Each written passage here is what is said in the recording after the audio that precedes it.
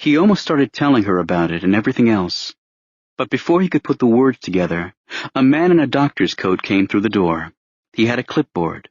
He was in his late 50s with silver hair and a matching beard. "This is Dr. Hansen," Nicole said. "How are you feeling?" the doctor asked. He leaned over the bed and used his hand on Pierce's jaw to turn his face slightly. "Only hurts when I breathe or talk, or when somebody does that." Hansen let go of his jaw. He used a pen light to study Pierce's pupils. "Well, you've got some pretty substantial injuries here. You have a grade 2 concussion and 6 stitches in your scalp." Pierce hadn't even remembered that injury.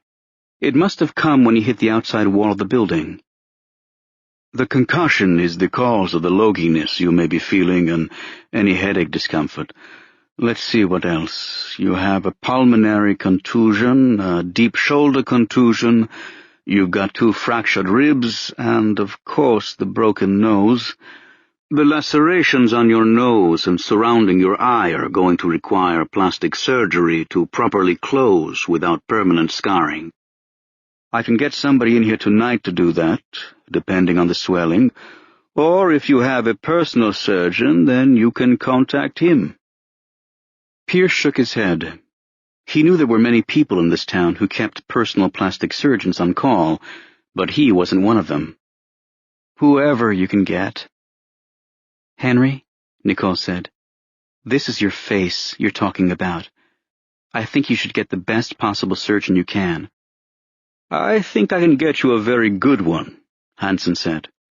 "Let me make some calls and see what I come up with." "Thank you." He said the words pretty clearly. It seemed as though his speech facility was quickly adapting to the new physical circumstances of his mouth and nasal passages. "Try to stay as horizontal as possible," Hansen said. "I'll be back." The doctor nodded and left the room. Pierce looked at Nicole. "Looks like I'm going to be here a while. You don't have to stay." "I don't mind." He smiled, and it hurt, but he smiled anyway. He was very happy with her response. "Why did you call me in the middle of the night, Henry?" He'd forgotten, and the reminder brought the searing embarrassment again. He carefully composed an answer before speaking. "I don't know. It's a long story. It's been a strange weekend. I wanted to tell you about it, and I wanted to tell you what I had been thinking about." "What was that?" It hurt to talk, but he had to tell her. "I don't know exactly, just that the things that happened to me somehow made me see your point of view a lot clearer. I know it's probably too little too late, but for some reason I wanted you to know I finally saw the light." She shook her head. "That's good, Henry. But you're lying here with your head and face split open. It appears somebody dangled you off of a 12th-story balcony and the cops say they want to talk to you. It seems like you went to an awful lot of trouble to get my point of view. So, excuse me if I don't jump up and embrace the new man you profess yourself to be." Pierce knew that if he was up to it, they were heading down the road to familiar territory. But he didn't think he had the stamina for another argument with her. "Can you try Lucy again?" Nicole punched the recall button on her cell phone again. "I ought to just put this on speed dial." He watched her eyes and could read that she had reached the voicemail again. She snapped the phone closed and looked at him. "Henry, what's going on with you?" He tried to shake his head, but it hurt to do it. "I got a wrong number," he said. Chapter 22. Pierce came out of a murky dream about free-falling while blindfolded and not knowing how far it was he was falling. When he finally hit the ground, he opened his eyes, and Detective Renner was there with a lopsided smile on his face. "You?" "Yeah, me again. How are you feeling, Mr. Pierce?" "I'm fine." Looked like a bad dream you were having. You were thrashing around there quite a bit. Maybe I was dreaming about you. Who are the Wickershams? What? You said the name in your sleep. Wickershams. They're monkeys. From the jungle. The non-believers. I don't get it. I know, so never mind. Why are you here? What do you want? It happened, whatever happened, in Santa Monica, and I already talked to them. I don't remember what happened. I have a concussion, you know. Renner nodded. Oh, I know all about your injuries. The nurse told me the plastic surgeon put 160 microstitches across your nose and around that eye yesterday morning. Anyway, I'm here on Los Angeles police business, though it's looking more and more like maybe L.A. and Santa Monica should get together on this one. Pierce raised his hand and gently touched the bridge of his nose. There was no gauze. He could feel the zipper of stitches and the puffiness. He tried to remember things. The last thing he could clearly recall was the plastic surgeon hovering over him with a bright light. After that, he had been in and out, floating through the darkness. What time is it? 3:15. There was bright light coming through the window shades. He knew it wasn't the middle of the night. He also realized he was in a private room. It's Monday. No. It's Tuesday? That's what it said in the paper today, if you believe what you read in the paper. Pierce felt physically strong. He had probably been asleep for more than 15 straight hours, but was disturbed by the lingering feeling of the dream, and by Renner's presence. What do you want? Well, first of all, let me get something out of the way. I'm going to read you your rights real quick here. That way you're protected and so am I. The detective pulled the mobile food tray over the bed and placed a mini-recorder down on it. What do you mean you're protected? What do you need protection from? That's bullshit, Renner. Oh, not at all. I need to do it to protect the integrity of my investigation.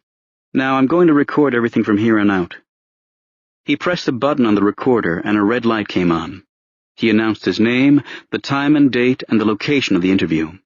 He identified Pierce and read him his constitutionally guaranteed rights from a little card he took from his wallet.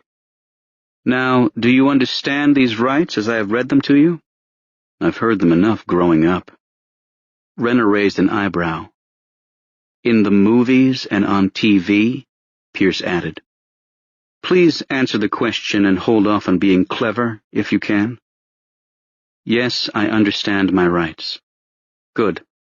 Now, is it all right if I ask you a few questions? Am I a suspect? A suspect in what? I don't know, you tell me. Well, that's the thing, isn't it? Hard to tell what we've got here. But you still think you need to read me my rights. To protect me, of course. That's right. What are your questions? Have you found Lily Quinlan? We're working on it. You don't know where she is, do you? Pierce shook his head, and the movement made his head feel a little sloshy. He waited for it to subside before speaking. No, I wish I did. Yes, it would kind of clear things up a bit if she just walked through the door, wouldn't it? Yes. Was it her blood on the bed? We're still working on it.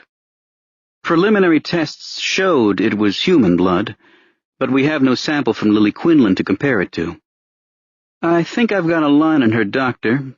We'll see what records and possible samples he has.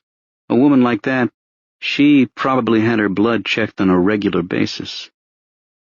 Pierce assumed Renner was talking about Lily checking herself for sexually transmitted diseases.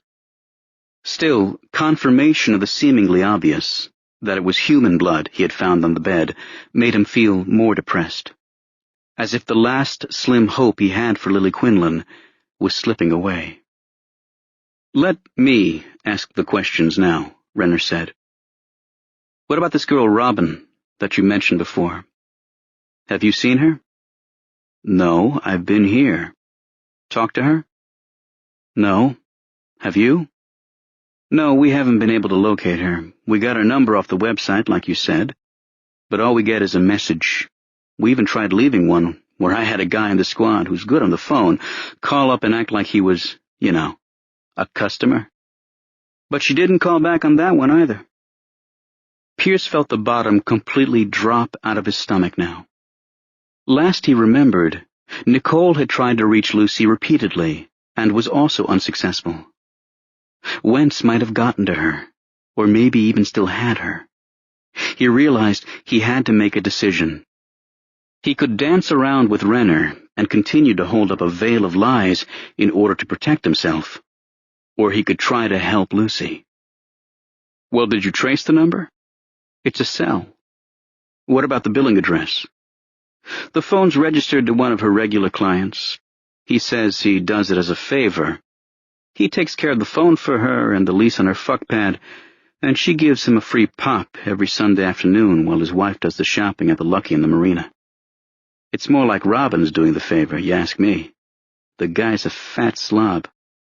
Anyway, she didn't show up Sunday afternoon at the pad. It's a little place in the marina. We were there. We went with this guy, but she didn't show. And he doesn't know where she lives? Nope, she never told him. He just pays for the cell phone and the apartment and shows up every Sunday. He lays the whole thing off on his expense account. Shit. He envisioned Lucy in the hands of Wentz and 6'8". He reached up and ran his fingers along the seams in his own face. He hoped she got away. He hoped she was just hiding somewhere. Yeah, shit is exactly what we said. And the thing is, we don't even have her full name. We got her picture from the website, if it is her picture, and the name Robin. That's it. And I get the funny feeling neither one is legit. What about going to the website? I told you we went. No, the real place. The site office in Hollywood. We did, and we caught a lawyer. No cooperation. We need a court order before they'll share client information. And as far as Robin goes, we don't have enough to go talk to a judge about court orders. One more time Pierce thought about his choices. Protect himself, or help Renner and possibly help Lucy, if it wasn't already too late. Turn that off. But this tape? I can't. This is a formal interview. I told you I'm taping it. Then it's over. But if you turn that off, I think I can tell you some things that will help you. Renner appeared to hesitate while he thought about it, but Pierce had the feeling that so far everything had been scripted and was moving in the exact direction the detective had wanted it to go. The detective clicked a button on the tape recorder, and the red record light went off. He slid it into the right pocket of his jacket. Okay, what do you got? Her name isn't Robin. She told me her name is Lucy Laporte. She's from New Orleans. You've got to find her. She's in danger. It might already be too late. In danger from who? Pierce didn't answer. He thought about Wentz's threat not to talk to the police. He thought about the warnings from the private investigator, Glass. Billy Wentz, he finally said. Wentz again, Renner said. He's the boogeyman in all of this, huh? Look, man, you can believe what I say or not, but just find Lucy, and make sure she's okay. That's it. That's all you've got for me? Her website picture's legitimate. I saw her. Renner nodded, as though he had assumed so all the time. The picture's getting a little clearer here, he said. What else can you tell me about her? When did you see her? Saturday night. She took me to Lily's apartment, but she left before I went in. She didn't see anything, so I tried to keep her out of it. It was part of the deal I made with her. She was afraid Wentz would find out. That was brilliant. You pay her? Yes, but what does it matter? It matters because money affects motives. How much? About $700. A lot of bread for just a ride through Venice. You get the other kind of ride, too, did you? No, detective, I didn't. And so, if this tale you told me before about Wentz being this big bad digital pimp is right, then her showing you the way to Lily's apartment sort of puts her in harm's way, doesn't it? Pierce nodded. His head didn't go through the fishbowl effect this time. Vertical movement was okay. It was the horizontal moves that caused the problem. "What else?" Renner said, still pushing. "She shares that apartment in the marina with a woman named Cleo. She's supposedly on the same site, though I never checked. Maybe you talk to Cleo and get a line on her." "Maybe, maybe not." "That it?" "Last thing. I saw her get into a green and yellow taxi on Speedway on Saturday night. Maybe you can trace it to her place." Renner shook his head slightly. "Works in movies, not too often in real life. Besides, she probably went back to the fuck pad. Saturdays are busy nights." The door to the room opened and Monica Pearl stepped in. She saw Renner and stopped on the threshold. "Oh, sorry. Am I—" "Yes, you are," Renner said. "Police business. Could you wait outside, please?" "I'll just come back." Monica looked at Pierce, her face reacting in horror to what she saw. Pierce tried to smile and raised his left hand and waved. "I'll call you," Monica said, and then she went back through the door and was gone. "Who is that? Another girlfriend?" "No, my assistant." "So, you want to talk about what happened on that balcony yesterday? Was it Wentz?" Pierce didn't say anything for a long time, as he thought about the consequences of answering the question. A large part of him wanted to name Wentz and file charges against him. Pierce felt deeply humiliated by what Wentz and his giant had done to him.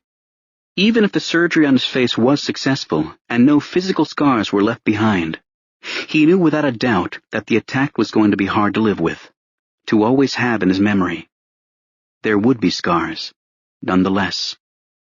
But still, the threat Wentz had made lodged in his mind as something very real to himself, to Robin, even to Nicole. If Wentz was able to find him and invade his home so easily, then he would be able to find Nicole. He finally spoke.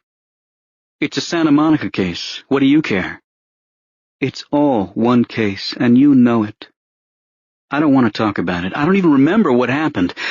I remember I was carrying groceries up to my apartment, and then I woke up when the paramedics were working on me." The mind is a tricky thing, isn't it? The way it blocks out the bad things. The tone was sarcastic, and Pierce could tell by the look on Renner's face that he did not believe his memory loss. The two men stared at each other for a long moment. Then the detective spoke again. "Look, if he threatened you, we can protect you. I told you I don't remember what happened. I don't remember anything at all." Renner nodded. Sure, okay. Then let's forget the balcony.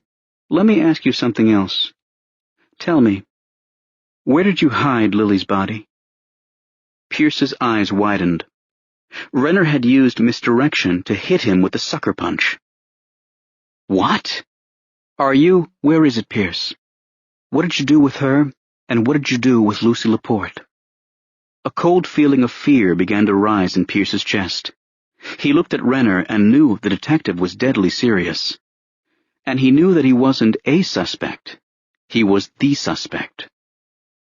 "Are you fucking kidding me? You wouldn't even know about this if I hadn't called you people. I was the only one who cared about it." "Yeah, and maybe by calling us and traipsing all over that scene in the house, what you were setting up was a nice defense. And maybe the job you had Wentz or one of your other pals do in your face was part of the defense. Poor guy gets his nose smashed for sticking it in the wrong place. It doesn't get my sympathy vote, Mr. Pierce." Pierce stared at him, speechless. Everything he had done or had been done to him was being perceived by Renner from a completely opposite angle. "Let me tell you a quick little story," Renner said. "I used to work up in the valley, and one time we had a missing girl.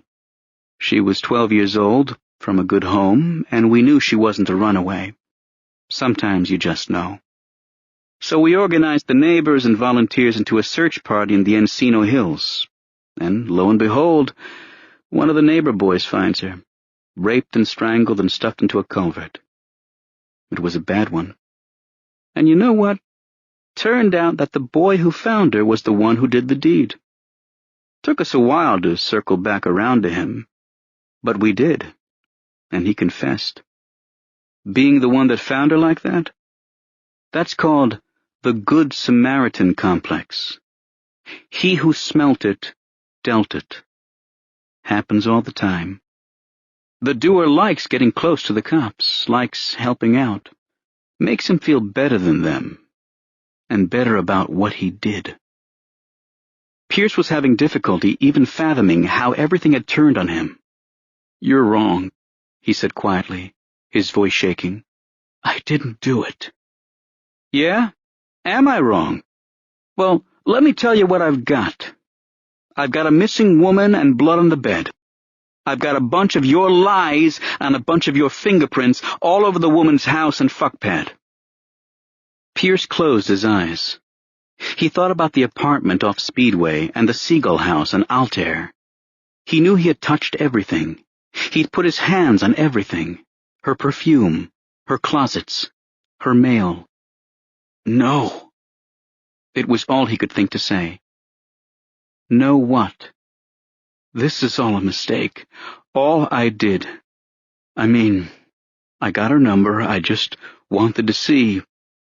I wanted to help her. You see, it was my fault. And I thought if I... He didn't finish. The past and present were too close together. They were morphing together, one confusing the other, one moving in front of the other, like an eclipse. He opened his eyes and looked at Renner. "You thought what?" the detective asked. "What?" "Finish the line. You thought what?" "I don't know. I don't want to talk about it." "Come on, kid. You started down the road, finish the ride.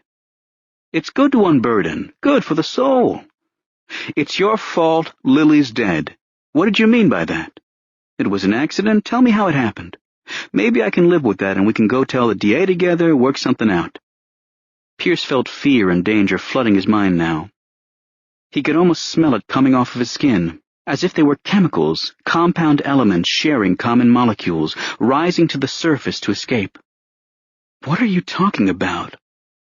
"Lily? It's not my fault. I didn't even know her. I tried to help her." "By strangling her? Cutting her throat? Or did you do the Jack the Ripper number on her?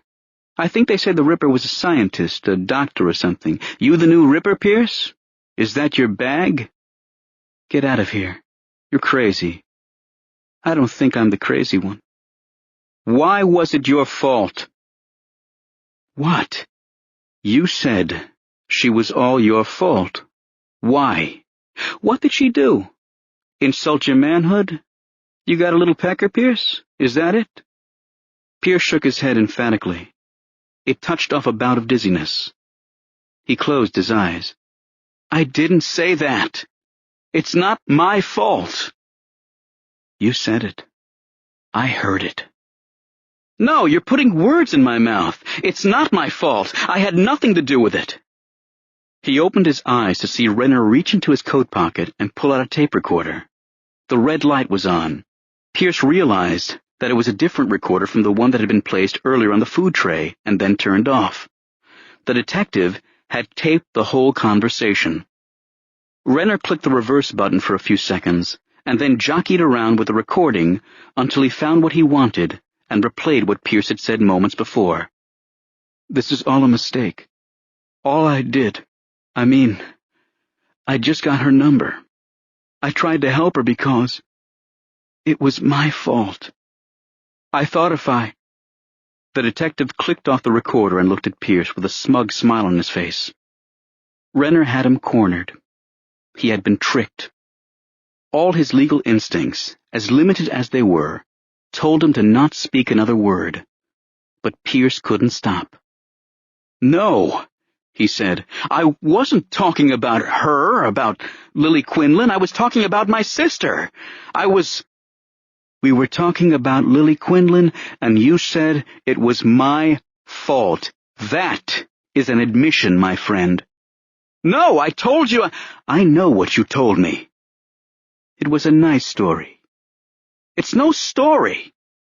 Well, you know what? Story, no story. I figure as soon as I find the body, I'll have the real story to tell. I'll have you in the bag and be home free. Renner leaned over the bed until his face was only inches from Pierce's. Where is she, Pierce?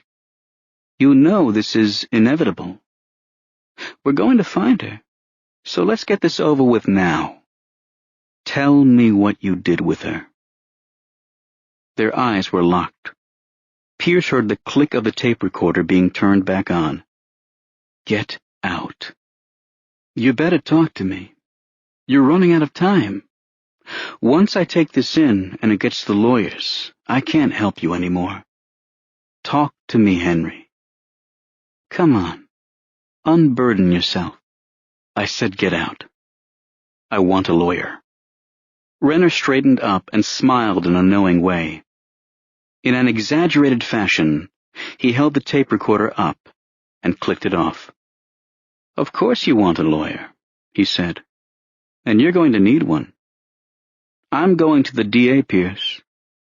I know I've already got you on obstruction and breaking and entering, for starters, got you there cold.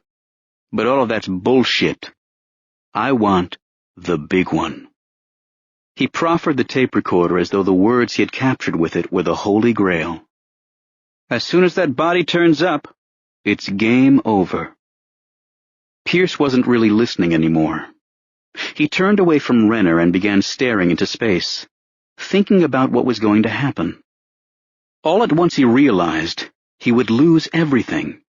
The company, everything. In a split second, all the dominoes fell in his imagination. The last one being Goddard pulling out and taking his investment dollars somewhere else, to Bronson Tech, or Midas Molecular, or one of the other competitors. Goddard would pull out, and nobody would be willing to pull in. Not under the glare of a criminal investigation and possible trial. It would be over. He would be out of the race for good. He looked back at Renner. I said I'm not talking to you anymore. I want you to leave. I want a lawyer. Renner nodded. My advice to you is you make it a good one. He reached over to a counter where medical supplies were displayed and picked up a hat Pierce hadn't seen before. It was a brown pork pie hat with the brim cocked down. Pierce thought nobody wore hats like that in L.A. anymore. Nobody. Renner left the room without another word.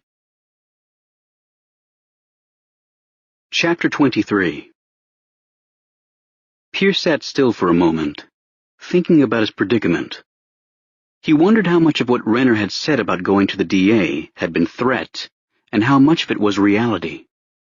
He shook free of the thoughts and looked around to see if the room had a phone. There was nothing on the side table, but the bed had side railings with all manner of electronic buttons for positioning the mattress and controlling the television mounted on the opposite wall. He found a phone that snapped out of the right railing. In a plastic pocket next to it, he also found a small hand mirror. He held it up and looked at his face for the first time. He was expecting worse. When he had felt the wound with his fingers in the moments after the assault, it had seemed to him his face had been split open wide, and that wide scarring would be unavoidable. At the time, this didn't bother him because he was happy just to be left alive. Now he was a little more concerned. Looking at his face, he saw the swelling was way down. He was a little puffy around the corners of his eyes and the lower part of his nose. Both nostrils were packed with cotton gauze. Both eyes had dark swatches of purple beneath them. The cornea of his left eye was flooded with blood on one side of the iris, and across his nose were the very fine trails of microstitching. The stitching formed a K pattern, with one line going up the bridge of his nose and the arms of the K curving below his left eye and above it into his eyebrow. About half of his left eyebrow had been shaved to accommodate the surgery, and Pierce thought that might be the oddest thing about the whole face he saw in the mirror. He put the mirror down, and he realized he was smiling. His face was almost destroyed. He had an LAPD cop who was trying to put him in jail for a crime he had uncovered but did not commit. He had a digital pimp with a pet monster out there that were a live and real threat to himself and others close to him. Yet he was sitting in bed smiling. He didn't understand it, but knew it had something to do with what he had seen in the mirror. He had survived, and his face showed how close he had come to not making it. In that, there was relief, and the inappropriate smile. He picked up the phone and put in a call to Jacob Kaz, the company's patent lawyer. His call was put through to the attorney immediately. "Henry, are you okay? I heard you were attacked or something." "What? It's a long story, Jacob. I'll have to tell you later. What I need from you right now is a name. I need an attorney, a criminal defense attorney. Somebody good, but who doesn't like getting his face on TV or his name in the papers." Pierce knew that what he was asking for was a rarity in Los Angeles, but containing the situation was going to be as paramount as possibly defending him against a bogus murder charge. It had to be handled quickly and discreetly, or the falling dominoes Pierce had imagined moments earlier would become the crushing blocks of reality that toppled both himself and the company. Kaz cleared his throat before responding. He gave no indication that Pierce's request was unordinary, or anything else other than normal in their professional relationship. "I think I have a name for you," he said. "You'll like her." Chapter 24. On Wednesday morning, Pierce was on the phone with Charlie Condon when a woman in a gray suit walked into his hospital room. She handed him a card that said, "Janice Langweiser, Attorney at Law," on it. He cupped his hand over the phone and told her he was wrapping up the call. "Charlie, I've got to go. My doctor just came in. Just tell him we have to do it over the weekend or next week." "Henry, I can't. He wants to see Proteus before we send in the patent." "I don't want to delay that, and you don't either. Besides, you've met Maurice. He won't be put off. Just call him again and try to delay it." "I will. I'll try. I'll call you back." Charlie hung up, and Pierce clipped the phone back into the bed's sideguard. He tried to smile at Langweiser, but his face was sorer than it was the day before, and it hurt to smile. She put out her hand, and he shook it. "Janice Langweiser, pleased to meet you." "Henry Pierce, I can't say the circumstances make it a pleasure to meet you." He had already gotten her pedigree from Jacob Kaz. Langweiser handled the criminal defense work for the small but influential downtown firm of Smith, Levin, Colvin, and Enriquez. The firm was so exclusive, according to Kaz, that it wasn't listed in any phone book. Their clients were A-list, but even people on that list still needed criminal defense from time to time. That's where Langweiser came in. She'd been hired away from the district attorney's office a year earlier, after a career that included prosecuting some of Los Angeles's higher-profile cases of recent years. Kaz told Pierce that the firm was taking him as a client as a means of establishing a relationship with him, a relationship that would be mutually beneficial as Amadeo Technologies moved toward going public in years to come. Pierce didn't tell Kaz that there would be no eventual public offering, or even an Amadeo Technologies if this situation wasn't handled properly. After polite inquiries about Pierce's injuries and prognosis, Langweiser asked him why he thought he needed a criminal defense attorney. "Because there's a police detective out there who believes I'm a killer. He told me he was going to the DA's office to try to charge me with a number of crimes, including murder." "An LA cop? What's his name?" "Renner. I don't think he ever told me his first name, or I don't remember it. I have his card, but I never looked at it." "Robert. I know him. He works out of Pacific Division. He's been around a long time." "You know him from a case?" "Early in my career at the DA, I filed cases. I filed a few that he brought in. He seemed like a good cop. I think thorough is the word I would use." "It's actually the word he uses." "He's going to the DA for a murder charge?" "I'm not sure. There's no body, but He said he was going to charge me with other stuff, breaking and entering, he says, obstruction of justice. I guess he'll try to make a case for the murder after that. I don't know how much his bullshit threats and how much he can do, but I didn't kill anybody, and so I need a lawyer. She frowned and nodded thoughtfully. She gestured to his face. Is this in any way related to your injuries? Pierce nodded. Why don't we start at the beginning? Do we have an attorney-client relationship at this point? Yes, we do. You can speak freely. Pierce nodded. He spent the next 30 minutes telling her the story in as much detail as he could remember. He freely told her about everything he had done, including the crimes he had committed. As he talked, Langweiser leaned against the equipment counter. She took notes with an expensive-looking pen on a yellow legal pad she took from a black leather bag that was either an oversized purse or an undersized briefcase. Her whole manner exuded expensive confidence. When Pierce was finished telling the story, she went back to the part about what Renner had called an admission from him. She asked several questions. First, about the tone of the conversation at that point, what medications Pierce was on at the time, and what ill effect from the attack and surgery he was feeling. She then asked specifically what he had meant by saying it was his fault. I meant my sister, Isabel. I don't understand. She died a long time ago. Come on, Henry, don't make me guess about this. I want to know.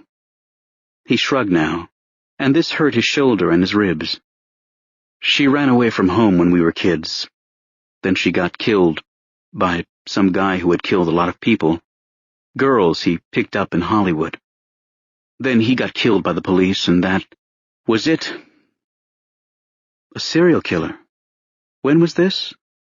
The 80s. He was called the Doll Maker. They all get names from newspapers, you know. Back then, at least.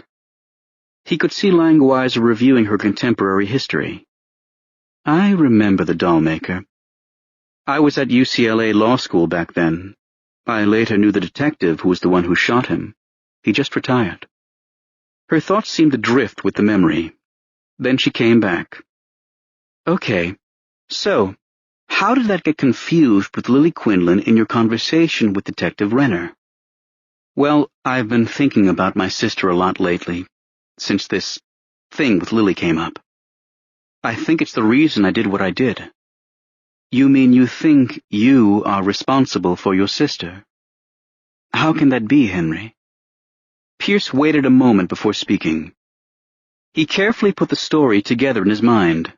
Not the whole story, just the part he wanted to tell her.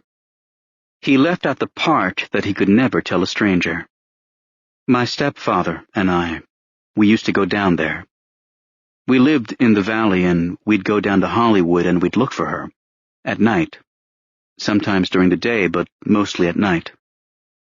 Pierce stared at the blank screen of the television mounted on the wall across the room. He spoke as though he was seeing the story on the screen. I would dress up in old clothes so I would look like them. One of the street kids. My stepfather would send me into the places where the kids hid and slept, where they would have sex for money or do drugs. Whatever. Why you? Why didn't your stepfather go in? At the time, he told me that it was because I was a kid and I could fit in and be allowed in. If a man walked into one of those places by himself, everybody might run. Then we'd lose her. He stopped talking, and Langweiser waited, but then had to prompt him. You said at the time he told you that was the reason. What did he tell you later? Pierce shook his head. Nothing, it's just that she ran away for a reason. The police said she was on drugs, but I think that came after she was on the street. You think your stepfather was the reason she ran away? She said it as a statement, and he gave an almost imperceptible nod. He thought about what Lily Quinlan's mother had said about what her daughter and the woman she knew of as Robin had in common. What did he do to her? I don't know, and it doesn't matter now. Then why would you say to Renner that it was your fault? Why do you think what happened to your sister was your fault? Because I didn't find her. All those nights looking, and I never found her. If only— He said it without conviction or emphasis, for it was a lie. The truth he would not tell this woman he had known for only an hour.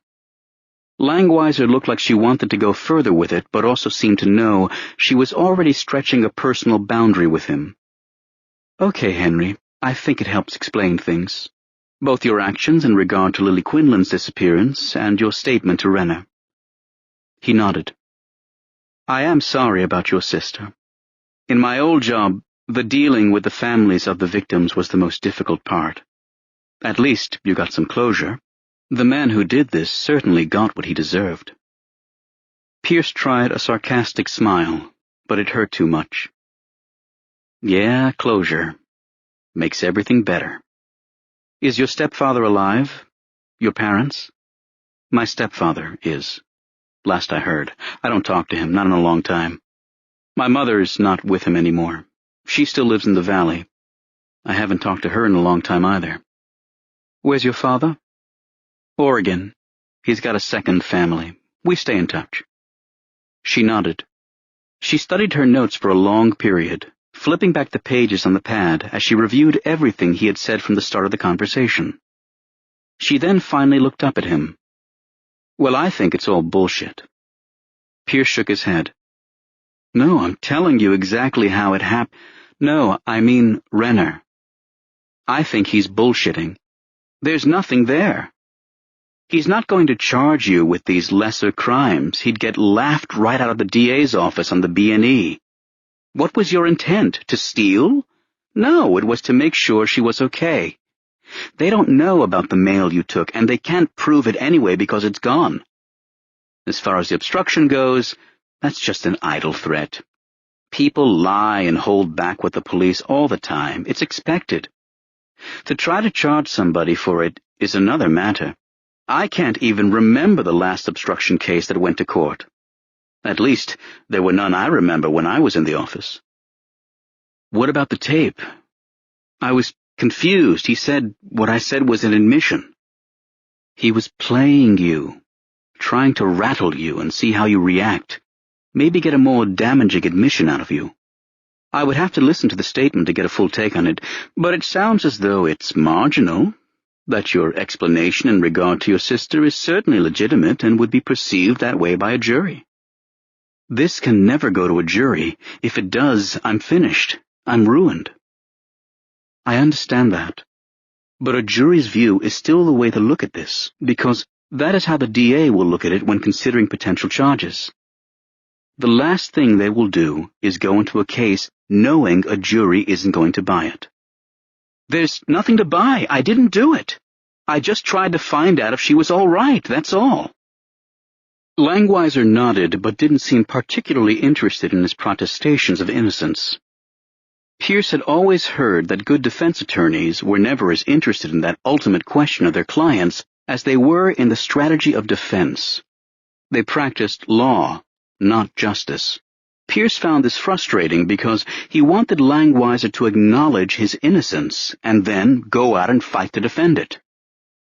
First of all, she said, with no body, it is very difficult to make a case against anybody. It is doable, but very difficult, especially in this case when you consider the victim's lifestyle and source of income. I mean, she could be anywhere. And if she is dead, then the suspect list is going to be very long. Secondly, his tying your break-in at one scene to a possible homicide at another scene is not going to work. That's a stretch that I cannot see the DA's office willing to make.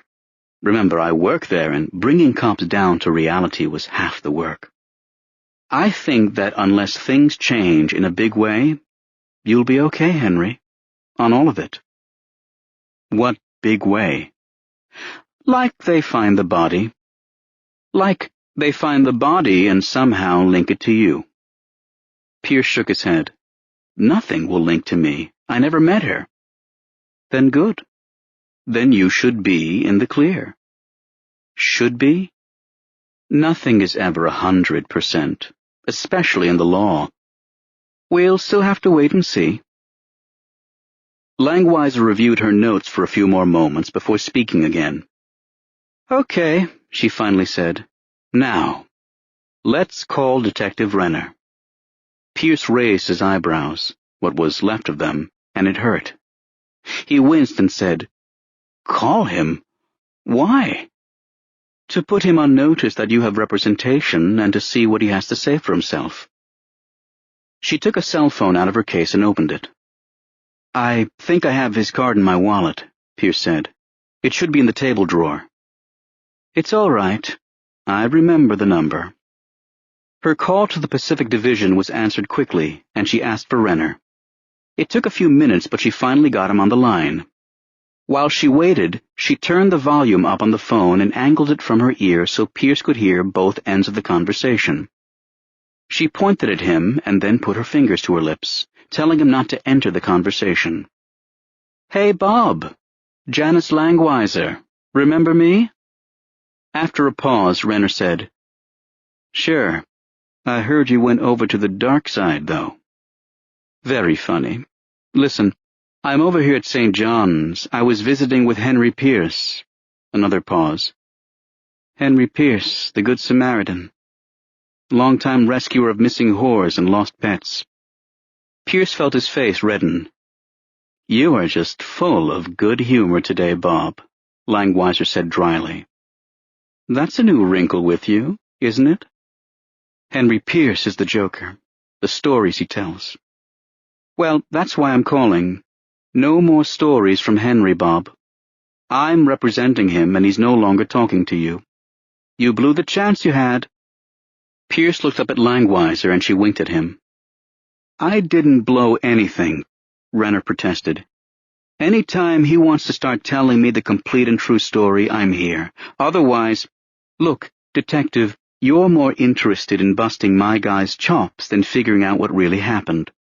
That's got to stop. Henry Pierce is now out of your loop. And another thing, you try to take this to court, and I'm going to shove that 2 tape recorders trick up your ass." "I told him I was recording," Renner protested. "I read him his rights, and he said he understood them. That's all I'm required to do. I did nothing illegal during his voluntary interview." "Maybe not per se, Bob, but judges and juries don't like the cops tricking people. They like a clean game."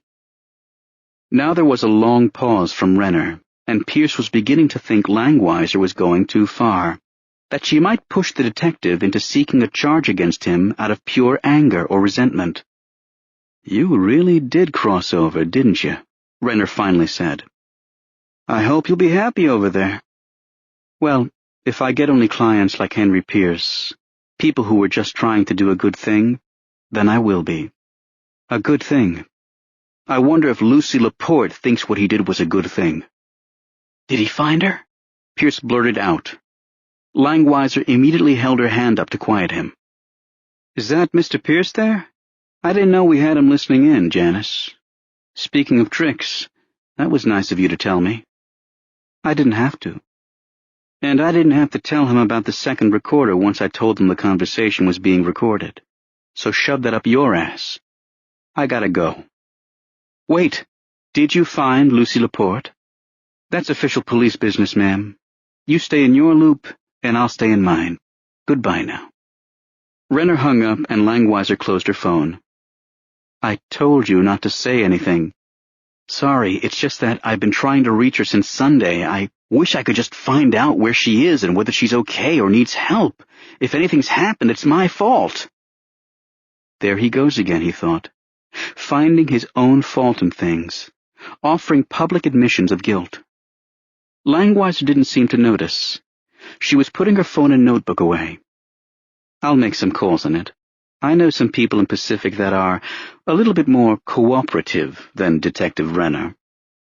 Will you call me as soon as you find out something? I have your numbers. Meantime, you stay away from all this. With any luck, that call will scare Renner away from the time being, maybe make him second-guess his moves. You're not out of the woods on this yet, Henry.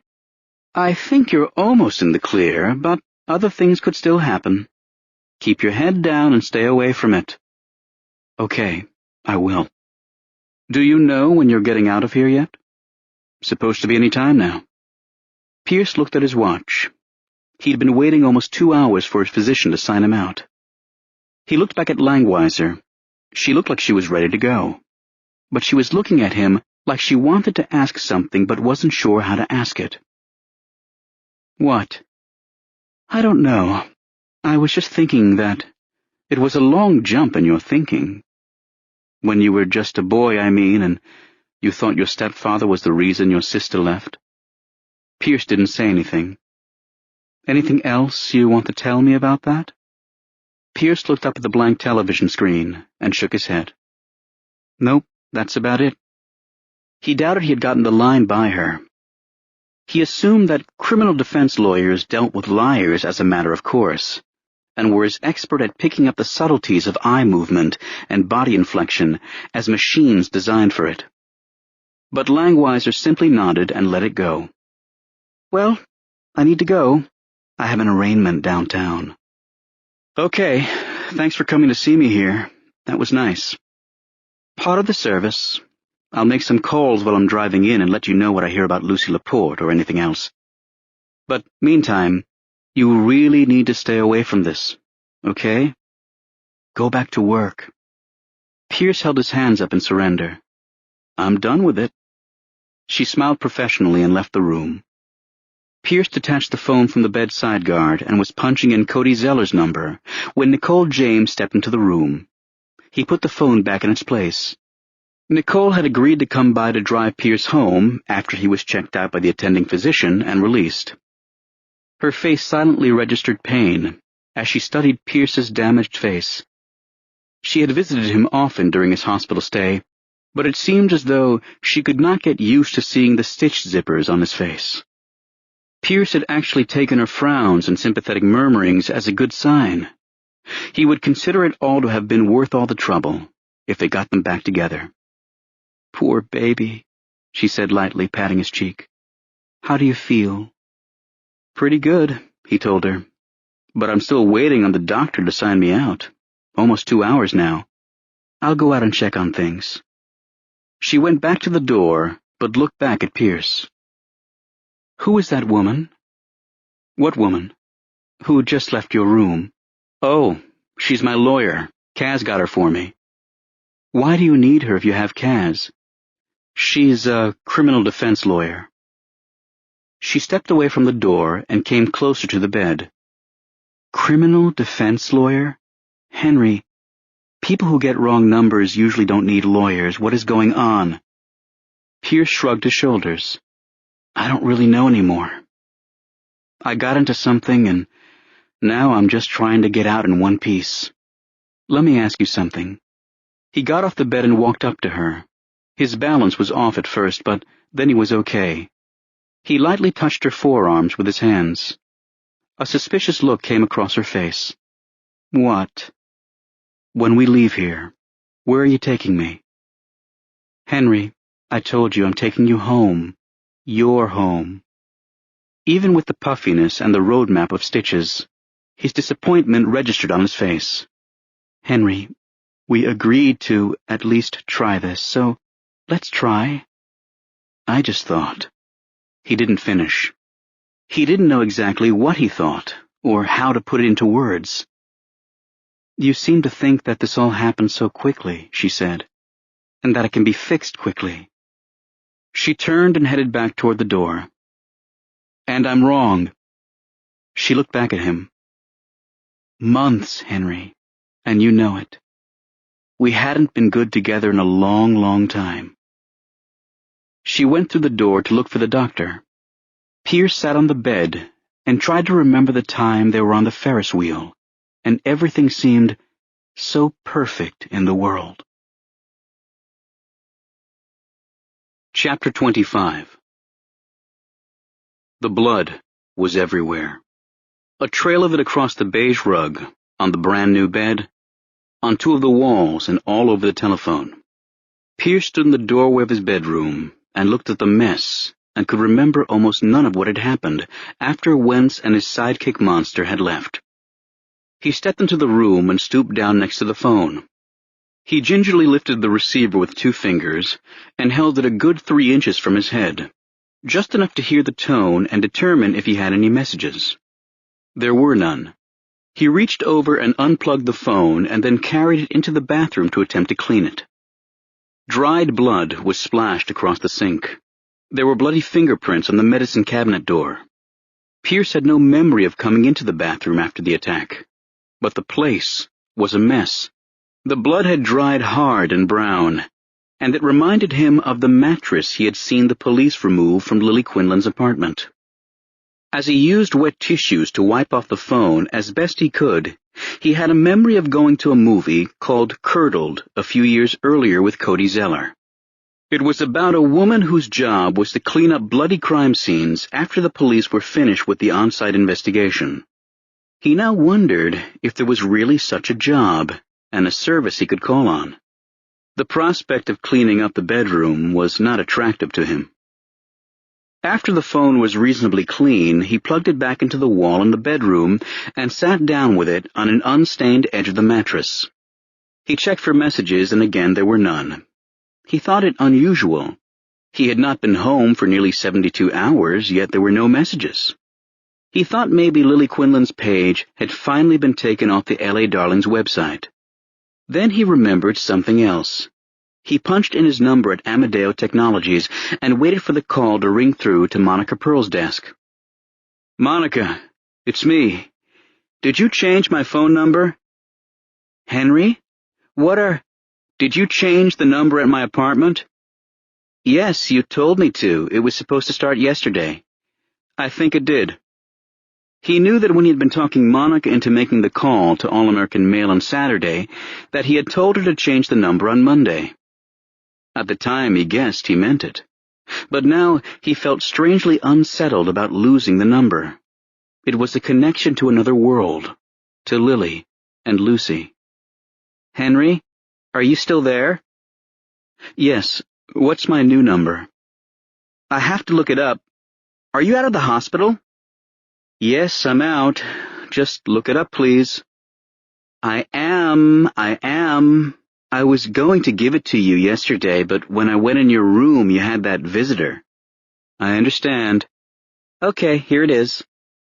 She gave him the number, and he grabbed a pen off the bed table and wrote it on his wrist because he didn't have a notebook handy. "Is there a forwarding on the last number?" "No, because then I thought all those guys would be still calling you." "Exactly. Good work.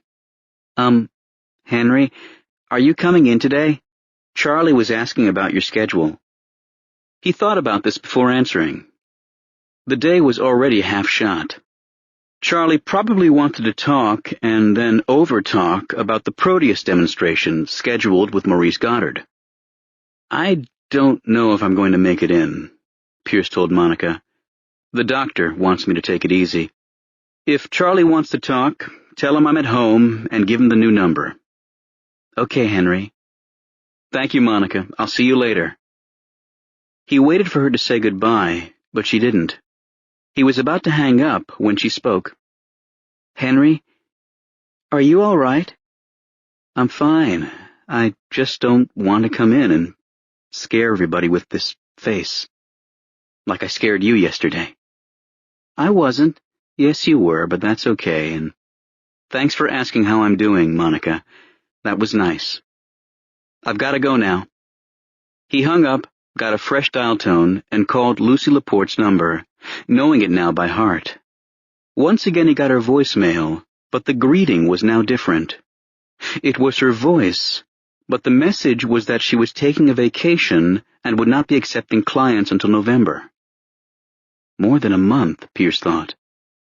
He felt his insides constrict as he thought about what Renner had intimated, and about Wentz and his goon, and what they could have done to her. He left the message regardless of what she had said in her greeting. "Lucy, it's Henry Pierce. It's important. Call me back. I don't care what happened or what they did to you. Call me. I can help you. I've got a new number now, so write it down." He read the number off his wrist and then hung up.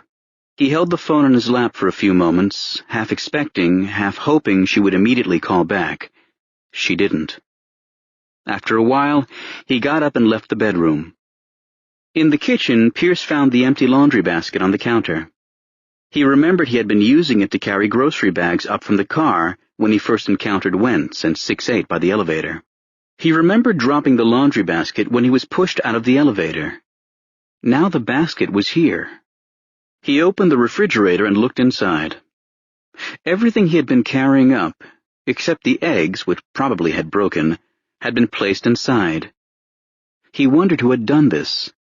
Nicole? The police? A neighbor he did not even know? The question made him think of Detective Renner's statement about the Good Samaritan complex. If such a theory and complex were true, then Pierce felt sorry for all the true do-gooders and volunteers out there in the world. The idea that their efforts might be viewed cynically by members of law enforcement depressed him. Pierce remembered that he still had several bags of groceries still in the trunk of his BMW. He picked up the laundry basket and decided to go get them because he was hungry, and the pretzels and sodas and other snacks he had bought were still among the groceries in the trunk. Still feeling weak from the assault and surgery, he did not overload the basket once he came down to the garage. He decided on 2 trips, and after he got back into the apartment with the second basketful, he checked the phone again and learned he had missed a call. He had a message. He checked the caller ID screen and saw the call was from a private caller, but he recognized the number as Lucy Laporte's cell phone. Pierce cursed himself for missing the call, and then quickly went through the process of setting up a voicemail access code again. Soon he was listening to the message. "Help me? You already helped me enough, Henry. They hurt me. I'm all black and blue and nobody can see me like this. I want you to stop calling me and wanting to help me. I'm not talking to you again after this. Stop calling here. You understand?" The message clicked off. Pierce continued to hold the phone to his ear, his mind repeating parts of the message like a scratched old record. They hurt me. I'm all black and blue. He felt himself getting lightheaded and reached out to the wall for balance. He then turned his back into the wall and slid down until he was sitting on the floor, the phone on his lap again. He did not move for several seconds, and then raised the receiver and started calling her number. Halfway through, he stopped and hung up. "Okay," he said out loud. He closed his eyes. He thought about calling Janice Langweiser to tell her that he had received a message from Lucy, that at the very least she was alive. He could then ask her if she had learned anything new since their meeting at the hospital that morning. Before he could act on the idea, the phone rang while he was still holding it. He answered immediately, without looking at the caller ID. He thought it might be Lucy again. Who else had the new number? And his hello was tinged with a tone of hurried desperation. But it wasn't Lucy. It was Monica. "I forgot to tell you, between Monday and Tuesday, your friend Cody Zeller left 3 messages for you on your private line. I guess he really wants you to call him." "Thank you, Monica." Pierce could not call Zeller back directly. His friend accepted no direct calls. To contact him, Pierce had to call his pager and put in a return number. If Zeller was familiar with the number, he would return the call. Because Pierce had a new number that Zeller would not recognize, he added a prefix of 3 sevens, which was a code that let Zeller know it was a friend or associate who was attempting to contact him. It was a sometimes cumbersome and always annoying way to conduct life and business, but Zeller was a paranoid's paranoid, and Pierce had to play it his way. He settled in to wait for the call back, but his page was promptly returned. Unusual for Zeller. "Jesus, man! When are you going to get a cell phone? I've been trying to reach you for 3 days. "I don't like cell phones. What's up?" "You can get them with a scramble chip, you know." "I know. What's up?" "What's up is that on Saturday you sure wanted this stuff in a goddamned hurry, then you don't call me back for 3 days. I was starting to think you—" "Code. I've been in the hospital. I just got out." "The hospital?" "I had a little trouble with some guys." "Not guys from Entrepreneurial Concepts." "I don't know. Did you find out about them?" Full scan, as requested. These are bad dudes you're dancing with, Hank. I'm getting that idea. You want to tell me about them now? Actually, I'm in the middle of something right now and don't like doing this by phone anyway. But I did drop it all into FedEx yesterday, when I didn't hear from you. Should have gotten there by this morning. You didn't get it? Pierce checked his watch. It was 2 o'clock. The FedEx run came at about 10 every morning. He didn't like the idea of the envelope from Zeller sitting on his desk all this time. I haven't been to the office, but I'll go get it now. You have anything else for me? Can't think of anything that's not in the package. Okay, man, I'll call you after I look at everything. Meantime, let me ask you something. I need to track somebody to a location, an address, and all I have is her name and her cell number. But the bill for the cell doesn't go to where she lives, and that's what I want. Then it's worthless. Anything else I can do? That's a tough one, but it can be done. Is she registered to vote? I kind of doubt it. Well, there are utility hookups and credit cards. How common's her name? Lucy Laporte of Louisiana. Pierce reminded himself that she had told him to stop calling her. She hadn't said anything about not finding her. Got that alliteration thing going, huh? Zeller said. Well, I can try some things, see what pops. Thanks, Code. And I suppose you want it yesterday? That's right. Of course. I gotta go. Pierce went into the kitchen and looked through the bags he had dumped on the counter for the bread and peanut butter. He quickly made a sandwich and left the apartment, being sure to put on the mole's hat and pull the brim down low on his forehead. He ate the sandwich while waiting for the elevator. The bread tasted stale.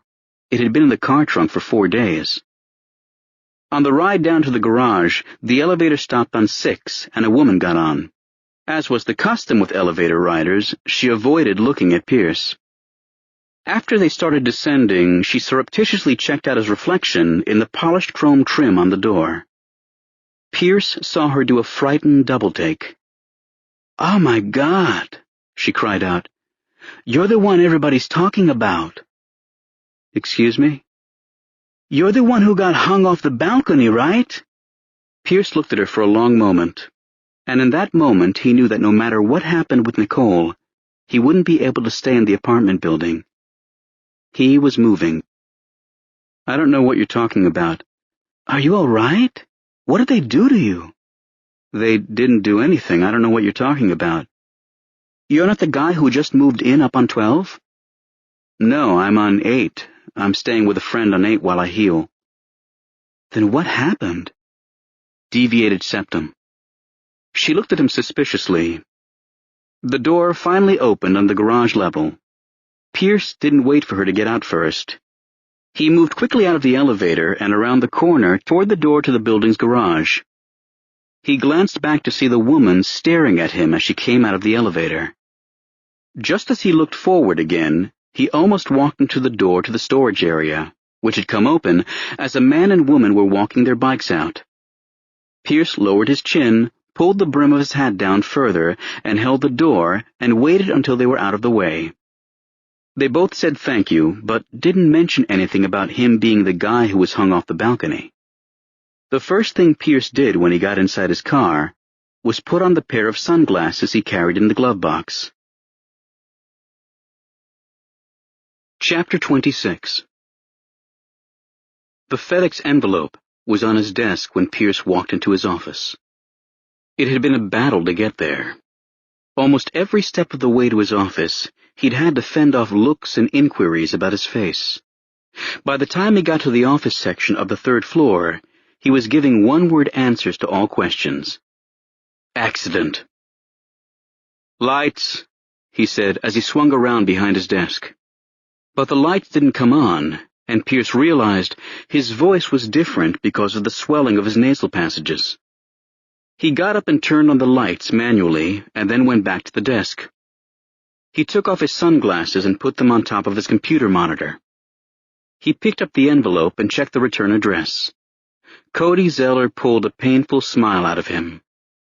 In the return address, Zeller had put the name Eugene Briggs, the Stanford department head the Doomsters had targeted many years before, the prank that had changed their lives. The smile dropped off his face when Pierce turned the envelope over to open it.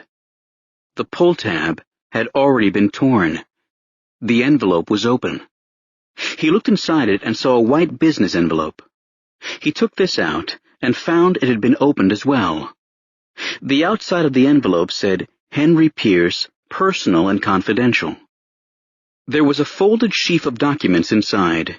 He couldn't tell if they had been pulled out or not. He got up and went out his door to the corral where the assistants had their pods. He went to Monica's desk.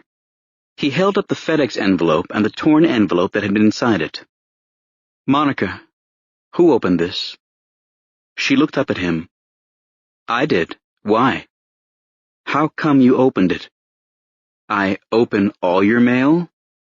You don't like to deal with it, remember? I open it so I can tell you what is important and what isn't. If you don't want me to do it that way anymore, just tell me. I won't mind. Just less work. Pierce calmed. She was right. No, that's all right. Did you read the stuff? Not really.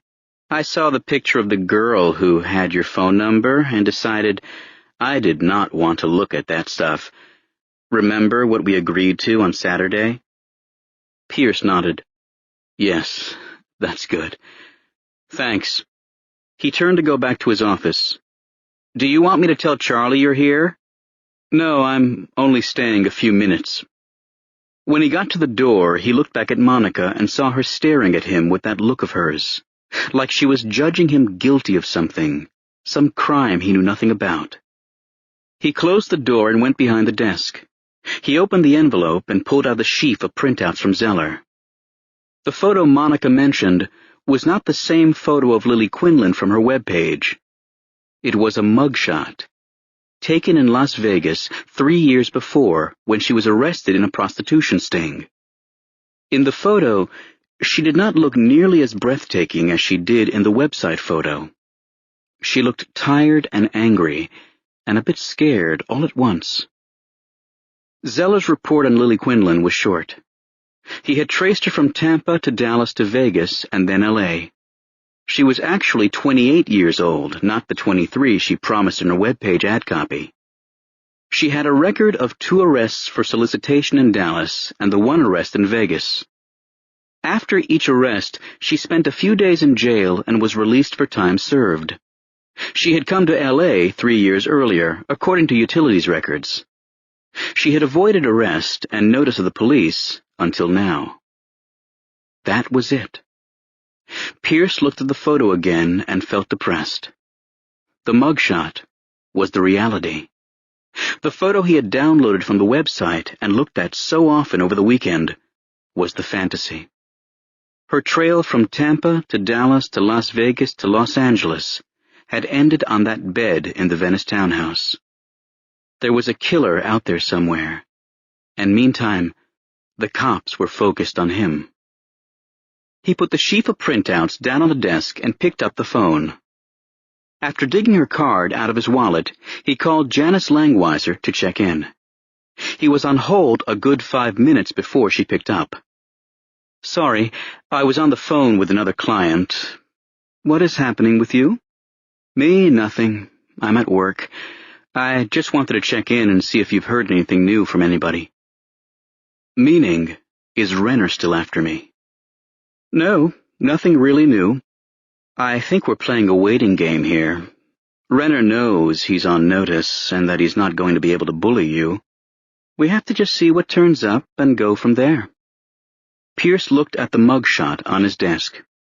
It could just as well have been a morgue shot for all the harsh lighting and shadows on her face. You mean, like a body turning up? Not necessarily. Well, I got a call from Lucy Laporte today. Really? What did she say? It was a message, actually. She said she'd been hurt and she didn't want me to ever contact her again. Well, at least we know she's around. We may need her. Why? If this goes further, we could possibly use her as a witness to your motives and actions. Yeah, well, Renner thinks everything I did with her was part of a plan, being the Good Samaritan and all. That's just his view of it. In a court of law, there are always two sides.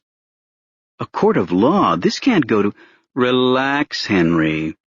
I'm just saying that Renner knows that for every piece of supposed evidence that he puts forward, we will have the same opportunity to put forward our side and our view of that evidence. All right. Did you find out from anybody over there what Lucy told him? I know a supervisor in the squad. He told me they haven't found her. They've talked by phone, but she hasn't come in. She won't come in. Pierce was about to tell her that he had Cody Zeller looking for Lucy when there was a sharp knock on his door, and it opened before he could react. Charlie Condon stuck his head in. He was smiling until he saw Pierce's face. Jesus Christ! Who is that? Langweiser asked. My partner. I have to go. Let me know what you hear. When I hear it. Goodbye, Henry. Pierce hung up and looked up at Condon's stricken face. He smiled. Actually, Jesus Christ is down the hall and to the left. I'm Henry Pierce. Condon smiled uneasily, and Pierce casually turned over the printouts from the Zeller package. Condon came in and closed the door. Man, how do you feel? Are you all right? I'll live. You want to talk about it? No. Henry, I am really sorry I didn't get over to the hospital, but it's been crazy around here getting ready for Maurice. Don't worry about it. So I take it we're still presenting tomorrow? Condon nodded. He's already in town and waiting on us. No delays. We go tomorrow, or he goes and takes his money with him. I talked to Larrabee and Grooms, and they said we're ready to go. I know. I called them from the hospital. It's not Proteus that's the problem. That's not why I wanted to delay. It's my face. I look like I'm Frankenstein's cousin, and I'm not going to look much better tomorrow. I told him you had a car accident. It's not going to matter what you look like. What matters is Proteus. He wants to see the project, and we promised him a first look before we send in the patents. Look, Goddard's the type of guy who can write the check on the spot. We need to do this, Henry. Let's get it over with. Pierce raised his hands in surrender. Money was always the trump card. He's still going to ask a lot of questions when he sees my face. Look, Condon said, it's a dog and pony show, no big deal. You'll be done with him by lunch. If he asks questions, just tell him you went through the windshield and leave it at that. I mean, you haven't even told me what happened. Why should he be any different? Pierce saw the momentary look of hurt in his partner's eyes. Charlie, I'll tell you when the time is right. I just can't right now. Yes, that's what partners are for. To tell things at the right time. Look, I know I can't win this argument with you, all right? So let's just leave it alone for now. Sure, Henry. Whatever you want. What are you working on now? Nothing, just some bullshit desk work. Then you're ready for tomorrow? I'm ready. Condon nodded. Either way, we win, he said. We either take his money, or we put in the patents, go to the press with Proteus, and come January, there will be a line like fucking Star Wars at ETS to talk to us. Pierce nodded, but he hated going to Las Vegas for the annual Emerging Technology Symposium. It was the most crass clashing of science and finance in the world, full of charlatans and DARPA spies. But a necessary evil just the same. It was where they had first courted one of Maurice Goddard's frontmen, 8 months before. If we last until January, Pierce said, we need money now. Don't worry about that. My job's finding the money. I think I can come up with a few intermediary fish to hold us until we land another whale. Pierce nodded, feeling reassured by his partner. With the situation he was in, Thinking forward even a month seemed ridiculous. "Okay, Charlie." "But hey, it's not going to matter. We're going to land Maurice, right?" "Right." "Good. Then I'll let you get back to work. Tomorrow at 9? Pierce leaned back in his chair and groaned. His last protest on the timing. "I'll be here." "Our fearless leader." "Yeah, right." Charlie knocked sharply on the inside of the door, perhaps some sort of signal of solidarity, and left. Pierce waited a moment and then got up and locked the door. He wanted no more interruptions. He went back to the printouts. After the short report on Lily Quinlan came a voluminous report on William Wentz, owner-operator of Entrepreneurial Concepts Unlimited. The report stated that Wentz sat at the top of a burgeoning empire of Internet sleaze, from escort services to porno sites. These sites, though directed from Los Angeles, were operating in 20 cities in 14 states. While the Internet companies Wentz operated might be viewed as sleazy by most, they were still legal. The Internet was a world of largely regulation-free commerce. As long as Wentz did not provide photos of underaged models engaged in sex and slap the proper disclaimers on his escort sites, he operated largely in the clear. If one of his escorts happened to be taken down in a prostitution sting, he could easily distance himself. His site clearly said, in a prominent disclaimer, that it did not promote prostitution or any sort of trade of sex for money or property. If an escort agreed to take money for sex, then that was her decision, and her web page would immediately be eliminated from the site.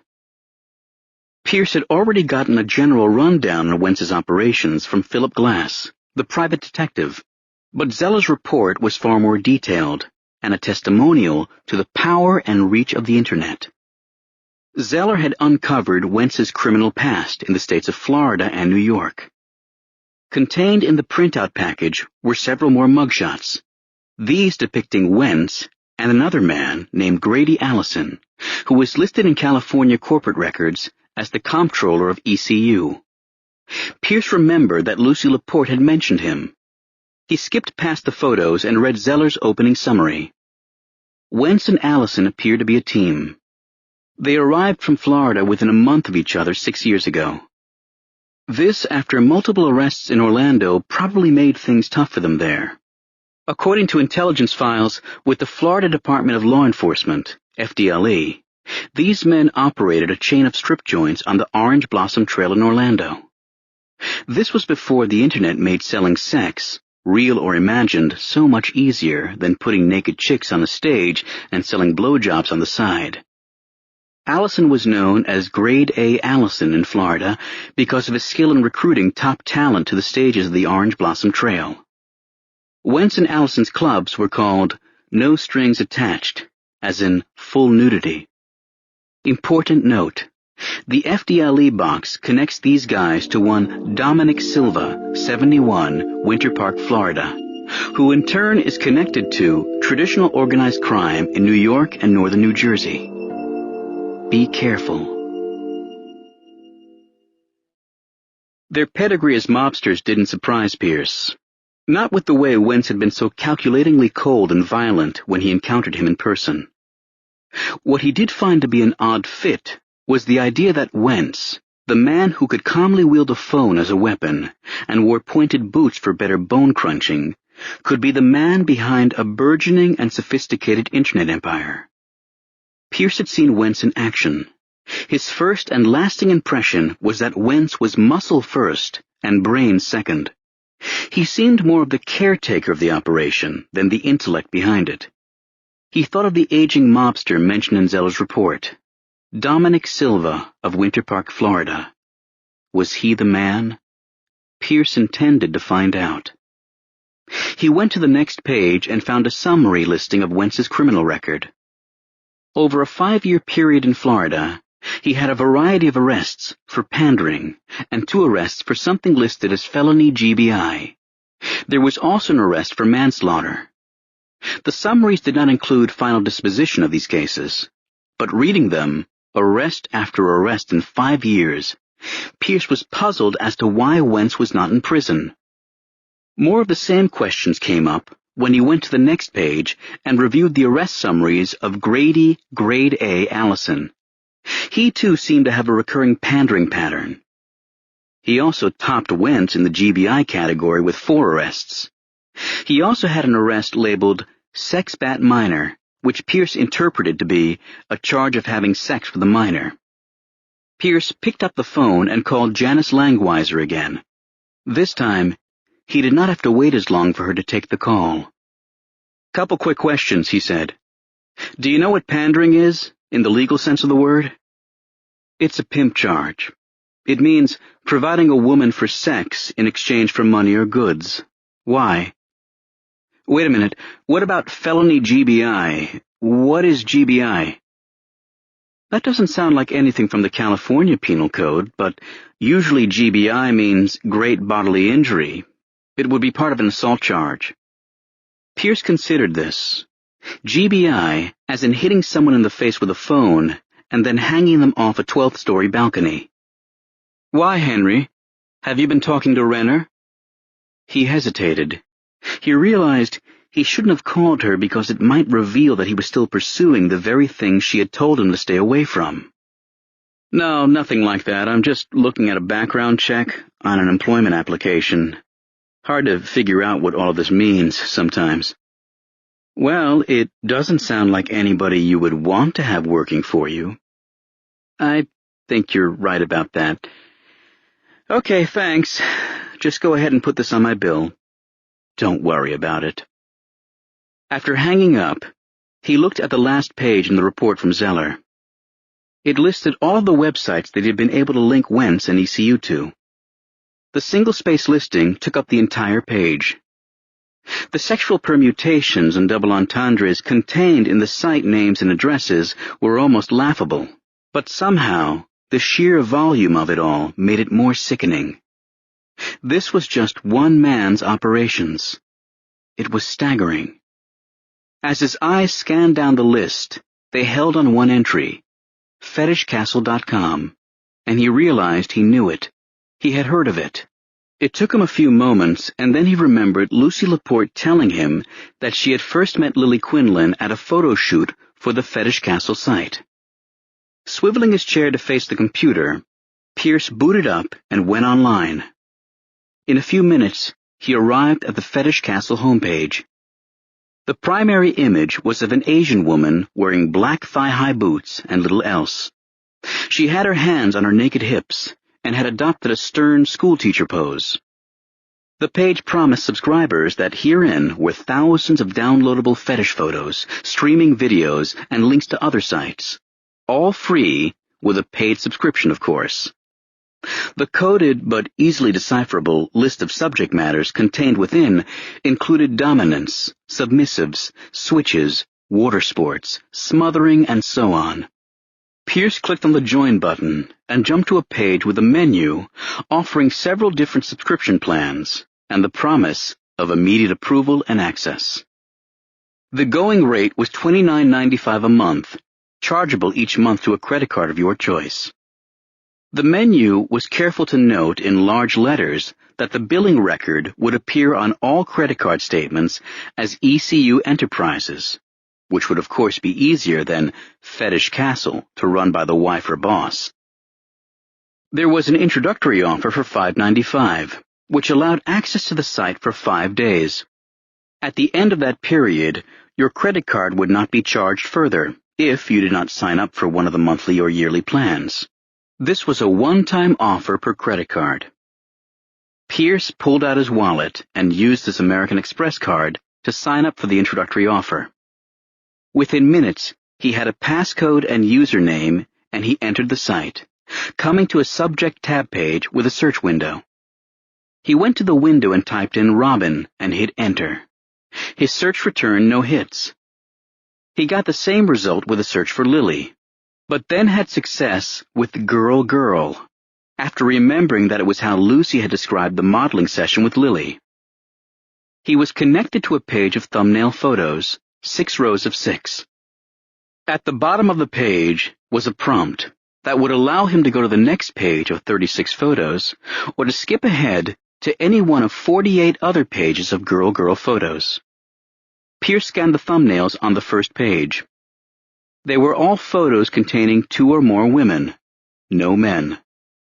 The models were engaged in various sex acts and bondage scenes, always a dominant female and her subservient subject. Though the photos were small, he did not want to take the time to click on each and enlarge it. He opened a desk drawer and took out a magnifying glass. He leaned close to the monitor screen and looked for Lucy and Lily, able to work his way quickly across the grid of photos. On the 4th screen of 36, he came across a series of more than a dozen photos of Lucy and Lily. In each photo, Lily played the dominant and Lucy the submissive, even though Lucy towered over the diminutive Lily. Pierce enlarged one of the thumbnails, and the photo took over the whole computer screen. The set had an obviously painted backdrop of a stone castle wall, a dungeon wall, Pierce guessed. There was straw on the floor and candles burning on a nearby table. Lucy was naked and chained to the wall with handcuffs that looked shiny and new as compared to medieval. Lily, dressed in the apparently requisite black leather of a dominatrix, stood in front of her holding a candle, her wrist cocked just enough for the hot wax to drip onto Lucy's breasts. On Lucy's face was a look that Pierce thought was meant to convey agony and ecstasy at the same time. Rapture. On Lily's face was a look of stern approval and pride. "Oh, I'm sorry, I thought you were gone." Pierce turned to see Monica coming through the door. As his assistant, she had the combination to his office door lock, because Pierce was often in the lab and she might need access. She started to put a stack of mail down on his desk. "You told me you were only going to be—" She stopped when she saw the computer screen. Her mouth opened into a perfect circle. He reached to the screen and killed the tube. He felt lucky that his face was discolored and scarred. It helped hide his embarrassment. "Monica, look, Is that her? The woman you had me impersonate?" He nodded. "I'm just trying to—" He didn't know how to explain what he was doing. He wasn't sure what he was doing. He felt even more stupid holding the magnifying glass. "Dr. Pierce, I like my job here, but I'm not sure I want to work directly for you anymore. Monica, don't call me that, and don't start with the job stuff again. Can I please transfer back to the pool?" Pierce reached up to the monitor for his sunglasses and put them on. A few days ago, he wanted to get rid of her. Now he couldn't bring himself to look at her disapproving eyes. "Monica, you can do whatever you want to do," he said, while staring at the blank computer screen. "But I think you have the wrong idea about me. Thank you. I'll talk to Charlie. And there's your mail." And she left, pulling the door closed behind her. Pierce continued to turn slowly back and forth in his chair, staring at the empty tube through dark glasses. Soon the burn of humiliation dissipated, and he started to feel anger. Anger at Monica for not understanding, at his predicament, and mostly at himself. He reached over and pushed the button, and the screen came alive. And there was the photo. Lucy and Lily together. He studied the wax hardening on Lucy's skin, a frozen drip hanging off one pointed nipple. It had been a job for them, an appointment. They had never met before this captured moment. He studied the look on each woman's face, the eye contact they shared, and he saw no hint of the act he knew it to be. It looked real in their faces, and that was what stirred his own arousal. The castle and everything else was easily fake, but not the faces. No, the faces told the viewer a different story. They told who was in control and who was manipulated, who was on top and who was on the bottom. Pierce looked at the photo for a long time, and then looked at every one of the photos in the series, before shutting the computer down. Chapter 27. Pierce never made it home Wednesday night. Despite the confidence he portrayed in his office with Charlie Condon, he still felt his days in the hospital had left him behind the curve in the lab. He also was put off by the idea of returning to his apartment, where he knew a bloody mess and cleanup was awaiting him. Instead, he spent the night in the basement at Amadeo Tech, reviewing the work conducted in his absence by Larrabee and Grooms, and running his own Proteus experiments. The success of the experiments temporarily energized him, as they always did. But fatigue finally overcame him in the pre-dawn hours, and he went into the laser lab to sleep. The laser lab, where the most delicate measurements were taken, had 1-foot-thick concrete walls and was sheathed in copper on the outside and thick foam padding on the inside to eliminate the intrusion of outside vibrations and radio waves that could skew nano-readings. It was known among the lab rats as the earthquake room because it was probably the safest spot in the building, maybe all of Santa Monica. The bed-sized pieces of padding were attached to the walls with Velcro straps.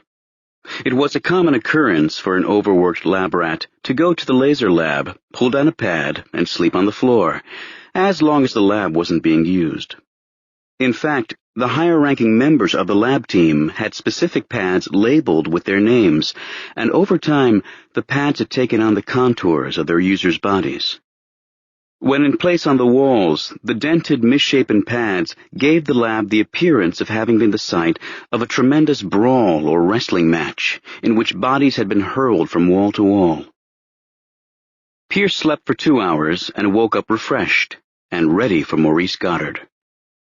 The second-floor men's locker room had shower facilities, and Pierce always kept spare clothes in his locker.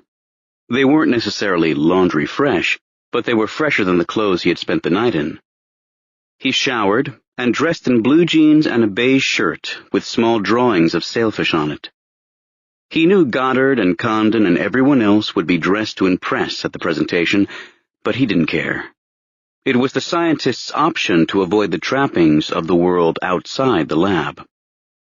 In the mirror, he noticed that the stitch trails on his face were redder and more pronounced than the day before. He had rubbed his face repeatedly through the night, as the wounds burned and itched. Dr. Hansen had told him this would happen, that the wounds would itch as the skin mended. Hansen had given him a tube of cream to rub on the wounds to help prevent the irritation, but Pierce had left that behind at the apartment. He leaned closer to the mirror and checked his eyes. The blood had almost completely cleared from the cornea of his right eye. The purple hemorrhage markings beneath each eye were giving way to yellow. He combed his hair back with his fingers and decided the zippers gave his face unique character.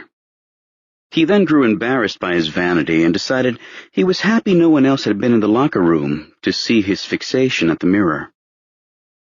By 9 a.m., he was back in the lab. Larrabee and Grooms were there, and the other techs were trickling in. Brandon Larrabee was a tall and thin researcher who liked the convention of wearing a white lab coat. He was the only one at Amadeo who did so. Pierce thought it was a confidence thing.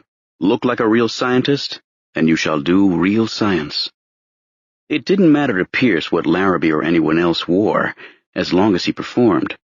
And with Larrabee, there was no doubt that the immunologist had done so. Larrabee was a few years older than Pierce, and had come over from the pharmaceutical industry 18 months before. Sterling Grooms had been with Pierce and Amadeo Technologies the longest of any full-time employee. He had been Pierce's lab manager through 3 separate moves, starting at the old warehouse near the airport, where Amadeo was born, and Pierce had built the first lab completely by himself. Some nights after a long shift in the lab, the 2 men would talk about those old days with a nostalgic reverence. It didn't matter that the old days were less than 10 years before. Grooms and Pierce were the same age. Grooms had signed on after completing his postdoc at UCLA. Twice Grooms was wooed by competitors, but Pierce had kept him by giving him points in the company, a piece of the patents, and a seat on the company's ceremonial board of directors. At 9:20, the word came from Charlie Condon's assistant. Maurice Goddard had arrived. The dog and pony show was about to begin. Pierce hung up the lab phone and looked at Grooms and Larrabee. "Elvis is in the building," he said. "Are we ready?" Both men nodded to him, and he nodded back. "Okay, get ready, and I'll go get them." Pierce went through the man-trap and took the elevator up to the administration level. They were in the boardroom. Condon, Goddard, and Goddard's second, a woman named Justine Betchy, who Charlie privately referred to as Just Bitchy. She was a lawyer who ran interference for Goddard and protected the gates to his investment riches with a lumbering zeal not unlike a 350-pound football lineman protecting his quarterback. Jacob Kaz, the patent attorney, was also seated at the large and long table, and Clyde Vernon was also in the boardroom, but stood off to the side, an apparent show of security at the ready if needed. Goddard was saying something about the patent applications when Pierce walked in, announcing his presence with a loud hello, which ended conversation and drew their eyes and then their reactions to his damaged face. "Oh, my gosh," exclaimed Betchy. "Oh, Henry." Goddard said nothing. He just stared and had what Pierce thought was a small bemused smile on his face. "Henry Pierce," Condon said. "The man knows how to make an entrance." Pierce shook hands with Betchy, Goddard, and Kaz, and pulled out a chair across the wide, polished table from the visitors. He touched Charlie on the expensively suited arm, and looked over at Vernon and nodded. Vernon nodded back, but it looked like it cost him something to do it. Pierce just didn't get the guy. "Thank you so much for seeing us today, Henry," Betchy said, in a tone that suggested he had volunteered to keep the meeting set as scheduled. "We had no idea your injuries were so serious." "Well, it's no problem, and it looks worse than it is. I've been back in the lab and working since yesterday, though I'm not sure this face and the lab go together too well." No one seemed to get his awkward Frankenstein reference. "Good," Betchy said. "It was a car accident, we were told," Goddard said. His first word since Pierce's arrival. Goddard was in his early 50s, with all of his hair, and the sharp eyes of a bird that had amassed 250 million worms in his day. He wore a creme-colored suit, white shirt, and yellow tie, and Pierce saw the matching hat on the table next to him.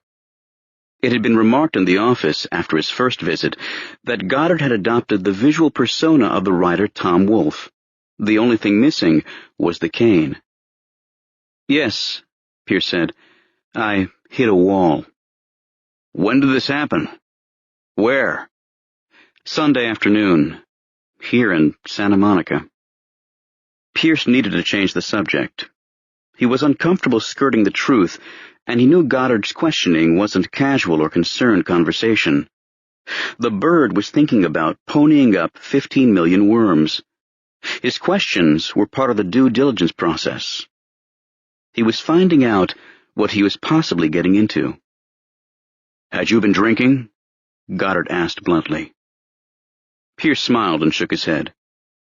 "No, I wasn't even driving, but I don't drink and drive anyway, Maurice, if that's what you mean." "Well, I am glad you are okay. If you get a chance, could you get me a copy of the accident report? For our records, you understand." There was a short silence. "I'm not sure I do. It had nothing to do with Amadeo and what we do here." "I understand that, but let's be frank here, Henry. You are Amadeo Technologies. It's your creative genius that makes this company. I've met a lot of creative geniuses in my time. Some I would put my last dollar behind. Some I wouldn't give a buck to if I had 100. He stopped there, and Betchy took over. She was 20 years younger than Goddard, had short dark hair, fair skin, and a manner that exuded confidence and one-upmanship. "What Maurice is saying is that he's considering a sizable investment in Amadeo Technologies. To be comfortable doing that, he needs to be comfortable with you. He has to know you. He doesn't want to invest in someone who might be a risk-taker, who might be reckless with his investment. I thought it was about the science, the project. It is, Henry, she said, but they go hand in hand. The science is no good without the scientist. We want you to be dedicated and obsessed with the science in your projects, but not reckless with your life outside the lab. Pierce held her eyes for a long moment. He suddenly wondered if she knew the truth about what happened and about his obsessive investigation of Lily Quinlan's disappearance.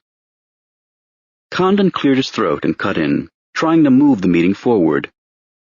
Justine, Maurice, I'm sure that Henry would be happy to cooperate with any kind of personal investigation you would like to conduct.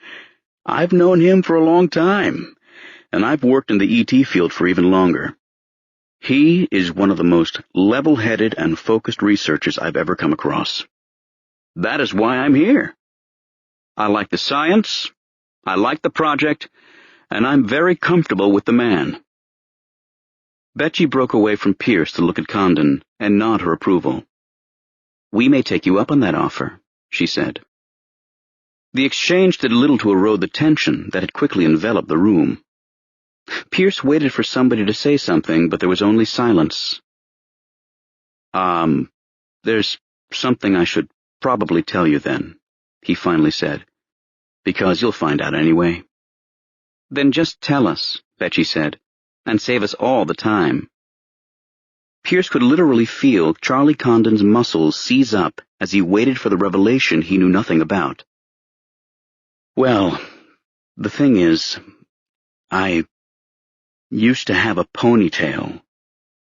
Is that going to be a problem? At first, the silence prevailed again, but then Goddard's stone face cracked into a smile, and then laughter came from his mouth. It was followed by Betchy's smile, and then everybody was laughing, including Pierce, even though it hurt to do so. The tension was broken. Charlie balled a fist and knocked on the table in an apparent attempt to accentuate the mirth. The response far exceeded the humor in the comment. Okay then, Condon said. You people came to see a show. How about we go down to the lab and see the project that is going to win this comedian here a Nobel Prize? He put his hands on the front and back of Pierce's neck and acted as though he was strangling him. Pierce lost his smile and felt his face getting red. Not because of Condon's mock strangulation, but because of the quip about the Nobel. Pierce thought it was uncool to trivialize so serious an honor. Besides, he knew it would never happen. It would never be awarded to the operator of a private lab. The politics of it were against that. One thing before we go downstairs, Pierce said. Jacob, did you bring the non-disclosure forms? Oh, yes, right here, the lawyer said. I almost forgot. He pulled his briefcase up from the floor and opened it on the table. Is this really necessary? Condon asked. It was all part of the choreography. Pierce had insisted that Goddard and Betchy sign non-disclosure forms before entering the lab and viewing the presentation. Condon had disagreed, concerned that it might be insulting to an investor of Goddard's caliber. But Pierce didn't care and would not step back. His lab, his rules. So they settled on a plan in which it would appear to be an annoying routine. It's lab policy, Pierce said. I don't think we should deviate. Justine was just talking about how important it is to avoid risks. If we don't... I think it is a perfectly good idea, Goddard said, interrupting. In fact, I would have been concerned if you had not taken such a step. Cass slid 2 copies of the 2-page document across the table to Goddard and Betchy. He took a pen out of his inside suit pocket, twisted it, and placed it on the table in front of them. It's a pretty standard form, he said. Basically, any and all proprietary processes, procedures, and formulas in the lab are protected. Anything you see during your visit must be held in strict confidence. Goddard didn't bother reading the document. He left that to Betchy, who took a good 5 minutes to read it twice. At the end of her review, she picked up the pen and signed it. She then gave the pen to Goddard, who signed the form in front of him. Cass collected the documents and put them in his briefcase. They all got up from the table then and headed toward the door. Pierce let the others go first. In the hallway, as they approached the elevator, Jacob Cass tapped him on the arm, and they delayed for a moment behind the others. "Everything go okay with Janice?" Cass whispered. "Who?" "Janice Langweiser. Did she call you?" "Oh, yeah, she called. Everything's fine. Thank you, Jacob, for the introduction. She seems very capable." "Anything else I can do?" "No, everything is fine. Thank you." The lab elevator opened, and they moved toward it. "Down the rabbit hole, huh, Henry?" Goddard said. "You got that right," Pierce replied. Pierce looked back and saw that Vernon had also held back in the hallway, and had apparently been standing right behind Pierce and Kaz as they had spoken privately. This annoyed Pierce, but he said nothing about it. Vernon was the last in the elevator. He put his scramble card into the slot on the control panel and pushed the B button. "B is for basement," Condon told the visitors once the door closed. "If we put L in there for lab, people might think it meant lobby." He laughed, but no one joined him. It was a nice piece of worthless information he had imparted, but it told Pierce how nervous Condon was about the presentation. For some reason this made Henry smile ever so slightly, not enough to hurt. Condon might lack confidence in the presentation, but Pierce certainly didn't. As the elevator descended, he felt his energy diametrically rise. He felt his posture straighten and even his vision brighten. The lab was his domain, his stage. The outside world might be dark and in shambles, war and waste, a Hieronymus Bosch painting of chaos, women selling their bodies to strangers who would take them and hide them, hurt and even kill them. But not in the lab. In the lab, there was peace. There was order. And Pierce set that order. It was his world. He had no doubts about the science or himself in the lab. He knew that in the next hour, he would change Maurice Goddard's view of the world, and he would make him a believer. He would believe that his money was not going to be invested so much as it was going to be used to change the world. And he would give it gladly. He would take out his pen and say, "Where do I sign? Please, tell me where to sign." Chapter 28. They stood in the central lab in a tight semicircle in front of Pierce and Larrabee. It was close quarters with the 5 visitors, plus the usual lab crew trying to work. Introductions had already been made and the quick tour of the individual labs given. It was time now for the show, and Pierce was ready. He felt at ease. He never considered himself much of a public speaker, but it was a lot easier to talk about the project in the comfort of the lab in which it was born than in a theater at a symposium or on a college campus. "I think you are familiar with what has been the main emphasis of the lab work here for the last several years," he said. "We talked about that on your first visit. Today, we want to talk about a specific offshoot project, Proteus. It is something sort of new in the last year, but it is certainly born of the other work. In this world, all the research is interrelated, you could say. One idea leads to another, sort of like dominoes banging into each other. It's a chain reaction. Proteus is part of that chain."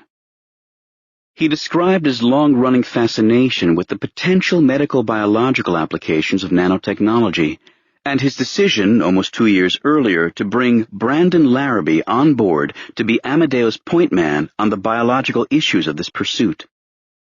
Every article you read in every magazine and science journal talks about the biological side of this. It's always the hot point topic. From the elimination of chemical imbalances to possible cures for blood-carried diseases. Well, Proteus does not actually do any of these things. Those things and that day are still a long way off. Not science fiction anymore, but still in the distance. Instead, what Proteus is is a delivery system. It is the battery pack that will allow those future designs and devices to work inside the body. What we have done here is create a formula that will allow cells in the bloodstream to produce the electric impulses that will drive those future inventions. It's really a chicken and egg question, Larrabee added. What comes first? We decided that the energy source must come first. You build from the bottom up. You start with the engine, and to it you add the devices, whatever they might be. He stopped, and there was silence. This was always expected when a scientist attempted to build a word bridge to the non-scientist. Condon then jumped in, as he had been choreographed to do. He would be the bridge, the interpreter. What you are saying is that this formula, this energy source, is the platform on which all of this other research and invention will rely upon, correct? Correct, Pierce said. Once this is established in the science journals and through symposiums and so forth, it will act to foster further research and invention. It will excite the research field. Scientists will now be more attracted to this field because this gateway problem has been solved. We are going to show the way. By Monday morning, we will be seeking patent protection for this formula. We will publish our findings soon after, and we will then license it to those who are pursuing this branch of research. To the people who invent and build these bloodstream devices. It was Goddard, and he had said it as a statement, not a question. It was a good sign. He was joining in. He was getting excited himself. Exactly, Pierce said. If you can supply the power, you can do a lot of things. A car without an engine is going nowhere. Well, this is the engine, and it will take a researcher in this field anywhere he wants to go. For example, Larrabee said, in this country alone, more than 1 million people rely on self-administered insulin injections to control diabetes. In fact, I am one of them.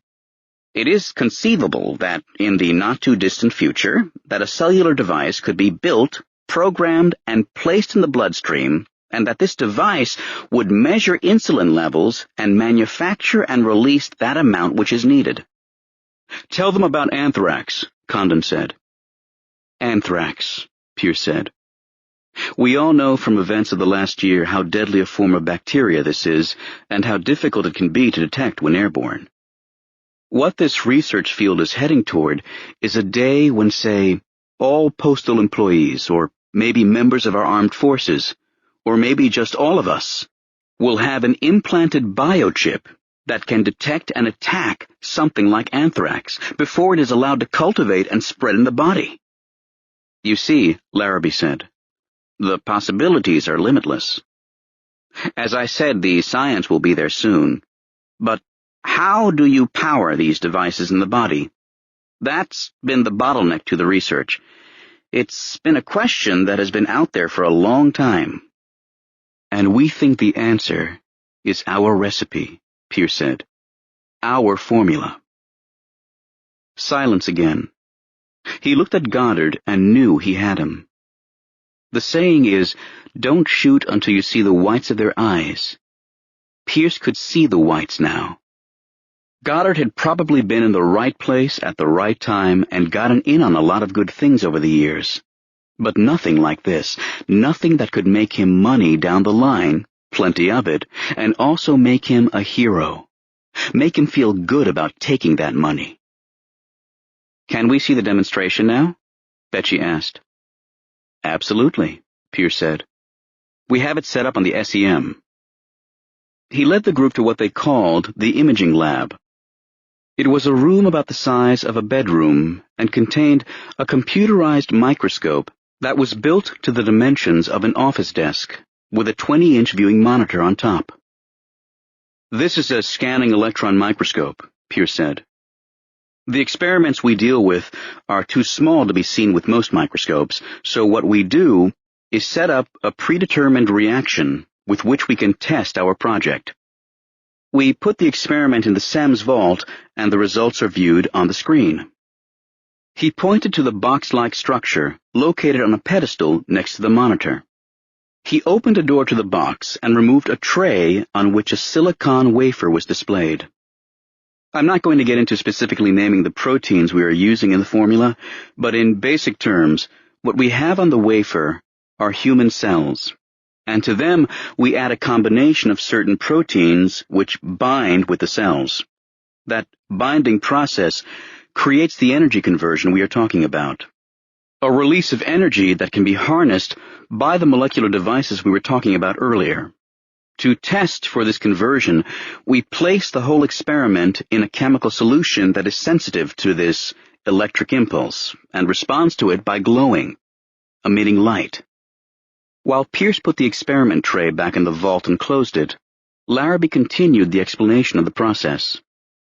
The process converts electrical energy into a biomolecule called ATP, which is the body's energy source. Once created, ATP reacts with leucine, the same molecule that makes fireflies glow. This is called a chemiluminescent process. Pierce thought Larrabee was getting too technical. He didn't want to lose the audience. He gestured to Larrabee to the seat in front of the monitor, and the immunologist sat down and began working the keyboard. The monitor screen was black. Brandon is now putting the elements together, Pierce said. If you watch the monitor, the results should be pretty quick and pretty obvious. He stepped back and ushered Goddard and Betchy forward so they would be able to look over Larrabee's shoulders at the monitor. He moved to the back of the room. Lights? The overheads went off, leaving Pierce happy that his voice had returned enough to normal to fall within the audio receptor's parameters. The blackness was complete in the windowless lab, save for a dull glow from the gray-black screen of the monitor. It was not enough light for Pierce to watch the other faces in the room. He put his hand on the wall and traced it to the hook, on which hung a set of heat resonance goggles. He unhooked them and pulled them over his head. He reached the battery pack on the left side and turned the device on. But then he flipped the lenses up, not ready to use them. He had put the goggles on the hook that morning. They were used in the laser lab, but he had wanted them here in imaging because it would allow him to secretly watch Goddard and Betchy and gauge their reactions. Okay, here we go, Larrabee said. Watch the monitor. The screen remained gray-black for almost 30 seconds, and then a few pinpoints of light appeared like stars through a cloudy night sky. Then more, and then more, and then the screen looked like the Milky Way. Everyone was silent. They just watched. Go to thermal, Brandon, Pierce finally said. Part of the choreography. End with a crescendo. Larrabee worked the keyboard, so adept he did not need any light to see the commands he was typing. Going thermal means we'll see colors, he said. Gradations in impulse intensity, from blue on the low end to green, yellow, red, and then purple on the high end. The monitor screen came alive with waves of color. Yellows and reds mostly, but enough purple to be impressive. The color rippled in chain reaction across the screen. It undulated like the surface of the ocean at night. It was the Las Vegas Strip from 30,000 feet. Aurora Borealis, someone whispered. Pierce thought it might have been Goddard's voice. He flipped down the lenses, and now he was seeing colors too. Everyone in the room glowed red and yellow in the vision field of the goggles. He focused in on Goddard's face. The gradations of color allowed him to see in the dark. Goddard was intently focused on the computer screen. His mouth was open. His forehead and cheeks were deep red, maroon, going to purple, as his face heated with excitement. The goggles were a form of scientific voyeurism, allowing him to see what people thought they were hiding. He saw Goddard's face break into a wide red smile as he viewed the monitor. And in that moment, Pierce knew the deal was done. They had the money. They had secured their future. He looked across the darkened room and saw Charlie Condon leaning against the opposite wall. Charlie was looking back at him, though he had on no goggles. He looked out into the darkness toward where he knew Pierce would be standing. He nodded once, knowing the same thing without needing the goggles. It was a moment to savor. They were on their way to becoming rich and possibly even famous men. But that wasn't the thing for Pierce. It was something else, something better than money, something he couldn't put in his pocket, but he could put in his head and his heart, and it would grow interest measured in pride at staggering rates. That's what the science gave him. Pride that overcame everything. That took back redemption for everything that had ever gone bad, for every wrong turn he had ever made. Most of all, for Isabel. He slipped off the goggles and hung them back on the hook. Aurora Borealis, Pierce whispered, quietly to himself. Chapter 29. They ran 2 more experiments on the SEM using new wafers. Both lit up the screen like Christmas, and Goddard was satisfied. Pierce then had grooms go over the other lab project with him once more, just to finish things off. After all, Goddard would be investing in the whole program, not just Proteus. At 12:30, the presentation ended and they broke for lunch in the boardroom. Condon had arranged for the meal to be catered by Joe's, a restaurant on Abbot Kinney that had the rare combination of being a hot place and also having good food. The conversation was convivial. Even Betsy seemed to be enjoying herself. There was a lot of talk about the possibilities of the science, no talk about the money that could be made from it. And at one point, Goddard turned to Pierce, who was sitting next to him, and quietly confided, "I have a daughter with Down syndrome." He said nothing else, and didn't have to. Pierce knew he was simply thinking about the timing.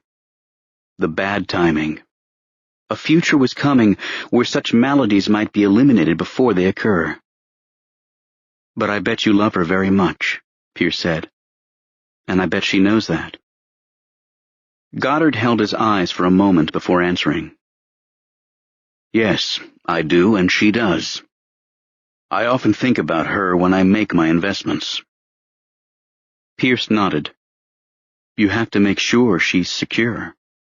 "No, not that. She is secure many times over. What I think about is that no matter how much I make in this world, I won't be able to change her. I won't be able to fix her. I guess what I am saying is that the future is out there. What you are doing." He looked away, unable to put his thoughts into words. "I think I know what you mean," Pierce said. The quiet moment ended abruptly with a loud outburst of laughter from Betsy, who was sitting across the table and next to Condon. Goddard smiled and nodded, as though he had heard whatever it was that had been so funny. Later, during a dessert of key lime pie, Goddard brought up Nicole. "You know who I miss?" he said. "Nicole James. Where is she today? I'd like to at least say hello." Pierce and Condon looked at each other. It had been agreed earlier that Charlie would handle any explanations in regard to Nicole. "Unfortunately, she is no longer with us," Condon said. "In fact, last Friday was her last day at Amadeo." "Really now? Where did she go?" "Nowhere at the moment. I think she's just taking some time to think about her next move, but she signed a no-compete contract with us, so we don't have to worry about her showing up at a competitor." Goddard frowned and nodded. "A very sensitive position," he said. "It is, but it isn't," Condon replied. "She was focused outward, not inward. She knew just enough about our projects to know what to look for in regard to our competitors. For example, she didn't have lab access, and she never saw the demonstration you saw this morning." That was a lie. Only Charlie Condon didn't know it. Just like the lie Pierce had fed Clyde Vernon about how much Nicole knew and had seen. The truth was, she had seen it all. Pierce had brought her into the lab on a Sunday night to show her, to light up the SEM screen like the aurora borealis. It was when things were falling apart, and he was desperately grasping for a way to keep it together, to hold on to her. He had broken his own rules and taken her to the lab to show her what it was that had drawn him away from her so often.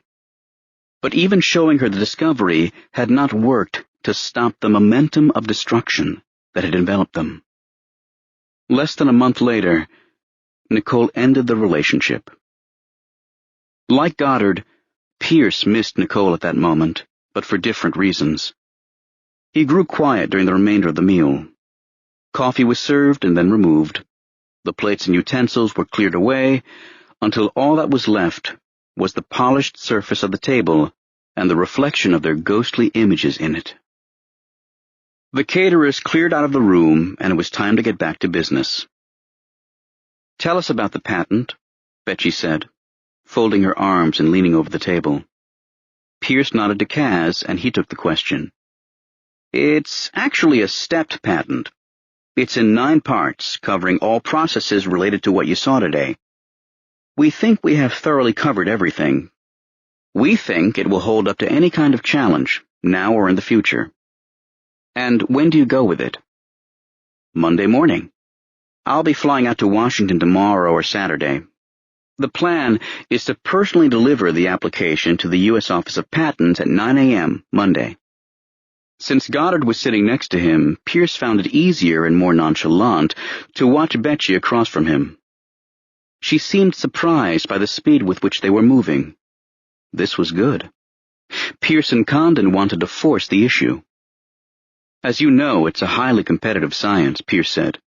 "We want to make sure we get our formula on the books first. Brandon and I have also completed a paper on this and will be submitting it. We'll send it out tomorrow." Pierce raised his wrist and checked his watch. It was almost 2. "In fact," he said, "I need to leave you and get back to work now. If anything further comes up that Charlie can't answer, you can reach me in my office or in the lab. If there's no answer down there, that means we had the phone cut off because we're using one of the probes." He pushed back his chair and was getting up when Goddard raised his hand and grabbed his upper arm to stop him.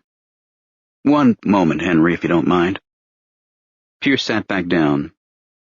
Goddard looked at him and then deliberately cast his glance into every face at the table.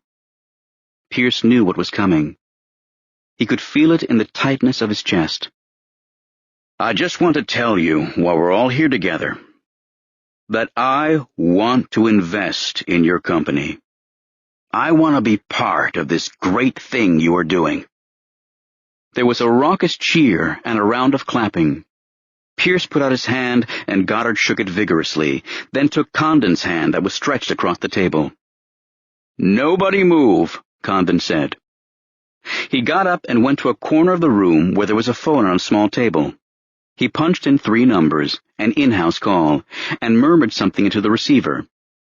He then returned to his seat, and a few minutes later, Monica Pearl and Condon's personal assistant, a woman named Holly Kanheiser, came into the boardroom carrying 2 bottles of Dom Perignon and a tray of champagne glasses. Condon popped the bottles and poured. The assistants were allowed to stay and take a glass, but both also had throwaway cameras and had to take photos in between sips of champagne.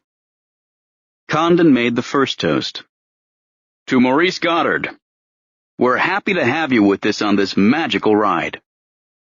Then it was Goddard's turn. He raised his glass and simply said, "To the future." He looked at Pierce as he said it. Pierce nodded and raised his almost empty glass. He looked at each face in the room, including Monica's, before speaking. He then said, "Our buildings to you would seem terribly small, but to us who aren't big, they are wonderfully tall." He finished his glass and looked at the others. Nobody seemed to get it. "It's from a child's book," he explained. "Dr. Seuss. It's about believing in the possibilities of other worlds. Worlds the size of a speck of dust." "Hear, hear," Condon said, raising his glass again. Pierce began moving about the room, shaking hands and sharing words of thanks and encouragement. When he came to Monica, she lost her smile and seemed to treat him coldly. "Thanks for sticking it out, Monica. Did you talk to Charlie yet about your transfer?" "Not yet, but I will." "Okay." He couldn't think of what else to say. "There are some messages for you on your desk," she told him. "One of them the lawyer. Said it was important, but I told her I couldn't interrupt your presentation." "Okay, thanks."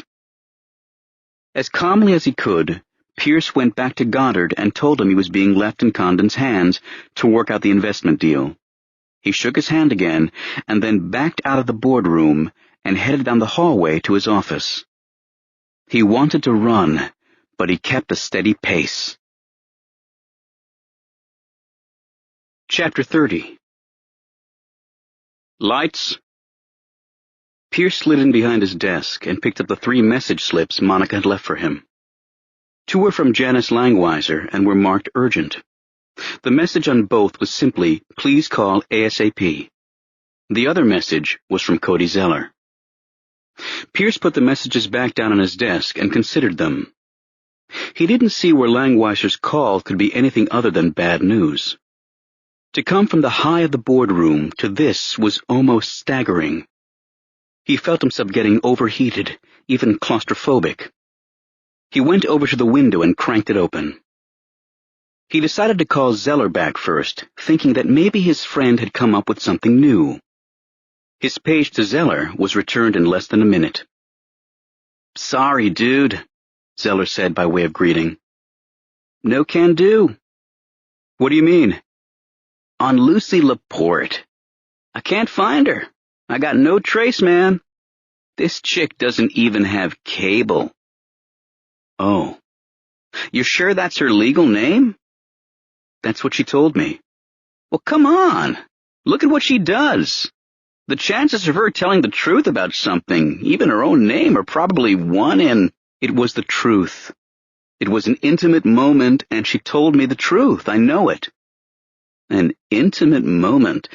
I thought you told me you didn't—" "I didn't. It was on the phone when she told me." "Oh, well, phone sex is a whole other ballgame." "Never mind, Cody, I have to go." "Hey, wait a minute.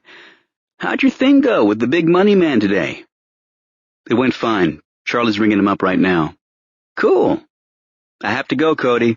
Thanks for trying on that." "Don't worry. I'll be billing you." Pierce hung up and picked up one of the messages from Langweiser. He punched the number in on the phone. A secretary answered, and his call was put right through. "Where have you been?" she began. "I told your assistant to get the message to you right away." "She did what she was supposed to do. I don't like to be interrupted in the lab. What's going on?" "Well, suffice it to say your attorney is pretty well plugged in. I still have my sources in the police department." "And?" "What I am telling you is highly confidential. It's information I shouldn't have. If it got out, there would be an investigation just on this alone." "Okay. What is it?"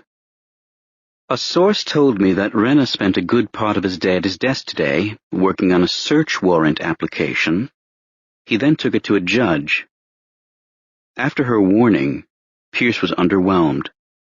"Okay, and what does that mean?" "It means he wants to search your property, your apartment, your car, probably the home where you lived before moving, because that was likely your domicile when the crime occurred." "You mean the disappearance and supposed murder of Lily Quinlan?" "Exactly. But, and this is a big but, the application was rejected. The judge told him there wasn't enough. He hadn't presented enough evidence to justify the warrant." "So that's good then, right? Does that mean it's over?" "No. He can go back in any time he wants. Any time he gets more. My guess is that he was relying on the tape recording, what he called your admission. So it is good to know a judge saw through that and said it wasn't enough." Pierce contemplated all of this. He was out of his league, unsure what all of the legal maneuverings meant. He might now choose to do a little judge shopping, Langweiser said. You mean like taking the application to a different judge? Yes, somebody more accommodating. The thing is, he probably went to the softest cell he knew in the first place. Going somewhere else could cause problems. If a judge finds out a search app has already been rejected by a colleague, it could get testy. Trying to follow the legal nuances seemed like a waste of time. Pierce wasn't as unnerved about the news as Langweiser seemed to be. He understood that this was because she could never be completely sure he was innocent of the crime. That margin of doubt raised concerns about what the police would find if they searched his property. What if we let him search without a warrant? He asked. No. He wouldn't find anything. I did not do this, Janice. I never even met Lily Quinlan. It doesn't matter. We don't cooperate. You start cooperating, you start walking into traps. I don't understand. If I'm innocent, what trap could there be? Henry, you want me to advise you, right? Yes. Then listen and use my advice. We make no overtures to the other side. We have put Renner on notice, and that is where we keep it. Whatever. Thank you. Will you know if he goes judge shopping or reapplies to the original judge? I have an ear out. We might get a heads up. Either way, you act surprised if he ever shows up with a warrant. I have to protect my source. I will. Pierce suddenly thought of something, and it put a dagger of fear in his chest. What about my office and the lab? Will he want to search here? If that happened, it would be too hard to contain. The story would leak out and into the circles where emerging technologies are discussed. It would certainly get back to Goddard and Becci. I don't know for sure, but it would seem unlikely. He would be going for locations likely used in the commission of the crime. It would seem like he might have an even more difficult time if he goes in and tries to convince a judge to let him search a place of business where it was highly unlikely for the crime to have occurred. Pierce thought about the phone book he had hidden in the cabinet in the copy room, a direct connection to Lily Quinlan he had not already acknowledged having. He had to get rid of it somehow. He then thought of something else. You know, he said, they already searched my car. I could tell when I got into it that night outside Lily's place. There was a moment of silence before Langweiser spoke. If they did, then it was illegal. We'll never be able to prove it without a witness, though. I didn't see anybody other than cops out there. I'm sure it was just a flashlight search, quick and dirty. If he gets a warrant approved, they'll do it legally, and they'll do more than a once-over. They'll go for hair and fiber evidence, things like that. Things too small to have been seen with the flashlight. Pierce thought of the toast he had given less than a half-hour before. He realized that a speck of dust might hold his future either way. Well, like I said, let them do it, he said, a note of defiance in his voice. Maybe they'll start looking for the real killer once I come up clean. Any ideas on that? Nope. Well, for now, you should worry about yourself. You don't seem to understand the gravity of the situation. With the search warrant, I mean. You think that just because they won't find anything that you're free and clear. Look, Janice, I'm a chemist, not a lawyer, and all I know is that I'm in the middle of this thing, but I didn't do it. If I don't understand the gravity of the situation, then tell me exactly what it is you want me to understand. It was the first time he had vented his frustration in her direction, and he immediately regretted it. The reality is that a cop is on your tail, and it is unlikely that he's going to be put off by this setback. To Renner, this is only temporary. He is a patient man, and he will continue to work this thing until he finds or gets what he needs to get a search warrant signed. You understand? Yes. And then that's only the beginning. Renner is good at what he does. Most of the cops I know that are good because they are relentless. Pierce felt his body heat rising again. He didn't know what else to say, so he didn't. A long moment of silence went by before Langweiser broke it. There's something else. On Saturday night, you told them about Lily Quinlan's home and gave them the address. Well, they went over there and checked it out, but they did not formally search the place until Sunday afternoon after Renner got a search warrant. It wasn't clear whether she was dead or alive, and it was obvious she was or had been engaged in a profession that likely involved prostitution and other illegalities. Pierce nodded. He was beginning to understand how Renner thought.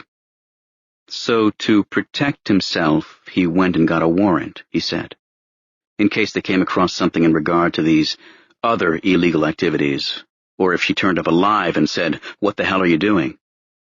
Exactly, but there was another reason as well. To gather evidence against me. Right again. But how can it be evidence against me? I told him I went in there. My fingerprints are all over the place because I was looking for her and for what might have happened. That's your story, and I believe you. He doesn't. He believes it is a story you made up to cover the fact that you had been in her home. I can't believe this. You better. And under the law, he had to file what is called a search warrant return within 48 hours. It basically is a receipt for anything that was taken by police in the search. Did he? Yes, he filed it, and I got a copy of it.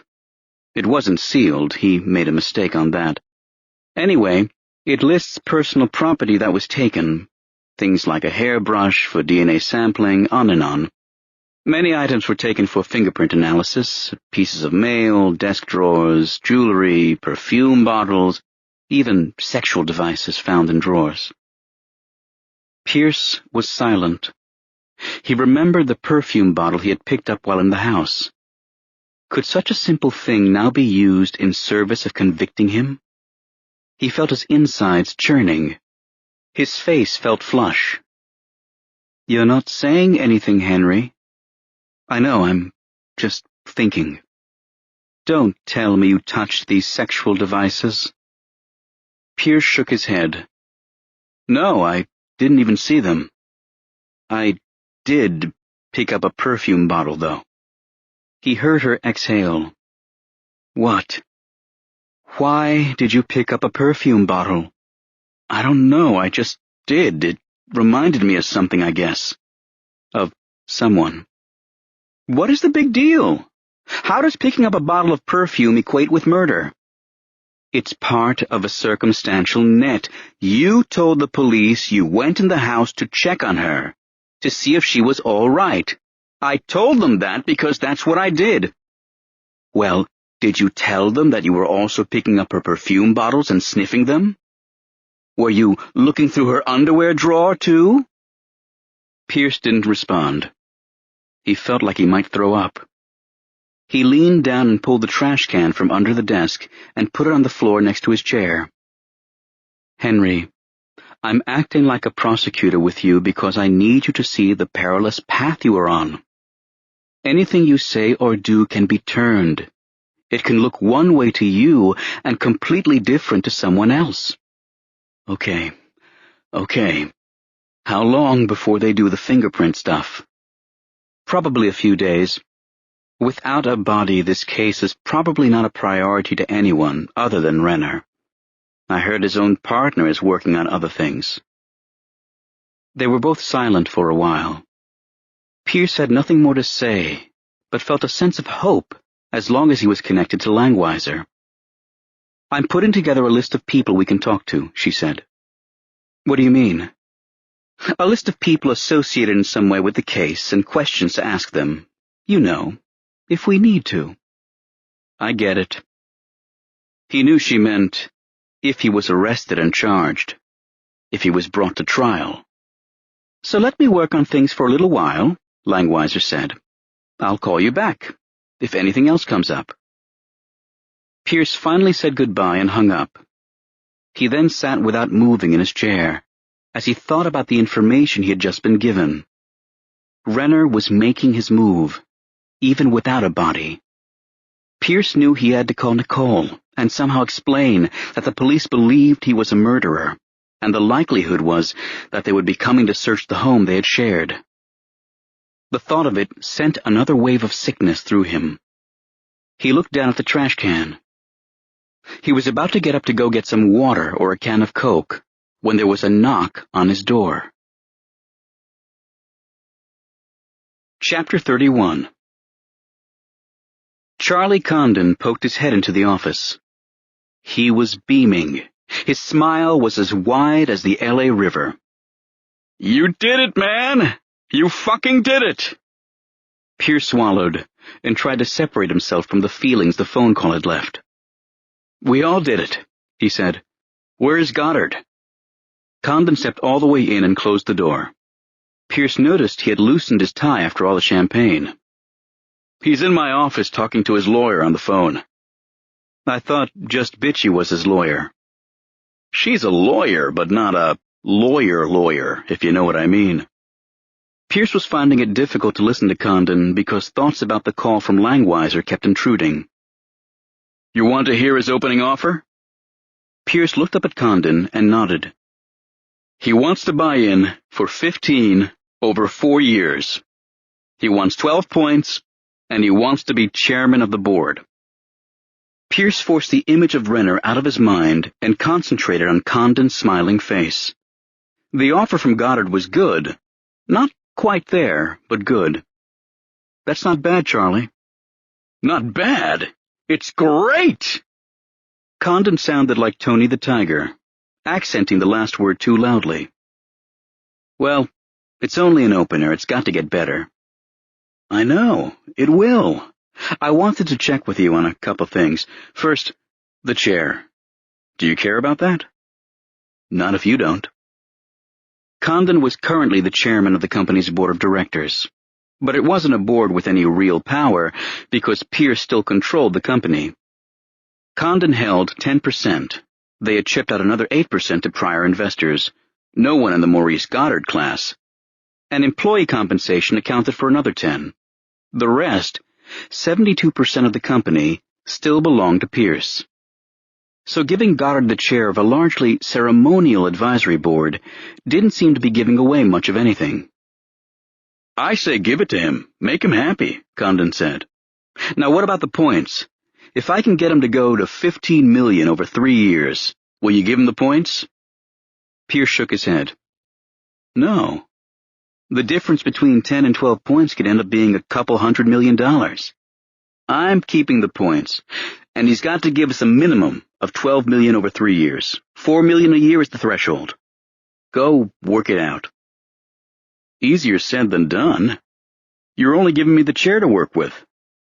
"No, I only gave you the invention of the decade to work with." "Charlie, did you see that guy's eyes after we put the lights back on? He's not only hooked, he's gutted and already in the frying pan. You're only nailing down details now. So go close the deal and get the first check from him. No extra points. And get me the 4 million a year minimum. We need it to stay ahead, to do the work." "Okay, I'll get it. But you want to come do it yourself. You're a better closer than me." "Not likely." Condon left the room then, and Pierce was alone with his thoughts again. Once more he reviewed everything Langweiser had told him. Renner was going to search his homes and car, search the car again, officially and legally this time, most likely to search for small evidence likely left behind during the transport of a body. "Jesus!" he said out loud. He decided to analyze his situation in the same way he would analyze an experiment in the lab, from the bottom up. Look at it one way, and then turn it and look at it another way. Grind it to powder, and then look at it under the glass. Believe nothing about it at the start. He got out his notebook and wrote down the key elements of his conversation with Langweiser on a fresh page.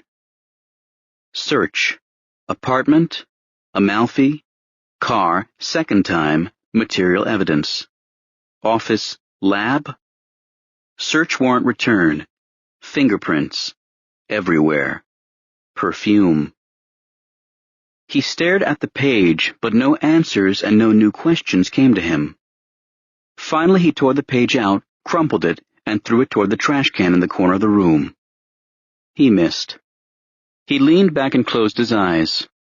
He knew he had to call Nicole to prepare her for the inevitable. The police would come and search through everything. Hers, his, it didn't matter. Nicole was a very private person. The invasion would be hugely damaging to her, and the explanation for it, catastrophic to his hopes of reunification. "Oh, man!" he said as he got up. He came around the desk and picked up the crumpled ball of paper. Rather than drop it into the trash can, he took it back with him to his seat. He opened the paper and tried to smooth it out on the desk. "Believe nothing," he said. The words on the wrinkled page defied him. They meant nothing. In a sweeping move of his arm, he grabbed the page and balled it in his hand again. He cocked his elbow, ready to make the basket on the retry, when he realized something. He brought his hand down and unwrapped the page again. He looked at one line he had written. "Car. Second time. Material evidence." Believe nothing. That meant not believing the police had searched the car the first time. A spark of energy exploded inside. He thought he might have something. What if the police had not searched his car? Then who had? The next jump became obvious. How did he know the car had been searched at all? The truth was, he didn't. He only knew one thing. Someone had been inside his car while it had been parked in the alley. His backpack had been moved. But had it or the car actually been searched? He realized that he had jumped the gun in assuming that the police, in the form of Renner, had searched his car. He actually had no proof or even indication of this. He only knew one thing, that someone had been in the car. This conclusion could support a variety of secondary assumptions. Police search was only one of them. A search by a second party was another. The idea that someone had entered the car to take something was also another. And the idea that someone had entered the car to put something in it was yet another. Pierce got up and quickly left his office. In the hallway, he punched the elevator button, but he immediately decided not to wait. He charged into the stairwell and went quickly down 4 flights to the first floor. He went through the lobby without acknowledging the security man behind the dais and into the adjoining parking garage. He started with the trunk of the BMW. He pulled up the lining, looked under the spare, opened the disc changer and the tool pouch. He noticed nothing added, nothing taken. He moved to the passenger compartment, spending nearly 10 minutes conducting the same kind of search and inventory. Nothing added, nothing taken. The engine compartment was last and quickest. Nothing added, nothing taken. That left his backpack. He relocked the car and returned to the Amadeo building, choosing the stairs again over a wait for an elevator. As he passed by Monica's desk on his way back to his office, he noticed her looking at him, strangely. "What?" "Nothing. You're just acting weird." "It's not an act. I am weird." He closed and locked his office door. The backpack was on his desk. Still standing, he grabbed it and started unzipping and looking through its many compartments. It had a cushioned storage section for a laptop computer, a divided section for paperwork and files, and 3 different zippered compartments for carrying smaller items, like pens and passports and chewing gum. Pierce found nothing out of order until he reached the front section, which contained a compartment within a compartment. It was a small zippered pouch, big enough to hold a passport and possibly a fold of currency. It wasn't a secret compartment, but it could easily be hidden behind a book or a folded newspaper while traveling. He opened the zipper and reached his hand in. His fingers touched on what felt like a credit card. He thought maybe it was an old one, a card he had put in the pocket while traveling and then forgotten about. But when he pulled it out, he was looking at a black plastic scramble card. There was a magnetic strip on one side. On the other side, it had a company logo that said, "You store it." Pierce was sure he had never seen it before. It was not his. He put the card down on his desk and stared at it for a long moment. He knew that U-Store-It was a nationwide company that rented trucks and storage rooms in warehouses normally siding freeways. He could think of 2 U-Store-It locations visible from the 405 freeway in LA alone. A foreboding sense of dread fell over him. Whoever had been in his car on Saturday night had planted the scramble card in his backpack. Pierce knew he was in the middle of something he was not controlling. He was being used, set up, for something he knew nothing about. He tried to shake it off. He knew fear bred inertia, and he could not afford to be standing still. He had to move. He had to do something. He reached down to the cabinet beneath the computer monitor and pulled up the heavy Yellow Pages book. He opened it and quickly found the pages offering listings and advertisements for self-storage facilities. U-Store-It had a half-page ad that listed 8 different facilities in the Los Angeles area. Pierce started with the location closest to Santa Monica. He picked up the phone and called the U-Store-It location in Culver City. The call was answered by a young man's voice. Pierce envisioned Kurt, the acne-scarred kid from All-American Mail. "This is going to sound strange," Pierce said, "but I think I rented a storage room there, but I can't remember. I know it was U-Store-It, but now I can't remember which place it was I rented it at." "Name?" The kid acted like it was a routine call and request. "Henry Pierce." He heard the information tapped into a keyboard. "Nope, not here." "Does that connect with your other locations? Can you tell where—" "Nope, just here. We're not connected. It's a franchise." Pierce did not see why that would disqualify a centrally connected computer network, but didn't bother asking. He thanked the voice, hung up, and called the next geographically closest franchise listed in the Yellow Pages. He got a computer hit on his third call. The U-Store-It franchise in Van Nuys. The woman who answered his call told him he had rented a 12-by-10 storage room at the Victory Boulevard facility 6 weeks earlier. She told him the room was climate-controlled, had electric power, and was alarm-protected. He had 24-hour-a-day access to it. "What address do you have for me on your records?" "I can't give that out, sir. If you want to give me your address, I can check it against the computer." 6 weeks earlier, Pierce had not even begun the apartment search that would eventually put him into the sands. So he gave the Amalfi Drive address. "That's it." Pierce said nothing. He stared at the black plastic card on the desk. "What is the room number?" he finally asked. "I can only give you that if I see a photo ID, sir. Come in before 6 and show me your driver's license, and I can remind you what space you have." "I don't understand. I thought you said I had 24-hour service." "You do, but the office is only open 9 till 6. "Oh, okay." He tried to think of what else he should ask, but he drew a blank. He thanked the woman and hung up.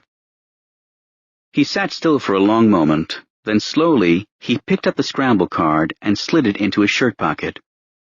He put his hand on the phone again, but didn't lift it. Pierce knew he could call Langweiser, but he didn't need her cool and calm professional manner, and he didn't want to hear her tell him to leave it alone. He knew he could call Nicole, but that would only lead to raised voices and an argument. He knew he would get that anyway when he told her about the impending police search. And he knew he could call Cody Zeller, but didn't think he could take the sarcasm. For a fleeting moment, the thought of calling Lucy Laporte entered his mind. He quickly dismissed the idea, but not the thought of what it said about him. Here he was, in the most desperate situation of his life, and who could he call for help and advice? The answer was no one, and the answer made him feel cold from the inside out. Chapter 32. With his sunglasses and hat on, Pierce entered the office at the U-Store-It in Van Nuys and went to the counter, his driver's license in his hand. A young woman in a green golf shirt and tan pants was sitting there reading a book called Hell to Pay. It seemed to be a struggle for her to take her eyes from it and bring them up to Pierce. When she did, her chin dropped, as she was startled by the ugly stitch zipper that wandered down Pierce's nose from beneath his sunglasses. She tried to quickly cover up like she hadn't noticed anything unusual. "That's okay," Pierce said. "I'm getting that a lot." He slid his license across the counter. "I called a little while ago about the storage space I rented. I can't remember the number." She picked up the license and looked at it, and then back up at his face, studying it for a long moment. Pierce took off his hat, but not the sunglasses. "It's me." "Sorry, I just had to be sure." She used her legs to kick backwards, rolling and spinning on her chair, until she came to the computer that was on a table on the other side of the office. The screen was too far away for Pierce to read. He watched her type in his name. In a few moments, a data screen appeared, and she started checking information from his driver's license against the screen. He knew his license still had the Amalfi Drive address, which she had earlier informed him was on the rental record for the storage unit. Satisfied, she scrolled down and read something, running her finger across the screen. 331, she said. She kicked off the opposite wall and came rolling and spinning back to the counter. She slapped the driver's license down on the surface, and Pierce took it back. "Just take the elevator up, right? You remember the code?" "No. Sorry. I guess I'm pretty useless today." 454, plus the last 4 digits of your license number." He nodded his thanks and started to turn from the counter. He looked back at her. "Do I owe you any money?" "Excuse me?" "I can't remember how I paid for the unit. I was wondering if I have a bill coming."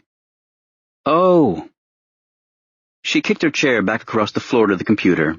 Pierce's information was still on the screen. She scrolled down and then said without looking back at him, "No, you're fine. You paid 6 months up front in cash. You still have a while." "Okay, great. Thank you." He stepped out of the office and over to the elevator area. After punching in the call code, he rode up to the 3rd floor and stepped out into a deserted hallway, as long as a football field, with roll-down doors running down both sides. The walls were gray, and the floor a matching linoleum that had been scuffed 1,000 times by the black wheels of movers' dollies. He walked down the hall until they came to a roll-up door marked 331. The door was a rusty brown color. There were no other markings on it, but the numbers painted in yellow with a stencil. To the right of the door was a scramble card reader, with a glowing red light next to the reader. But at the bottom of the door was a hasp with a padlock holding the door secure. Pierce realized that the scramble card he had found in his backpack was only an alarm card. It would not open the door. He pulled the "You Store It" card from his pocket and slid it through the reader. The light turned green. The unit's alarm was off. He then squatted down and took hold of the lock. He pulled it, but it was secure. He couldn't open the door. After a long moment of weighing his next move, he stood up and headed back toward the elevator.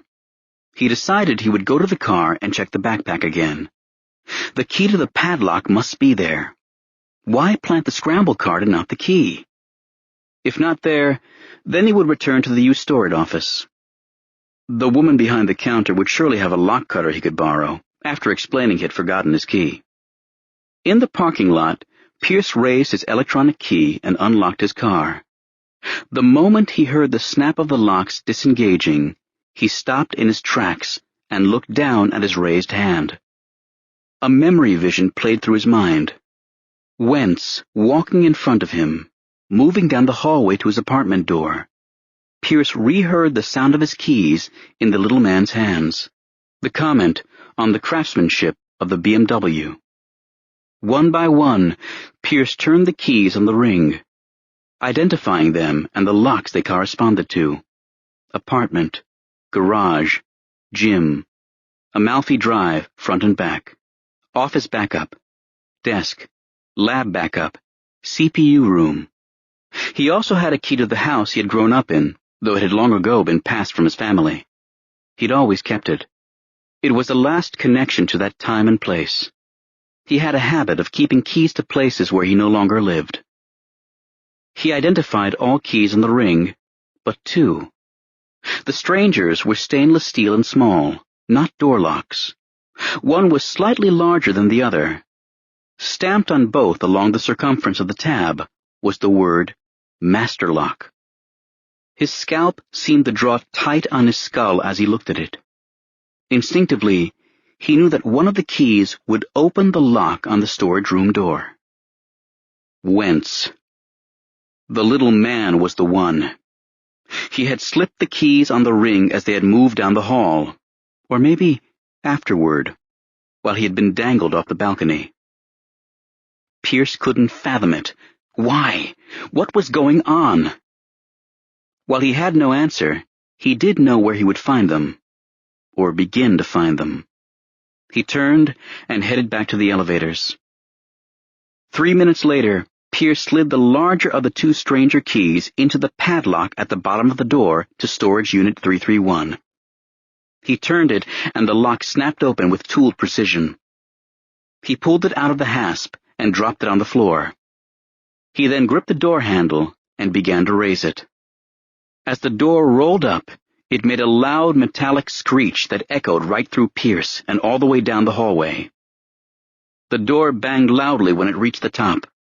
Pierce stood with his arm raised, his hand still attached to the handle. The space was 10 by 10 and dark, but the corridor threw light in over his shoulder. Standing at center in the room was a large white box. There was a low humming sound coming from the room. Pierce stepped in, and his eyes registered the white string of a pull cord for the overhead light. He pulled it, and the room filled with light. The white box was a freezer. A chest freezer, with a top door that was held closed with a small padlock that Pierce knew he would be able to open with the second stranger key. He didn't have to open the freezer to know what was in it, but he opened it anyway. He felt compelled, possibly by a dream that it might be empty, and that this was all part of an elaborate hoax. More likely, it was simply because he knew he had to see with his own eyes, so that there would be no doubts and no going back. He raised the second stranger key, the smaller one, and opened the padlock. He removed it, dropped it, and flipped up the latch. He then lifted the top of the freezer, the airlock breaking and the rubber seal making a snick sound as he raised it. He felt cold air puff out of the box, and a damp, fetid smell invaded his nose. With one arm, he held the lid open. He looked down through the mist that was rising up out of the box like a ghost, and he saw the form of a body at the bottom of the freezer. A woman, naked and crumpled, in the fetal position. Her neck a terrible mess of blood and damage. She lay on her right side. Blood was pooled and frozen black at the bottom of the freezer. White frost had crusted on her dark hair and upturned hip. Hair had fallen across her face, but did not totally obscure it. He readily recognized the face. He had seen it in photos only, but he recognized it. It was Lily Quinlan. "Oh, Jesus," he said it quietly, not in surprise, but in horrible confirmation. He let go of the lid, and it slammed closed with a heavy thump that was louder than he had expected. It scared him, but not enough to obscure the complete sense of dread that had engulfed him. He turned and slid down the front of the freezer until he was sitting on the floor, elbows on his knees, hands gathering the hair at the back of his head. He closed his eyes and heard a rising, pounding sound like someone running toward him. He then realized it was internal, blood pounding in his ears as he grew lightheaded. He thought he might pass out, but realized he had to hold on and stay alert. What if I pass out? What if I'm found here? Pierce shook it off, reached to the top of the freezer, and pulled himself up. He fought for his balance and to hold back the nausea creeping into his stomach. He pulled himself across the freezer and hugged it, putting his cheek down on the cold white top surface. He breathed in deeply, and after a few moments, it all passed, and his mind was clear. He stood up straight and stepped back from the freezer. He studied it, listened to its quiet hum. He knew it was time for more A&E work. Analyze and evaluate. When the unknown or unexpected came up in the lab, you stopped and went into A&E. What do you see? What do you know? What does it mean? Pierce was standing there looking at a freezer, sitting in the middle of a storage room that he, according to the office records, had rented. The freezer contained the body of a woman he had never met before, but for whose death he would certainly now be blamed. What Pierce knew was that he had been carefully and convincingly set up. Wentz was behind it, or at least part of it. What he didn't know was why. He decided not to be distracted by the why, not yet. He needed more information to get to that. Instead, he decided on more A&E. If he could disassemble the setup and study all the moving parts, then it might give him a chance at figuring out why and who was behind it. Pacing in the small space in front of the freezer, he began with the things that had led him to discovering the setup. The scramble card and the padlock keys. They had been hidden, or at least camouflaged. Had it been meant for him to find them? After stopping his pacing and contemplating this for a long moment, he decided, no. It had been luck that he had noticed that his car had been entered. A plan of this magnitude and complication could not rely on such luck. So he now concluded that he had an edge. He knew what he was not supposed to know. He knew about the body, and the freezer, and the storage unit. Next question. What if he had not found the scramble card, and had not been led to the body? He considered this. Langweiser had warned him of an impending police search. Surely Renner and his fellow searchers would leave no stone uncovered. They would have found the scramble card and eventually been led to the body. End of story. Pierce would be left to defend himself against a seemingly perfect frame. He felt his scalp grow warm as he realized how narrowly he had escaped that, if only for the time being. And in the same moment, he felt a full understanding of how complete and careful the setup had been. It was reliant on the police investigation. It relied on Renner making the moves he was making. It also relied on Pierce. And as he came to understand this, he felt the sweat start to bead in his hair. He grew hot from the inside out. He needed air conditioning. The confusion and sorrow that had gripped him, maybe even the awe in which he viewed the careful plan, it was now turning to anger, being forged into steel-point rage. He now understood that the setup, his setup, had counted on his own moves. Every one of them. The setup was reliant on his own history, and the likelihood of his moves based on that history. Like chemicals on a silicon wafer. Elements that could be relied upon to act in predictable manner, to bond in expected patterns. He stepped forward and opened the freezer again. He had to. He needed to look again, so the shock of it all would hit him in the face like cold water. He had to move. He had to act in an unpredictable pattern. He needed a plan, and needed a clear head to come up with it. The body obviously hadn't moved. Pierce held the top of the freezer open with one hand and clasped the other over his mouth.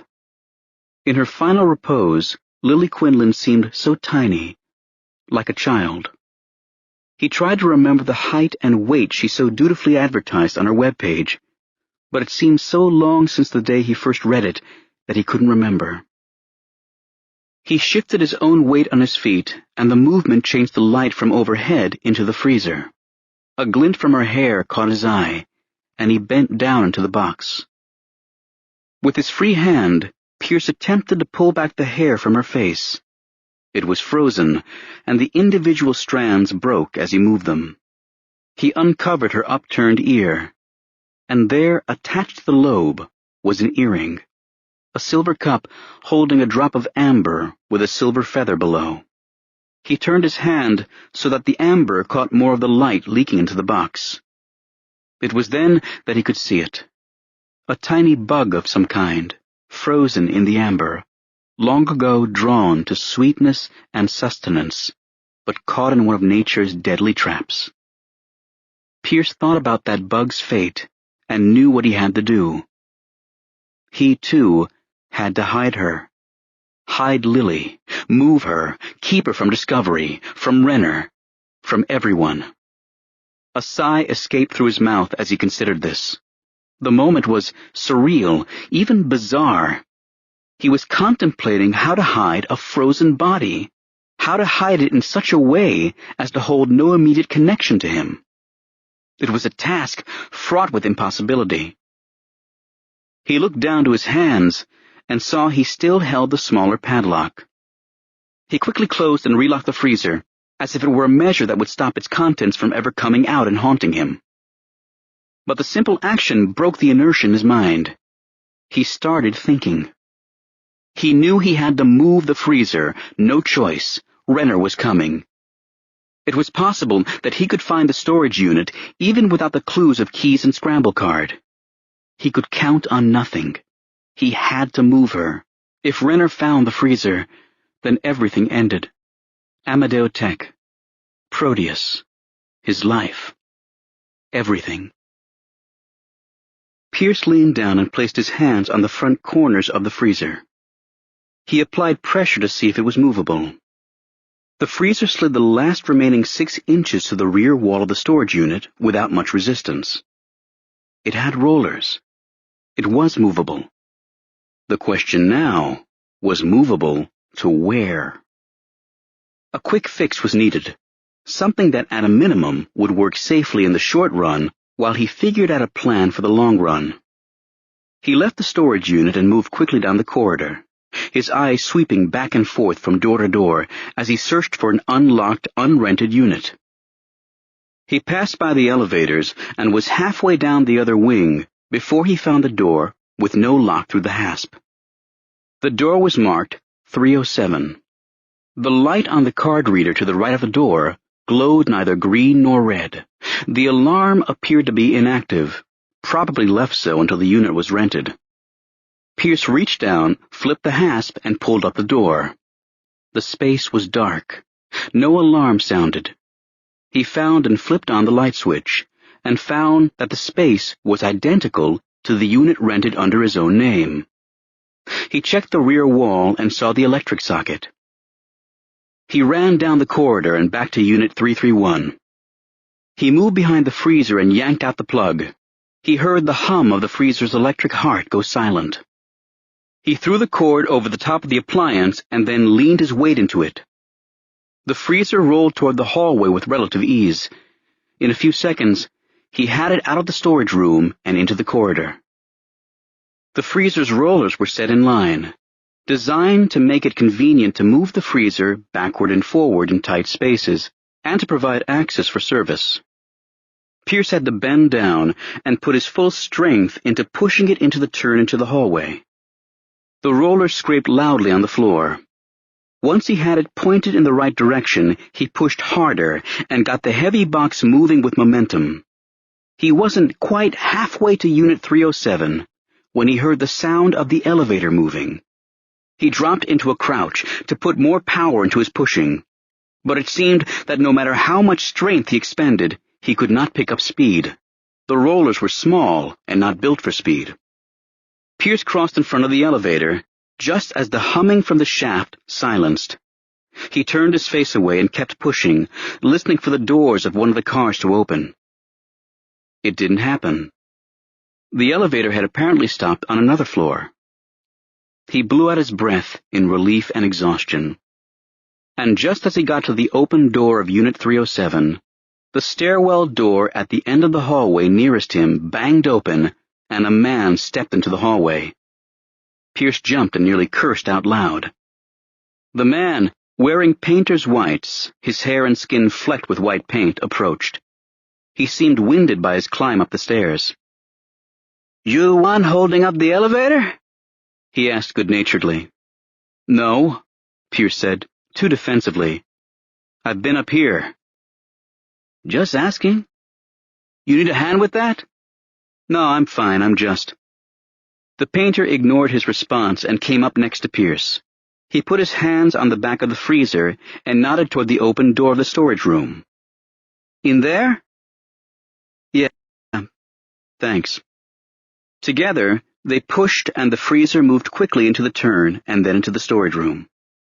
There, the painter said, seemingly winded again. He then stuck out his right hand. Frank Aiello. Pierce shook his hand. Aiello's left hand went into the pocket of his shirt and came out with a business card. He handed it to Pierce. You need any work? Give me a call. Okay.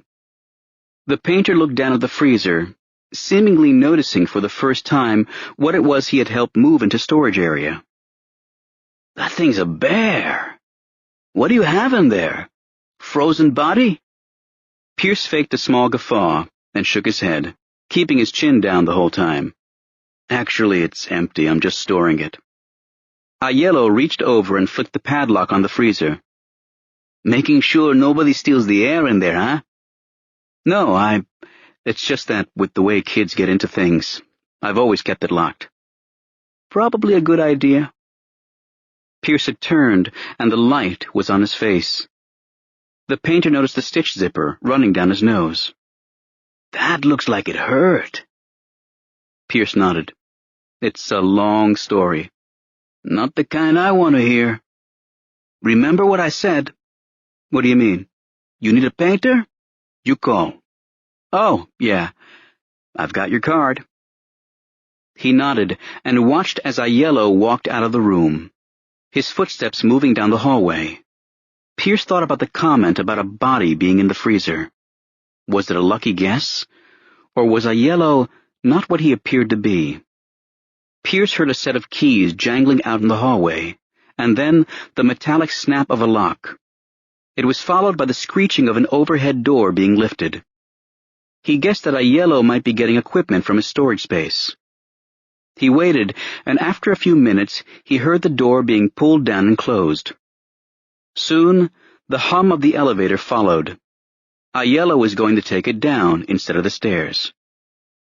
As soon as he was sure he was alone on the floor again, he plugged the freezer in and waited until he heard the compressor begin working.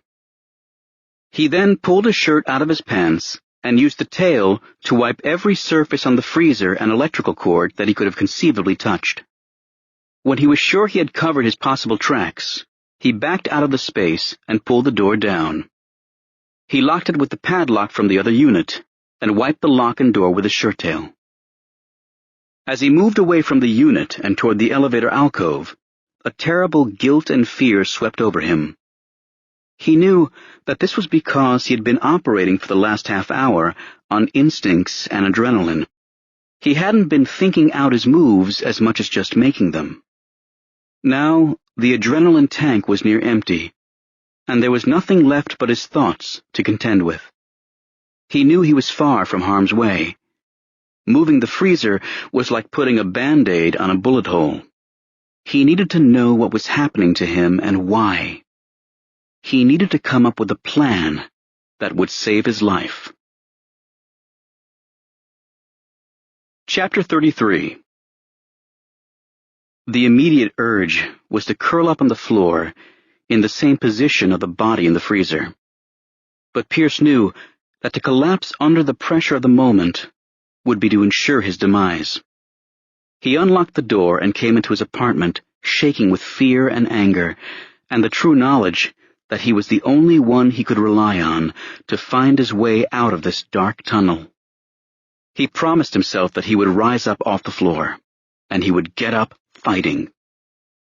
As if to underscore this avowal, he balled a fist and took a swing at the 5-day-old standing lamp Monica Pearl had ordered and then positioned next to the couch. His punch sent it crashing into the wall, where its beige shade collapsed and the bulb shattered. The lamp slid down the wall to the floor like a punch-drunk boxer. There! God damn it! He sat down on the couch, but then immediately stood up. All his pistons were firing. He had just moved and hidden a body, a murder victim. Sitting down seemed like the least wise thing to do. Yet he knew he had to. He had to sit down and look at this. He had to think like a scientist, not like a detective. Detectives move on a linear field. They moved from clue to clue and then put together the picture. But sometimes the clues added up to the wrong picture. Pierce was a scientist. He knew he had to go with what had always worked for him. He had to approach this the way he had approached and solved the question of the car search, from the bottom. Find the logic gateways, the places where the wires crossed. Take apart the frame and study the design, the architecture. Throw out linear thinking and approach from all new angles. Look at the subject matter and then turn it and look at it again. Grind it down to a powder and look at it under the glass. Life was an experiment, conducted under uncontrolled conditions. It was one long chemical reaction that was as unpredictable as it was vibrant. But this setup was different. It had occurred under controlled circumstances. The reactions were predicted and expected. In that, he knew was the key. That meant it was something that could be taken apart. From his backpack, he pulled out his notebook and was ready to write, ready to attack. The first object of his scrutiny was Wentz, a man he did not know and had never met before the day he assaulted him. A man that in initial view was the linchpin of the frame. The question was, why would Wentz choose Pierce to hang a murder on? After a few minutes of turning it and grinding it and looking at it from opposite angles, Pierce came to some basic case logic. Conclusion 1. Wentz had not chosen Pierce. There was no logical connection or link that would allow for this. While animosities existed now, the two men had never met before the setup was already in play. Pierce was sure of it. And so this conclusion led in turn to the supposition that Pierce therefore had to have been chosen for Wentz by someone other than Wentz. Conclusion 2. There was a third party in the setup. Wentz and the muscle man he called 6'8" were only tools. They were cogs in the wheels of the setup. Someone else's hand was behind this. The third party. Now Pierce considered this. What did the third party need to build the frame? The setup was complex and relied on Pierce's predictable movements in a fluid environment.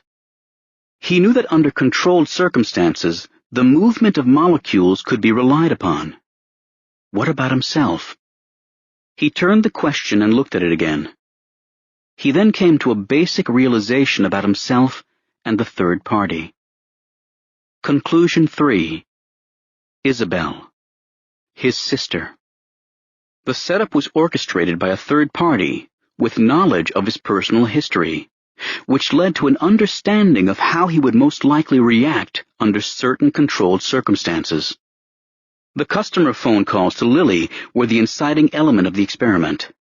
The third party understood how Pierce would likely react, that he would investigate and pursue, that he would be predisposed to chase his sister's ghost. Therefore, the third party knew about his sister's ghost. The third party knew about Isabel. Conclusion 4. The wrong number was the right number. He had not been randomly assigned Lily Quinlan's old number. It was intentional. It was part of the setup. Conclusion 5. Monica Pearl. She was part of it. She had set up his phone service. She had to have requested the phone number that would trip the setup. Pierce got up and started pacing. This last conclusion changed everything. If the setup was tied to Monica, then it was tied to Amadeo. It meant the frame was part of a conspiracy of a higher order. It wasn't about hanging a murder on Pierce. It was about something else.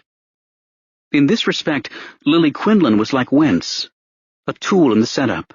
a cog in the wheel. Her murder was simply a way to get to Pierce. Putting the horror of this aside for the moment, he sat back down and now considered the most basic question, the one for which the answer would explain all. Why? Why was Pierce the target of the frame? What did they want? He turned it and looked at it from another angle. What would happen if the setup succeeded? In the long run, he would be arrested, tried, and convicted. He would be imprisoned, possibly even put to death. In the short run, there would be media focus and scandal, disgrace. Maurice Goddard and his money would go away. Amadeo Technologies would crash and burn. He turned it again, and the question became one of means to an end. Why go to the trouble? Why the elaborate plot? Why kill Lily Quinlan and set up a vast scheme that could fall apart at any step along the way? Why not simply target Pierce? Kill Pierce instead of Lily, and achieve the same end with much simpler means. He would be out of the picture again. Goddard still walks, and Amadeo still crashes and burns. Conclusion 6. The target is different. It is not Pierce, and it is not Amadeo. It is something else. As a scientist, Pierce enjoyed most the moments of clarity in the vision field of a microscope. The moment things came together, when molecules combined in a natural order, in a way he knew they would. It was the magic he found in his daily life. A moment of similar clarity struck him then on the couch. It was a moment in which he glimpsed the big picture and knew the natural order of things. Proteus, he whispered. They wanted Proteus. Conclusion 7. The setup was designed to push Pierce so hard into a corner that he would have no choice but to give up what they wanted, the Proteus project. He would trade Proteus for his freedom, for the return of his life. Pierce backed up. He had to be sure. He ran it all through his mind again, and once more came up with Proteus. He leaned forward and ran his fingers through his hair. He felt sick to his stomach. Not because of concluding Proteus was the ultimate target, but because he had jumped quickly ahead of that. He had ridden the wave of clarity all the way into shore. He had put it together. He finally had the big picture, and in the middle of it stood the third party. She was smiling at him, her eyes bright and beautiful. Conclusion 8. Nicole. She was the link. She was the one who connected all the dots. She had secret knowledge of the Proteus project because he had given it to her. He goddamn demonstrated it to her. And she knew his most secret history.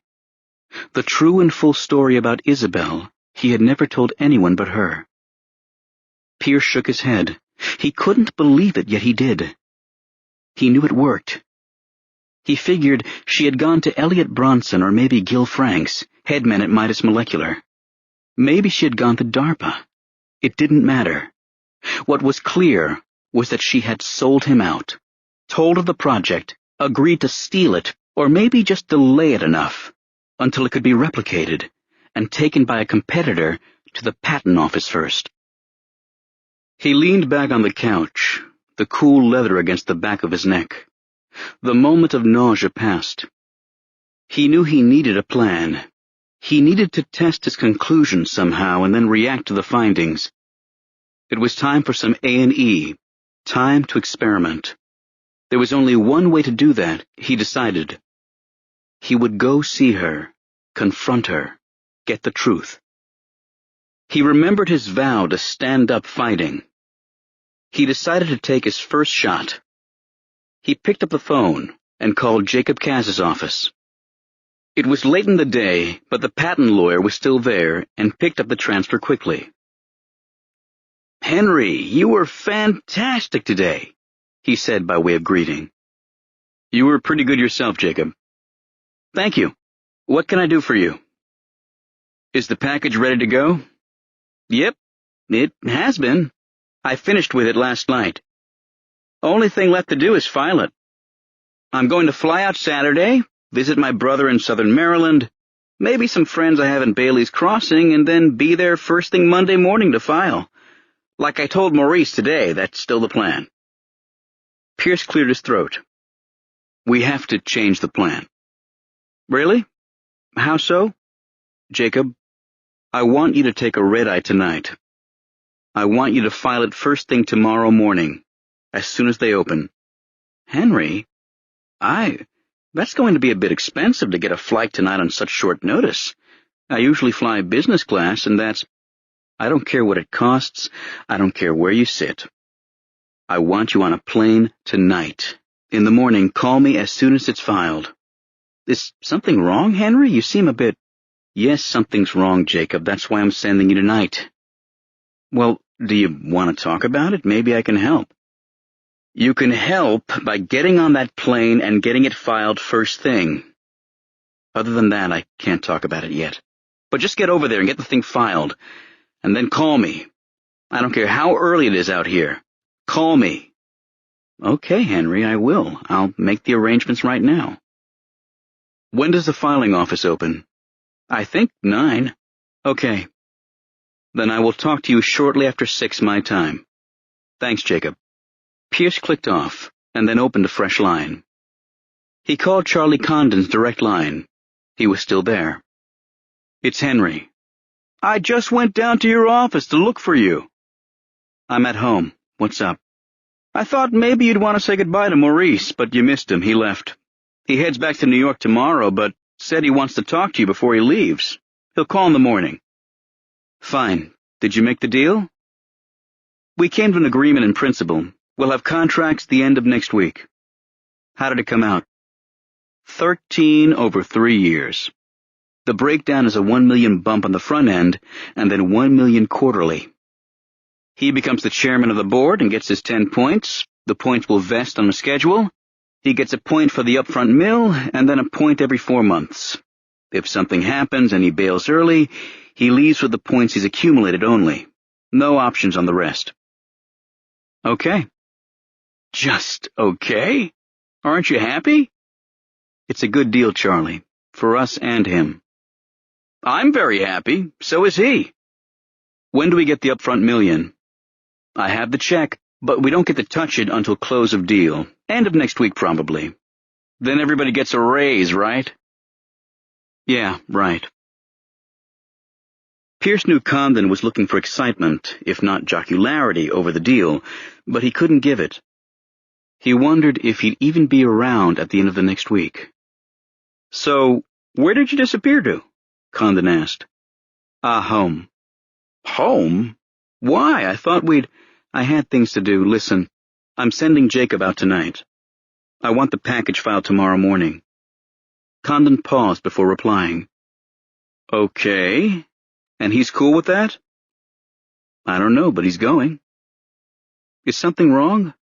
I don't know yet. I just don't want to take the chance. Nervous, huh? Yeah. Did Maurice or Justine ask you anything about me? Anything more about the accident? There was a silence while Condon evidently thought about this. No, in fact, I thought they might bring up that thing about wanting the accident report again, but they didn't. I had called Cody Zeller, and he said he'd be able to come up with one for us, if we needed it. It would look official. Compounding lies with lies. Pierce knew it was a dangerous way to live and work and run a company. Hold off on that until you hear whether they really want it. Yeah, I know, they asked for it before the presentation. I think they were so blown away by what they saw in the lab that they don't care anymore about what happened to your face. Pierce remembered the blood-red color of Goddard's face in the vision field of the heat resonance goggles. I hope so. You ever going to tell me what happened to you? Pierce looked at his watch. Not right now, Charlie. I've got to go. After hanging up, Pierce pulled out his key ring to check for something. Not the padlock keys. He had left them behind at the storage facility, hidden on the top of an exit sign on the 3rd floor. He checked the ring to make sure he still had the key to the house on Amalfi Drive. If Nicole wasn't home, he was going to go in. Chapter 34. Pierce took the California incline down to the Coast Highway, and then north, to the mouth of Santa Monica Canyon. He turned right on Channel and parked at the first meter he found open. He then got out of the BMW and walked back toward the beach, looking over his shoulder and about him every 10 yards for followers. When he got to the corner, he looked around once more, and then quickly went down the stairs into the pedestrian tunnel that went under the highway to the beach. The walls of the tunnel were a collage of graffiti, some of it recognized by Pierce, even though it had been at least a year since he had walked through the tunnel. During happier times with Nicole, it had been their routine to get the paper and coffee on Sunday mornings and take it all down to the beach. But in the last year, Pierce was working on Proteus most Sundays and didn't have time for the beach. On the other side, the tunnel branched into 2 separate staircases leading up. He knew the further staircase came up on the sand right next to the drainage channel that emptied surface water runoff from the canyon into the ocean. He chose this stairway and came up into the sunlight to find the beach deserted. He saw the yellow lifeguard stand where he and Nicole would have their coffee and read the paper. It looked as abandoned as their Sunday ritual had become. He just wanted to see it, to remember it, before he went up the hill to her. After a while, he turned back to the mouth of the tunnel and went back down the stairs. A quarter way back through the 60-yard tunnel, Pierce saw a man coming down the opposite staircase. Because of the light from above him, the man was in silhouette. Pierce was suddenly stricken with the thought of a confrontation with Renner in the tunnel. The cop had followed him and was here to arrest him. The man approached, moving swiftly and still unidentifiable. He now seemed big, or at least bulky. Pierce slowed his step, but knew that their meeting was inevitable. To turn and run would be a ridiculous show of guilt. When they were 20 feet apart, the approaching man cleared his throat. A few feet later, he came into view, and Pierce saw that it wasn't Renner. It was no one that he knew. The man was in his early 20s and looked like a burned-out surfer. He incongruously wore a heavy ski jacket that was unzipped and open to reveal he had no shirt on underneath. His chest was smooth and tan and hairless. "Hey, you looking for some?" "What happened to your face, man?" Pierce kept moving past him, picking up his stride, not answering.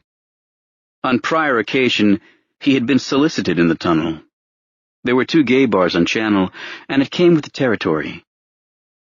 Pulling away from the curb a few minutes later, Pierce checked the mirrors of the BMW and saw no followers.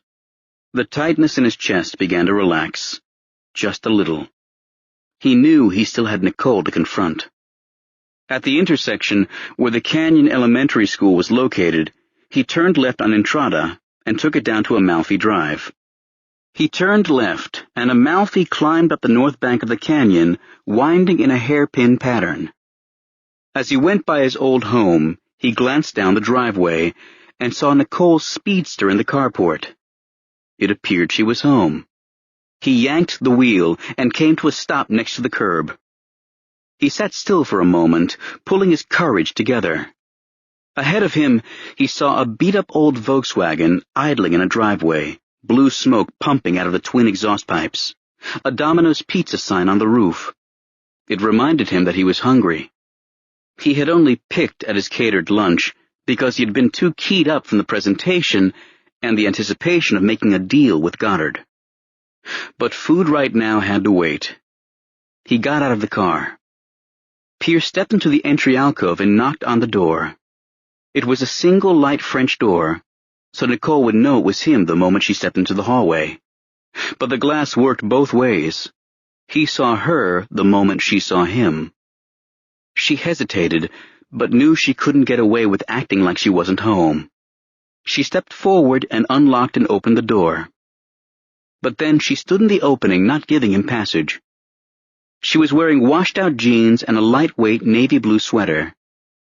The sweater was cut to show off her flat and tan stomach, and the gold ring that pierced her navel. She was barefoot, and Pierce imagined that her favorite clogs were somewhere nearby. "Henry, what are you doing here?" "I need to talk to you. Can I come in?" "Well, I'm expecting some calls. Can you—" "From who? Billy Wentz?" This gave her pause. A puzzled look entered her eyes. "Who?" "You know who. How about Elliot Bronson?" She shook her head like she felt sorry for him. "Look, Henry, if this is some kind of jealous ex-boyfriend scene, you can save it.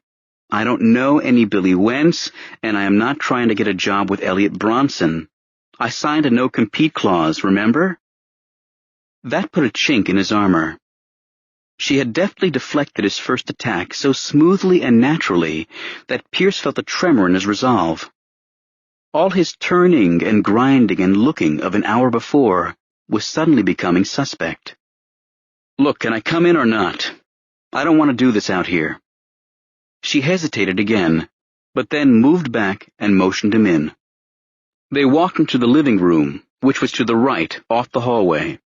It was a large, dark room with cherrywood floors and 16-foot ceilings. There was an empty spot where his leather couch had been, the only piece of furniture he had taken. Otherwise, the room was still the same. One wall was a vast floor-to-ceiling bookcase with double-depth shelves. Most of the shelves were filled with her books, 2 layers on each. She only put books she had read on these shelves, and she had read a lot. One of the things Pierce had loved most about her was that she would rather spend an evening on the couch reading a book and eating peanut butter and jelly sandwiches than go to a movie and chinois for dinner. It was also one of the things he knew he had taken advantage of. She didn't need him to read a book, and it made it easier to stay in the lab that extra hour. Or those extra hours, as it more often was. "Are you feeling all right?" she said, trying for a level of cordiality. "You look a lot better." "I'm fine." "How did it go with Maurice Goddard today?" "It went fine. How did you know about it?" His face adopted a put-out expression. "Because I was working there until Friday, and the presentation was already scheduled, remember?" He nodded. She was right. Nothing suspicious there. "I forgot." "Is he coming on board?" "It looks like it." She didn't sit down. She stood in the middle of the living room and faced him. The shelves of books rose fortress-like behind her, dwarfing her, all of them silent condemnations of him, each one a night he didn't come home to her. They intimidated him, and yet he knew he had to keep his anger sharp for this confrontation. "Okay, Henry, you're here. I'm here. What is it?" He nodded. Now was the time. It dawned on him that he really had no plan at this point. He was improvising. "Well, what it is that it probably doesn't matter anymore in the scheme of things, but I want to know for myself, so maybe I can live with it a little easier. Just tell me, Nikki. Did somebody get to you? Did they pressure you, threaten you? Or did you just flat out sell me out?" Her mouth formed a perfect circle. Pierce had lived with her for 3 years and believed he knew all of her facial expressions. He doubted she could put a look on her face that he hadn't seen before. And that perfect circle of a mouth he had seen before. But it was not the shock of being found out. It was confusion. "Henry, what are you talking about?" It was too late. He had to go with it. "You know what I'm talking about. You set me up. And I want to know why, and I want to know for who. Bronson? Midas? Who?" Her eyes started to get the violet sparks that he knew signaled her anger, or her tears, or both. "I have no idea what you are talking about." "Set you up for what?" "Come on, Nicole. Are they here? Hey, is Elliot hiding in the house? When do I get the presentation from them? My life back for Proteus." "Henry, I think something's happened to you. When they held you over the balcony and you hit the wall, I think Bullshit! You were the only one who knew the story about Isabel. You were the only one I ever told, and then you used it to do this. How could you do that? For money? Or was it just to get me back for messing things up between us? He could see her starting to tremble, to weaken. Maybe he was cracking through. She raised her hands, fingers splayed, and backed away. She was moving back toward the hallway. Get out of here, Henry. You're crazy. If it wasn't the wall, then it was too many hours in the lab. It finally made you snap. You better go check into a... You're not getting it, he said calmly. You're not getting Proteus. Before you even wake up tomorrow, it will be registered. You understand that? No, Henry, I don't. What I'd like to know is, who killed her? Was it you? Or did you have Wentz do it for you? He took care of all the dirty work, didn't he? That stopped her. She turned and almost shrieked at him. What? What are you saying? Killed who? Can you even listen to yourself? He paused, hoping she would calm down. This wasn't going the way he thought or hoped it would. He needed an admission from her. Instead, she was starting to cry. Nicole, I loved you. Fuck it, I still do. She composed herself, wiped her cheeks, and folded her arms across her chest. Okay. Will you do me one favor, Henry? She asked quietly. Haven't you gotten enough from me? What more do you want? Would you please sit down on that chair there, and I'll sit over here.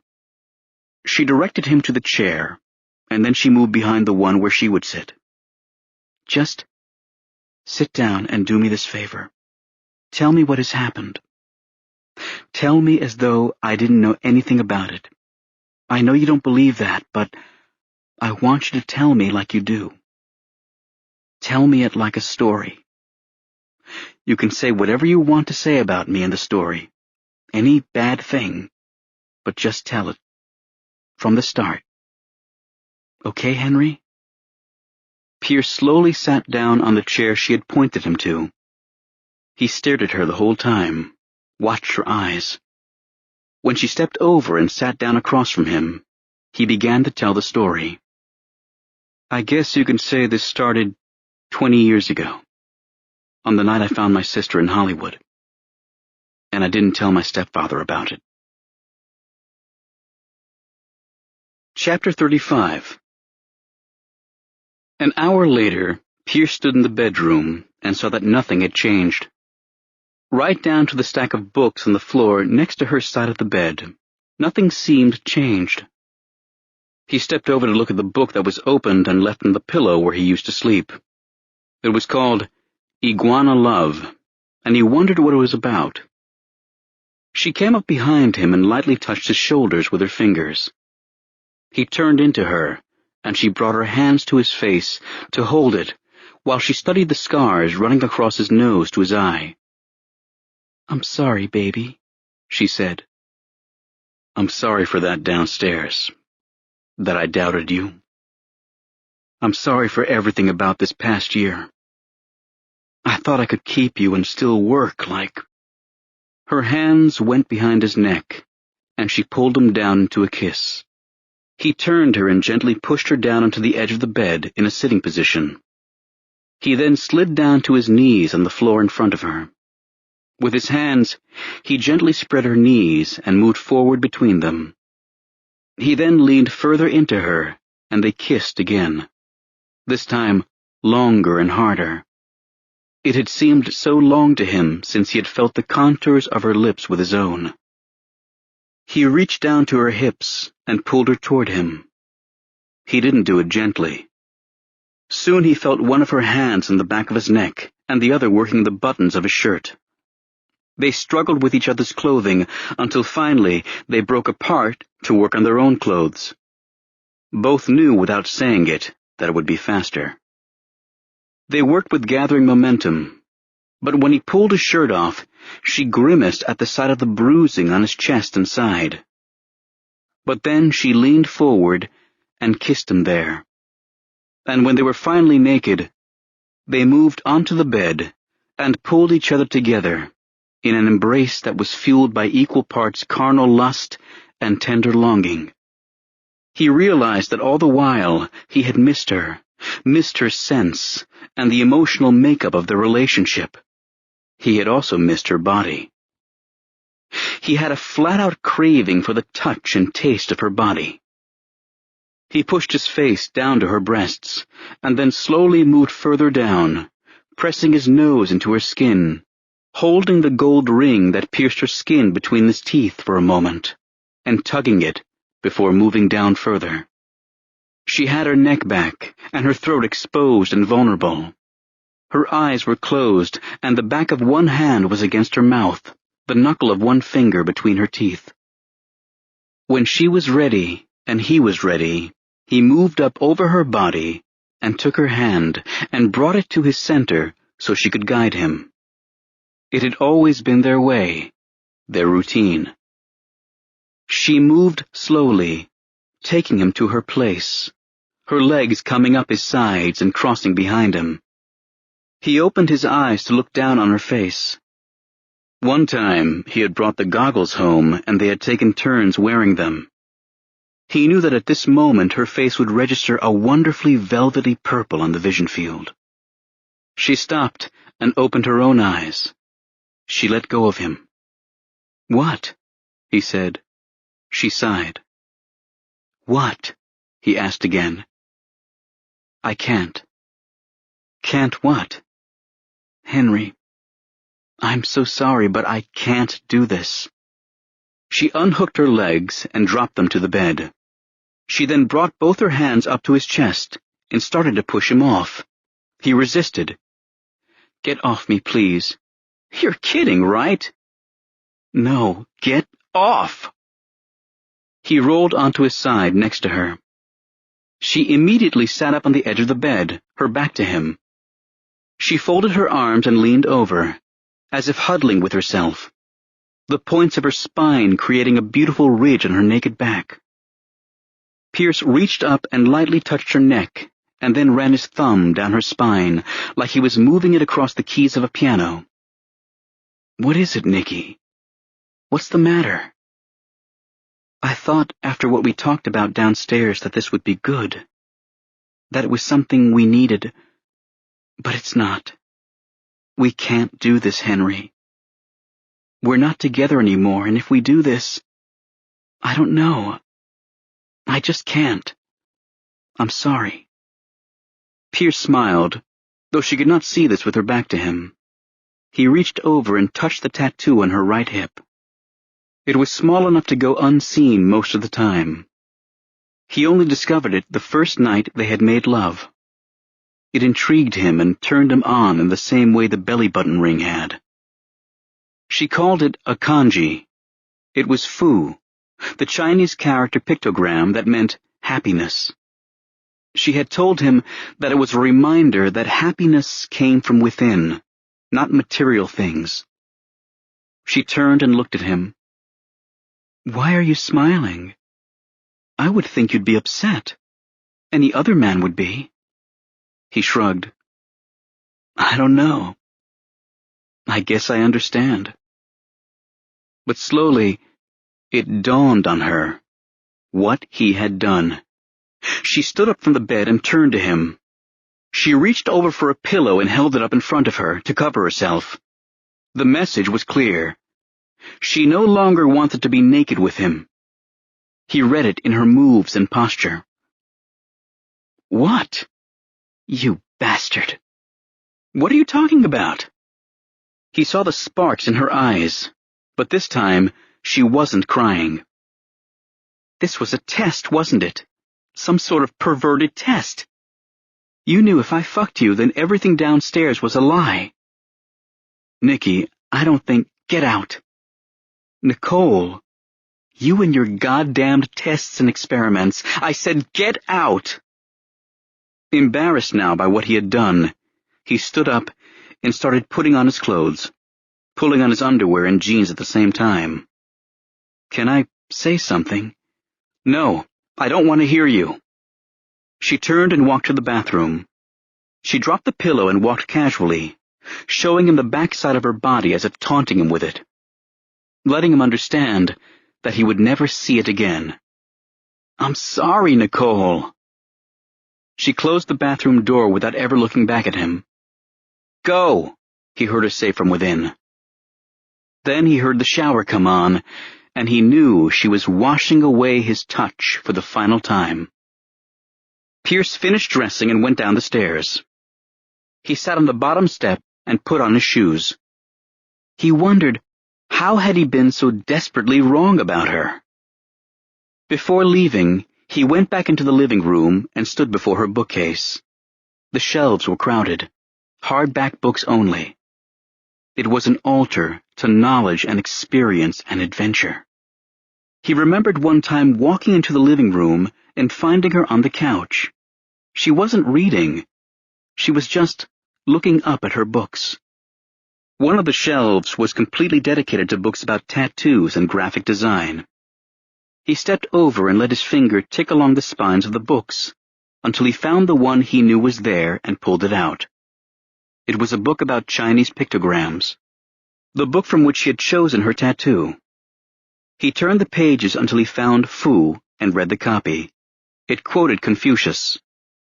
"With coarse rice to eat, with only water to drink, and my bended arm for a pillow, I am happy." He should have known. Pierce knew he should have known it wasn't her. The logic was wrong. The science was wrong. It had led him to doubt the one thing he should have been sure of. He turned the pages of the book until he came to Shu, the symbol of forgiveness. "Forgiveness is the action of the heart," he read out loud. He took the book to the coffee table and placed it down, still open to the page displaying Shu. He knew she would find it soon. Locking the door, he pulled it closed behind him and went to his car. He sat behind the wheel, thinking about what he had done, about his sins. He knew he got what he deserved. Most people did. He slid the key in and turned over the engine. The random access memory of his mind produced the image of the pizza delivery car he had seen earlier, a reminder that he was hungry. And in that moment, atoms smashed together to create a new element. He had an idea. A good one. He turned the car off and got back out. Nicole was either still in the shower or not answering the door, but he didn't care because he still had a key. He unlocked the door and walked down the hallway toward the kitchen. "Nicole," he called. "It's me. I just need to use the phone." There was no response, and he thought he could hear the sound of water running far off in the house. She was still in the shower. On the kitchen phone, he dialed information for Venice and asked for the number for Domino's Pizza. There were 2 locations, and he took both numbers, writing them down on a pad Nicole kept by the phone.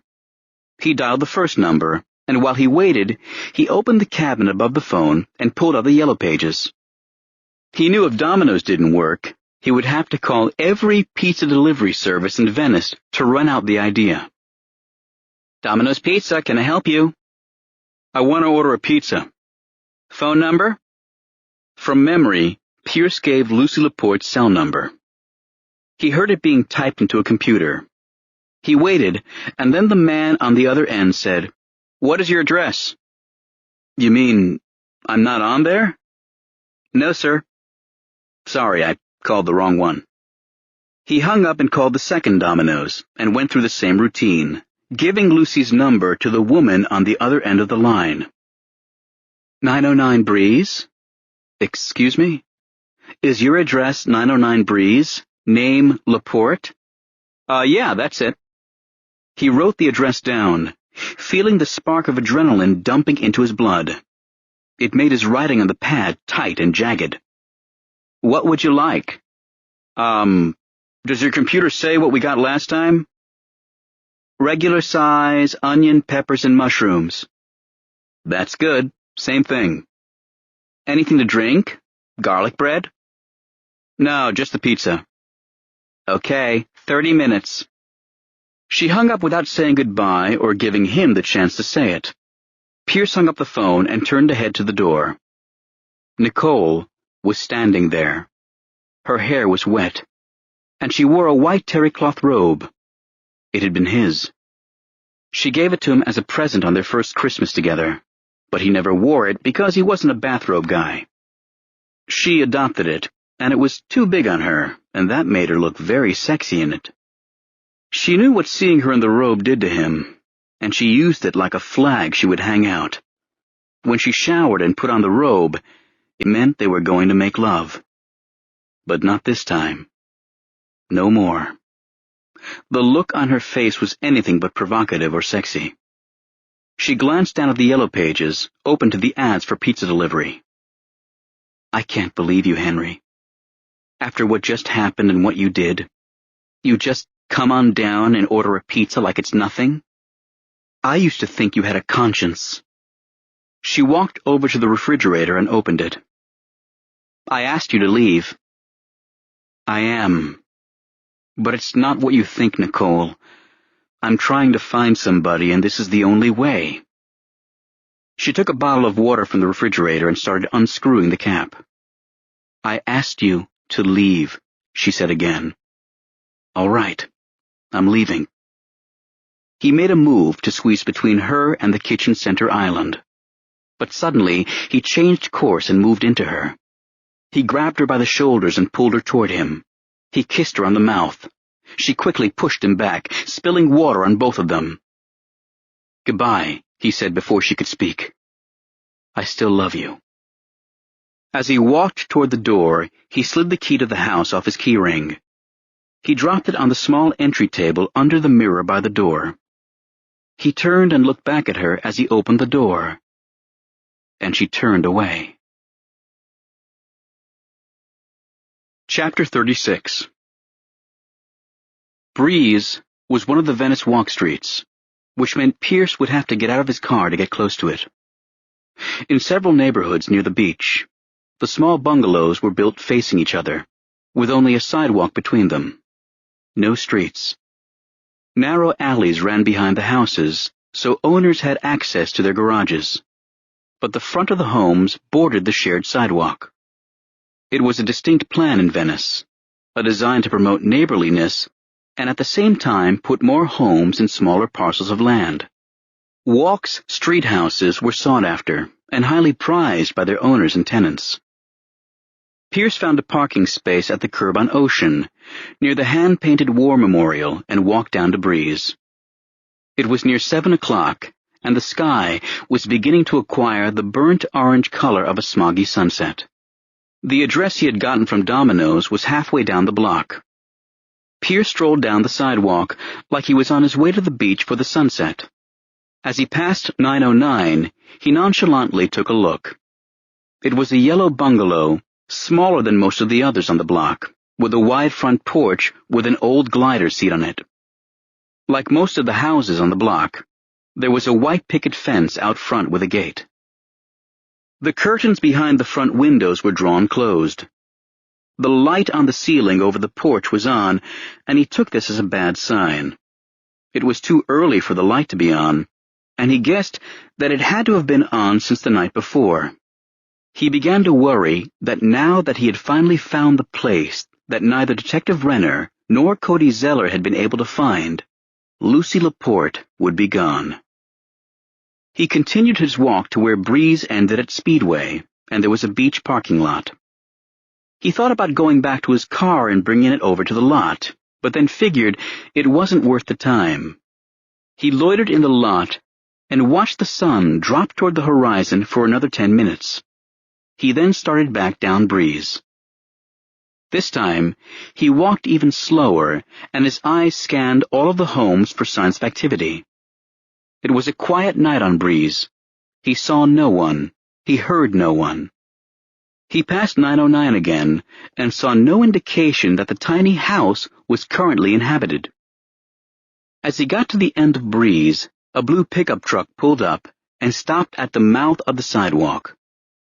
It had the familiar Domino's sign on the top. A small man of Mexican descent jumped out with a red insulated pizza carrier and quickly headed down the sidewalk. Pierce let him get a good lead and then followed. He could smell the pizza despite the insulation. It smelled good. When the man walked across the porch to the front door of 909, Pierce slowed to a stop and used the red bougainvillea tree in the next-door neighbor's yard as a blind. The pizza man knocked twice, louder the second time, and looked like he was about to give up when the door was opened. Pierce realized he had chosen a poor location to watch from because the angle of view prevented him from seeing into the house. But then he heard a voice and knew it was Lucy Laporte who had answered the door. "I didn't order that." "Are you sure?" "I have 909 Breeze." The pizza man opened the side of his carrier and pulled out a flat box. He read something off the side. "Laporte, regular with onion, pepper, and mushroom?" She giggled. "Well, that's me, and that's what I usually get, but I didn't order that one tonight. Maybe it was like a computer glitch or something, and the order came in again." The man looked down at the pizza and sadly shook his head. "Well, okay then. I tell them." He shoved the box back into the carrier and turned from the door. As he came down off the porch, the door of the house was closed behind him. Pierce was waiting for him by the bougainvillea tree with a $20 bill. "Hey, if she doesn't want it, I'll take it." The pizza man's face brightened. "Okay, fine with me." Pierce exchanged the 20 for the pizza. "Keep the change." The pizza man's face brightened further. He had turned a delivery disaster into a large tip. "Thank you. Have a good night." "I'll try." Without hesitation, Pierce carried the pizza to 909, went through the front gate, and up onto the porch. He knocked on the door and was thankful there was no peephole, at least that he could see. It only took a few seconds for her to answer the door this time. Her eyes were cast down to the expected level of the small pizza man. When she raised them and saw Pierce and registered the damage to his face, the shock contorted her own unbruised, undamaged face. "Hey, Lucy. You said next time bring your pizza, remember?" "What are you doing here?" "You're not supposed to be here. I told you not to bother me."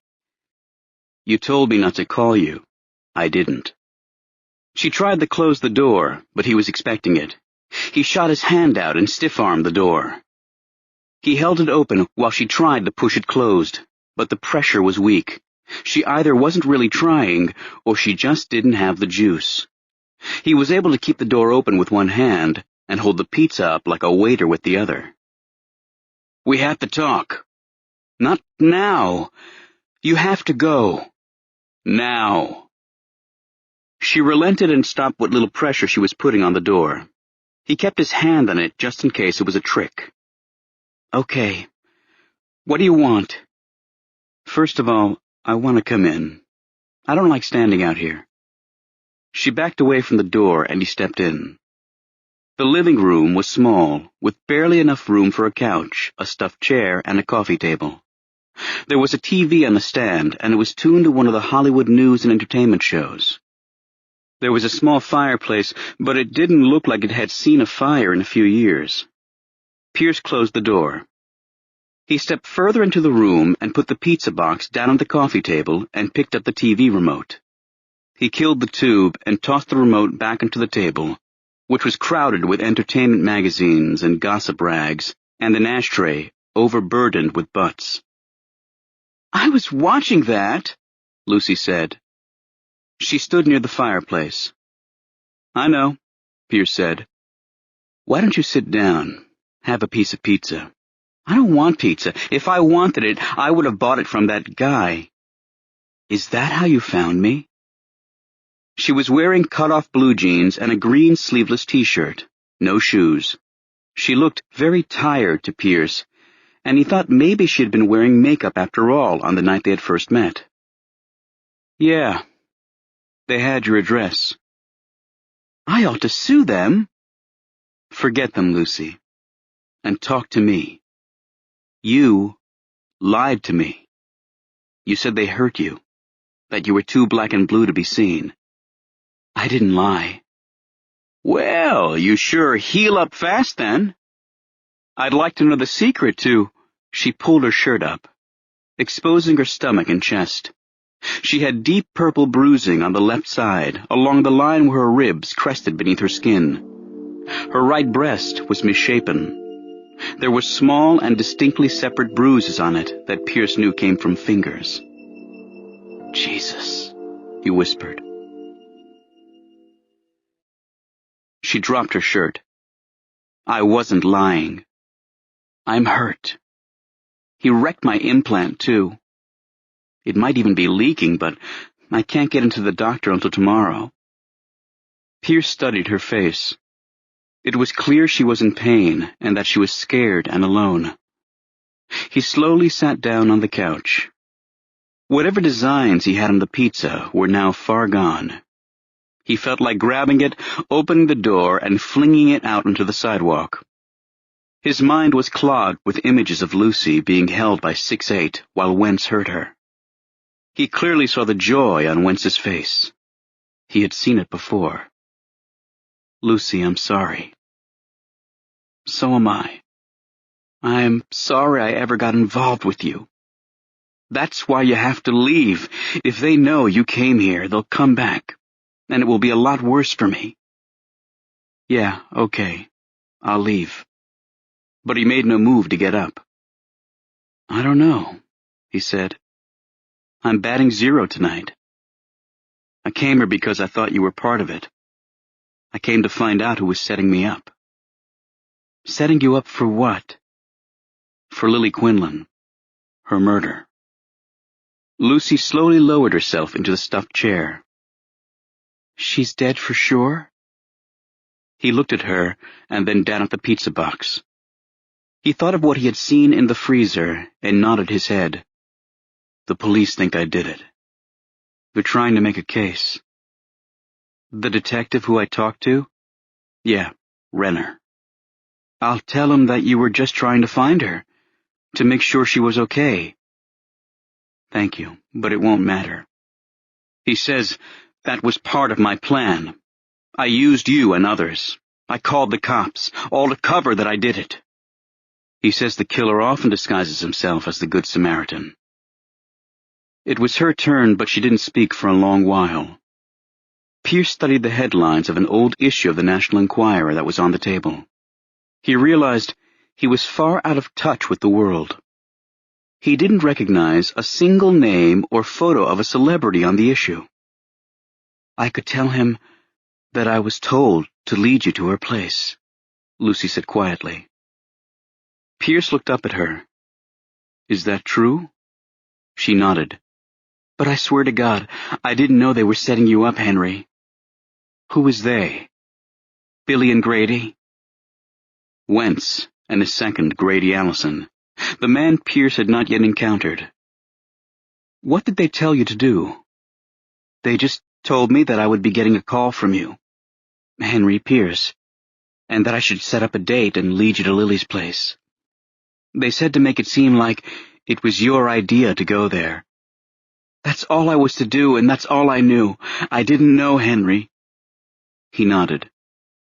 That's okay, I understand. I am not mad at you, Lucy. You had to do what they told you to do. He thought about this, turning it, and trying to see if this was significant information.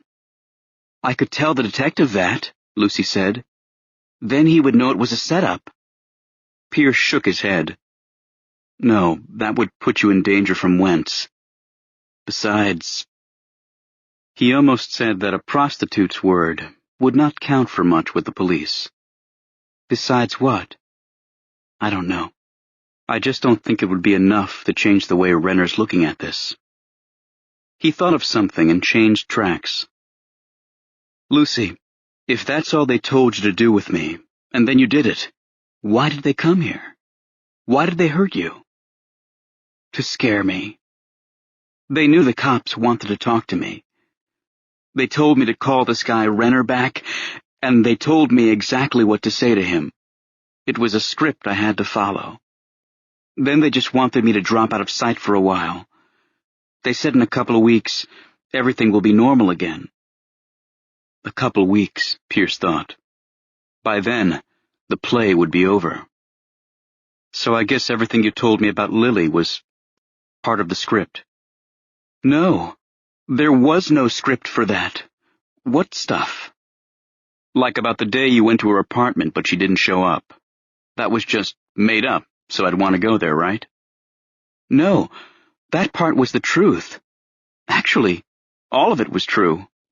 I didn't lie to you, Henry. I just led you. I used the truth to lead you where they wanted you to go. And you wanted to go. The client, the car, all that trouble, it was all true. What do you mean, the car? I told you before. The parking space was taken and that was supposed to be left open for the client, my client. It was a pain in the ass because we had to go park and then walk back and he was getting all sweaty. I hate sweaty guys. Then we get there and there's no answer. I was all fucked up. It all came back to Pierce. He had missed it in the first go-round because he didn't know what to ask. He didn't know what was important. Lily Quinlan didn't answer the door that day because she was dead inside the apartment. But she might not have been alone. There was a car. Was it her car in the space? No, like I said, she always left it for the client. Do you remember the car that was there? Yeah, I remember, because they left the top down, and I wouldn't leave a car like that with the top down in that neighborhood. Too close to all the dregs that hang out at the beach. What kind of car was it? It was a black Jag. With the top down? Yeah, that's what I said. Pierce stared at her without speaking for a long time. For a moment, he felt lightheaded and thought he might fall over on the couch, go face first into the pizza box. Everything came rushing into his mind at once. He saw it all, lit up and shining, and everything seemed to fit. Aurora Borealis. He whispered it just under his breath. What? Lucy asked. Pierce pulled himself up from the couch. I have to go now. Are you all right? I am now. Do you want to take your pizza? Pierce shook his head. I don't think I could eat it. Chapter 37. It was 2 hours before Cody Zeller finally showed up at Amadeo Technologies. Because Pierce needed his own time to prepare things, he hadn't even made the call to his friends until midnight. He then told Zeller that he had to come in, that there had been a breach in the computer system. Zeller had protested that he was with someone and couldn't get away until morning. Pierce said that the morning would be too late. He said that he would accept no excuse, that he needed him, that it was an emergency. Pierce made it clear, without saying so, that attendance was required if Zeller wanted to keep the Amadeo account and their friendship intact. It cost him to say this last part, because at that moment, the friendship was already irreversibly sundered. 2 hours after that call, Pierce was in the lab waiting and watching the security cameras on the computer station monitor. It was a multiplex system that allowed him to track Zeller as he parked his black Jaguar in the garage and came through the main entrance doors to the security dais, where the lone security man on duty gave him a scramble card and instructions to meet Pierce in the lab. Pierce watched Zeller ride the elevator down and move into the man-trap. At that point, he switched off the security cams and started the computer's dictation program. He adjusted the microphone on the top of the monitor and then killed the screen.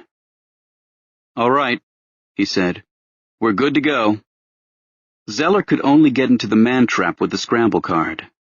The second door had a keypad lock. Of course, Pierce had no doubt Zeller knew the entry combination, as it was changed every month and the new number sent to the lab staff by email.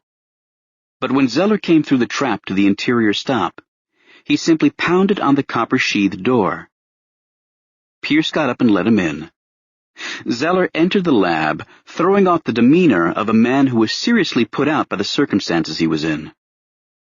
"All right, Hank, I'm here. What's the big crisis?" "You know, I was right in the middle of knocking off a piece when you called." Pierce went back to his seat at the computer station and sat down. He swiveled the seat around so he was looking at Zeller. "Well, it took you long enough to get here, so don't tell me you stopped because of me." "How wrong you are, my friend. I only took so long because, being the perfect gentleman that I am, I had to get her back to the valley, and goddamn if there wasn't a friggin' slide again in Malibu Canyon, so then I had to go turn around and go all the way down to Topanga. I still got here as fast as I could. What's that smell, anyway?" Zeller was speaking very fast. Pierce thought he might be drunk or high or both. He didn't know how this would affect the experiment. It was adding a new element to the settings. "Carbon," he said. "I figured I'd bake a batch of wires while I waited on you." Pierce nodded toward the closed door of the wire lab. Zeller snapped his fingers repeatedly as he attempted to draw something from memory. "That smell! It reminds me of when I was a kid, and I'd set my little plastic cars on fire. Yeah, my model cars, like you made from a kit with glue." "That's a nice memory. Go in the lab there. It's worse. Take a deep breath, and maybe you'll have the whole flashback." "No thanks, I think I'll pass on that for the time being." "Okay, so, I'm here. What's the rumpus?" Pierce identified the question as a line from the Coen Brothers film, Miller's Crossing, a Zeller favorite and dialogue bank from which he often made a withdrawal. But Pierce didn't acknowledge knowing the line. He wasn't going to play that game with Zeller this night. He was concentrating on the play, the experiment he was conducting under controlled conditions. "I told you, we've been breached," he said. "Your supposedly impregnable security system is for shitcode. Somebody's been stealing all our secrets." The accusation made Zeller immediately become agitated. His hands came together in front of his chest, the fingers seemingly fighting with one another. Whoa! First of all, how do you know somebody's stealing secrets?" "I just know." "All right, you just know. I guess I am supposed to accept that." "Okay. Then how do you know it's through the data system and not just somebody's big mouth leaking it or selling it? What about Charlie Condon? I've had a few drinks with him. He likes to talk, that guy." "It's his job to talk. But I'm talking about secrets Charlie doesn't even know, that only I and a few others know. People in the lab, and I'm talking about this." He opened the drawer in the computer station and pulled out a small device that looked like a relay switchbox. It had a small antenna attached. He put it down on the top of the desk. "I got suspicious and went into the maintenance files and looked around but didn't find anything. So I then went and looked at the hardware on the mainframe and found this little attachment. It's got a wireless modem. I believe it's what you guys call a sniffer." Zeller stepped closer to the desk and picked up the device. "Us guys? Do you mean corporate computer security specialists?" He turned the device in his hands. It was a data catcher, programmed and attached to a mainframe. It would intercept and collect all email traffic in the computer system and ship it out over the wireless modem to a predetermined location. In the lingo of the hacking world, it was called a sniffer because it collected everything, and the thief was then free to sniff through all the data for the gems. Zeller's face showed a deep concern. It was a very good act, Pierce thought. "Homemade," Zeller said as he examined the device. "Aren't they all?" Pierce asked. "It's not like you can bop into a Radio Shack and pick up a sniffer."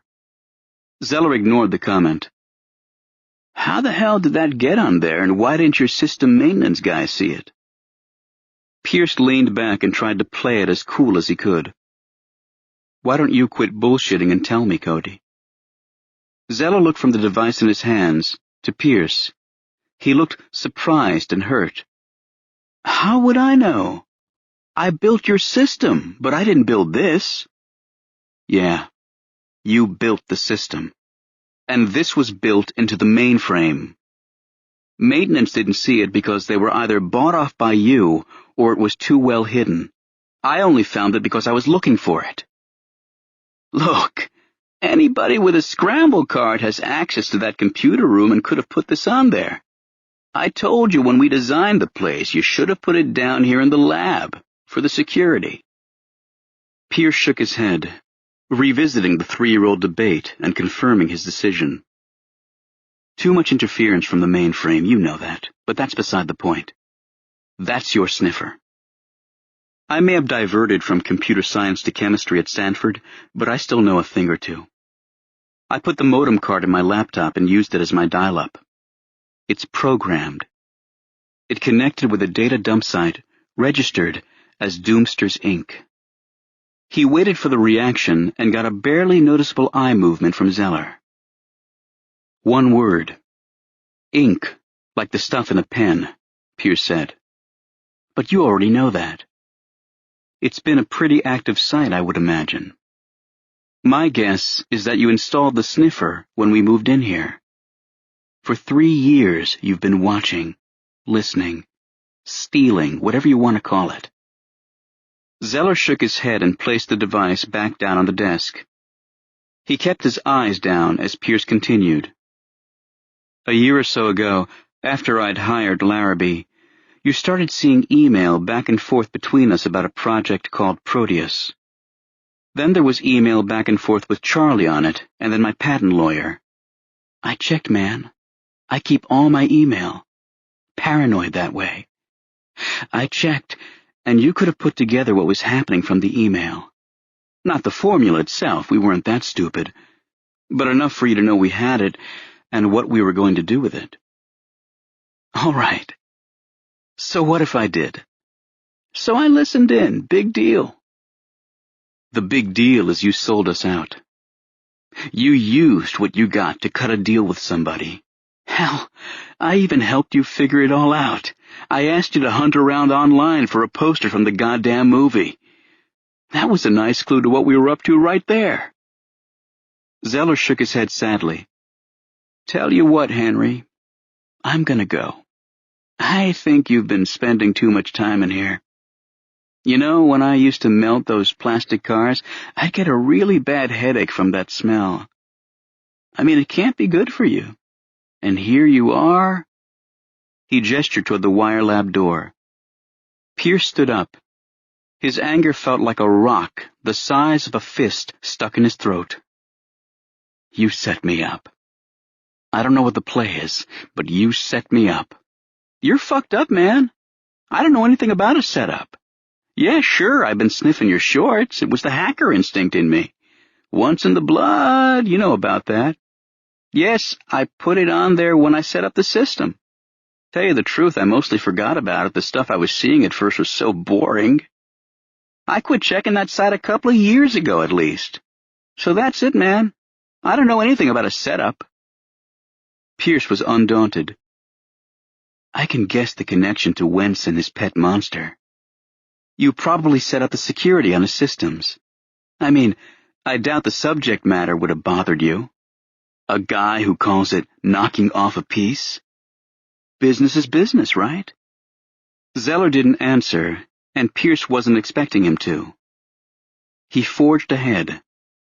And the phone number. The number was the key. At first, I thought it had to be my assistant, that she had to have requested the number for the scheme to begin. But then I realized it was the other way around. You got my number in the email I sent to my A-list. You then turned around and put it on the site, on Lily's webpage. And then it all began. Again, he waited for a response and got none. But the part I'm having trouble with is my sister. She was part of this. You had to know about her, about the time I found her and let her go. It had to be part of the planning, part of the profile. You had to know that this time I wouldn't let it go. that I would look for Lily and walk right into the setup. Zeller didn't respond. He turned and moved to the door. He turned the knob, but the door wouldn't come open. The combination had to be entered to go in or out. "Open the door, Henry. I want to leave." "You're not leaving until I know what the play is. Who are you doing this for? How much are they paying you?" "All right, fine. I'll do it myself." Zeller punched in the combination and sprang the door lock. He pulled the door open and looked back at Pierce. "Vaya con Dios, dude." "How'd you know the combination?" That put a pause in Zeller's step, and Pierce almost smiled. His knowing and using the combination was an admission. Not a big one, but it counted. "Come on. How'd you know the combo? We change it every month. Your idea, in fact. We put it out on email to all the lab rats, but you said you haven't checked the sniffer in 2 years. So how'd you know the combo?" Pierce turned and gestured to the sniffer. Zeller's eyes followed and landed on the device. Then the focus of his eyes moved slightly, and Pierce saw him register something. He stepped back into the lab and let the man-trap door close behind him with a loud thump. "Henry, why do you have the monitor off? I see you've got the tower on, but the monitor's off." Zeller didn't wait for an answer, and Pierce didn't give one anyway. Zeller stepped over to the computer station and reached down and pushed the monitor's on-off button. The screen activated, and Zeller bent down, both hands on the desk, to look at it. On the screen was the transcription of their conversation. The last line reading, "Henry, why do you have the monitor off? I see the tower's on, but the monitor's off." It was a good program. A third-generation high-resonance voice recognition system from Sacred Software. The researchers in the lab used it routinely to dictate notes from experiments or to describe tests as they were conducted. Pierce watched as Zeller pulled out the keyboard drawer and typed in commands to kill the program. He then erased the file. "It will still be recoverable," Pierce said. "You know that." "That's why I'm taking the drive." He squatted down in front of the computer tower and slid it around so he could get to the screws that held the shell in place. He took a folding knife out of his pocket and snapped open a Phillips bit. He pulled out the power cord and began the work with the top screw on the shell. But then he stopped. He had noticed the phone line jacked into the back of the computer. He unplugged it and held the line in his hand. "Now, Henry, that's unlike you. A paranoid like you. Why would you have the computer jacked?" "Because I was online. Because I wanted that file you just killed to be sent out as you said the words. It's a sacred soft program. You recommended it, remember? Each voice receives a recognition code. I set up a file for you. It's as good as a tape recording. If I have to, I'll be able to match your voice to those words." Zeller reached up from his crouched position and slapped his tool down hard on the desk. His back to Pierce, the angle of his head rose, as if he was looking up at the dime taped to the wall behind the computer station. Slowly he stood up, going into one of his pockets again. He turned around while opening a silver cell phone. "Well, I know you don't have a computer at home, Henry," he said.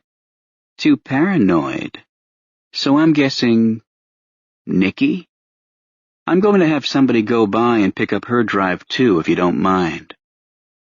A moment of fear seized Pierce, but he calmed himself. The threat to Nicole wasn't counted on, but it wasn't totally unexpected either. But the truth was the phone jack was just part of the play. The dictation file had not been sent anywhere. Zeller waited for his call to go through, but it didn't. He took his phone away from his ear and looked at it, as if it had betrayed him. Goddamn phone. "There's copper in the walls, remember? Nothing gets in, but nothing gets out either." "Fine. Then I'll be right with you. Zeller punched in the door combination again and moved into the man-trap. As soon as the door closed, Pierce went over to the computer station. He picked up Zeller's tool and unfolded a blade. He knelt down by the computer tower and picked up the phone line, looped it in his hand, and then sliced through it with the knife. He stood up and put the tool back on the desk along with the cut piece of phone line just as Zeller came back through the man-trap. Zeller was holding the scramble card in one hand and his phone in the other. "Sorry about that," Pierce said. "I had them give you a card that would let you in, but not out. You can program them that way." Zeller nodded his head and saw the cut phone line on the desk. "And that was the only line into the lab," he said. "That's right." Zeller flicked the scramble card at Pierce, like he was flipping a baseball card against the curb. It bounced off Pierce's chest and fell to the floor. "Where's your card?" "I left it in my car. I had to have the guard take me down here." "We're stuck, Code. No phones, no cameras, no one coming. Nobody's coming down here to let us out for at least 5 or 6 hours, until the lab rats start rolling in. So you might as well make yourself comfortable. You might as well sit down and tell me the story." Chapter 38. Cody Zeller looked around the lab, at the ceiling, at the desks, at the framed Dr. Seuss illustrations on the walls, anywhere but at Pierce. He caught an idea and abruptly started pacing through the lab with a renewed vigor, his head swiveling as he began a search for a specific target. Pierce knew what he was doing. "There is a fire alarm, but it's a direct system. You pull it, and fire and police come. You want them coming? You want to explain it to them?" "I don't care. You can explain it." Zeller saw the red emergency pull on the wall next to the door to the wire lab. He walked over and without hesitation pulled it down. He turned back to Pierce with a clever smile on his face. But then, nothing happened. Zeller's smile broke. His eyes turned into question marks, and Pierce nodded as if to say, yes, he had disconnected the system. Dejected by the failure of his efforts, Zeller walked over to a probe station furthest from Pierce in the lab, pulled out the desk seat, and dropped heavily into it. He closed his eyes, folded his arms, and put his feet up on the table, just inches from a $250,000 scanning, tunneling microscope. Pierce waited. He had all night if he needed it. Zeller had masterfully played him. Now it was time to reverse the field. Pierce would play him. 15 years before, when the campus police had rounded up the Doomsters, they had separated them and waited them out. The cops had nothing. Zeller was the one who broke, who told everything, not out of fear, not out of being worn down, out of wanting to talk, out of a need to share his genius. Pierce was counting on that need now. Almost 5 minutes went by. When Zeller finally spoke, it was while in the same posture, his eyes still closed. "It was when you came back after the funeral." That was all he said, and a long moment went by. Pierce waited, unsure how to dislodge the rest. Finally, he went with a direct approach. "What are you talking about? Whose funeral?" "Your sister's. When you came back up to Palo Alto, you wouldn't talk about it. You kept it in. Then one night, it all came out. We got drunk one night, and I had some stuff left over from Christmas break in Maui. We smoked that up, and man, then you couldn't stop talking about it." Pierce didn't remember this. He did, of course, remember drinking heavily and ingesting a variety of drugs in the days and months after Isabel's death. He just didn't remember talking about it with Zeller or anyone else. "You said that one time when you were out cruising around with your stepfather that you did actually find her. She was sleeping in this abandoned hotel where all the runaways had taken over the rooms. You found her, and you were going to rescue her and bring her out, bring her back home. But she convinced you not to do it and not to tell your stepdad. She told you he had done things to her, raped her or whatever, and that's why she ran away. You said she convinced you she was better off on the street than at home with him. Now Pierce closed his eyes, remembering the moment of the story, if not remembering the drunken confession of it to a college roommate. So you left her and you lied to the old man. You said she wasn't there. Then for a whole nother year you two kept going out at night, looking for her. Only you were really avoiding her, and he didn't know it. Pierce remembered his plan. To get older, get out, and then come back for her. To find and rescue her then. But she was dead before he got the chance. And all his life since then, he knew she would be alive if he had not listened and believed her. You never mentioned it again after that night, Zeller said. But I remembered it. Pierce was seeing the eventual confrontation with his stepfather. It was years later. He had been handcuffed, unable to tell his mother what he knew because to reveal it would be to reveal his own complicity in Isabel's death. That one night he had found her, but then let her go and lied about it. But finally, the burden grew until it outweighed the damage the revelation could cause him.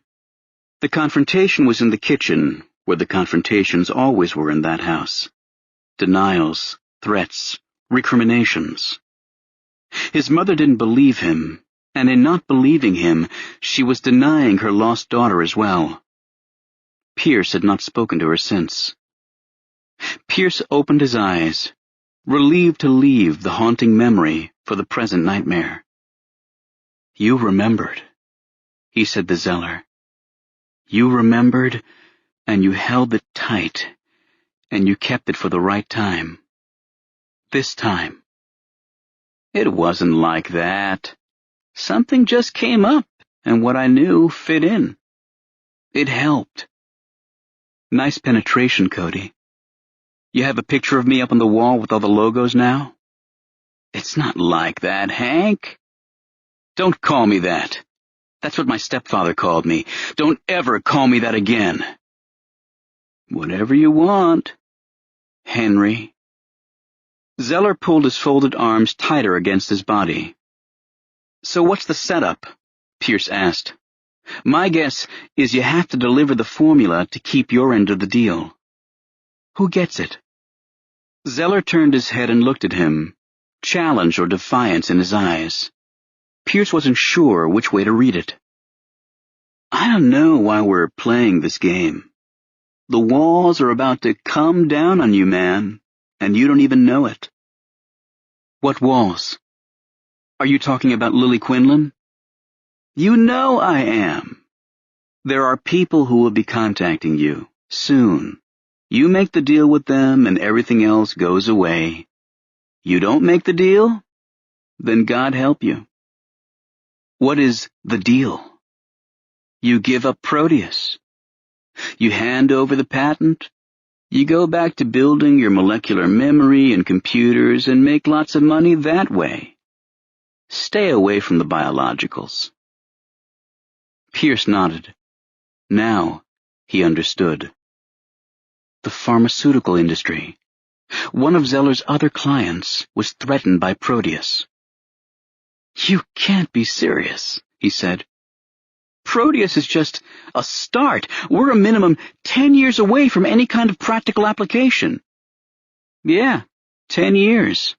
That's still 15 years closer than it was before Proteus. The formula will excite the research, to use a phrase from one of your own emails. It will kickstart it. Maybe you are 10 years away, and maybe you're 5, maybe you're 4, 3, doesn't matter. You are a threat, man. to a major industrial complex. Zeller shook his head in disgust. You scientists think the fucking world is your oyster and you can make your discoveries and change whatever you want and everybody will be happy about it. Well, there's a world order. And if you think the giants of industry are going to let a little worker ant like you cut them down at the knees, then you are living in a goddamn dream. He unfolded his arms and gestured toward one of the framed pages from Horton Hears a Who. Pierce's eyes followed, and he saw it was the page that showed Horton being persecuted by the other jungle animals. He could recite the words in his head. Through the high jungle treetops, the news quickly spread. He talks to a dust speck. He's out of his head. I am helping you by doing this, Einstein, you understand? This is your dose of reality. Because don't expect the semiconductor people to sit around while you cut them down either. Consider this a fucking heads up. Pierce almost laughed, but it was too pathetic. My head's up. Man, that's great. Thank you, Cody Zeller, for setting me straight in the world. Don't mention it. So what happens? I make the deal, and what happens?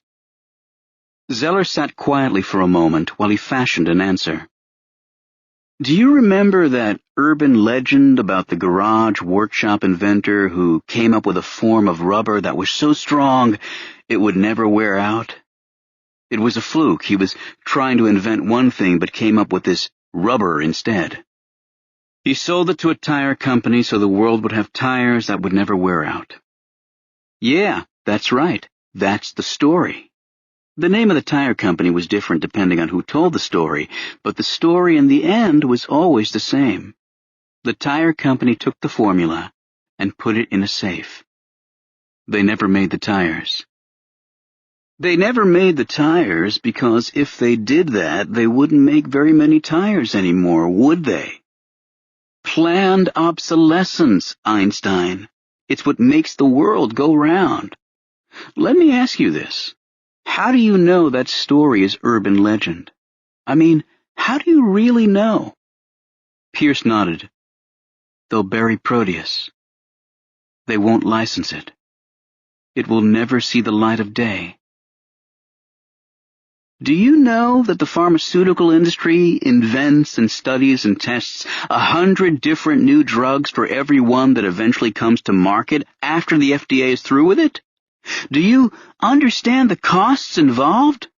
It's a big, huge machine, Henry, and it's got energy and momentum, and you can't stop it. They won't let you. Zeller raised a hand and made some kind of gesture, and then dropped it to the armrest of the chair. They both sat silently for a long moment. They are going to come to me and take away Proteus. They're going to pay you for it. Pay you well. The offer's actually already on the table. Pierce sprang forward in his seat, the pose of calm completely disappearing. He looked over at Zeller, who was not looking back. Are you telling me it's Goddard? Goddard is behind this? Goddard is only the emissary, the front. He calls you tomorrow and you make the deal with him. You give him Proteus. You don't need to know who is behind him. You don't ever need to know that.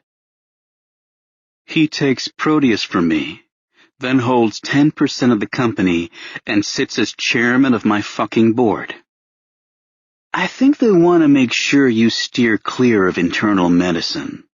They also know a good investment when they see it. They know you're the leader in the field.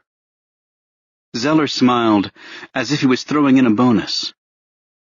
And what if I don't do it? Pierce asked. What if I go ahead and file the patent and say fuck you to them? Then you won't get the chance to file it. And you won't get the chance to work another day in this lab. What are they going to do? Kill me? If they have to. But they don't have to. Come on, man, you know what's going on. The cops are this close behind you. Zeller held up his right hand, his thumb and forefinger an inch apart. Lily Quinlan, Pierce said. Zeller nodded. Darling Lily, they're only missing one thing. They find it, and your history. You do as you're told here, and that will all go away. I guarantee it will be taken care of. I didn't do it, and you know it. Doesn't matter. They find the body and it points to you. Then it doesn't matter. So Lily is dead. Zeller nodded. Oh, yeah. She's dead. If not on his face, there was a smile in his voice when he said it. Pierce looked down. He put his elbows on his knees and put his face in his hands. All because of me. Because of Proteus. He didn't move for a long moment.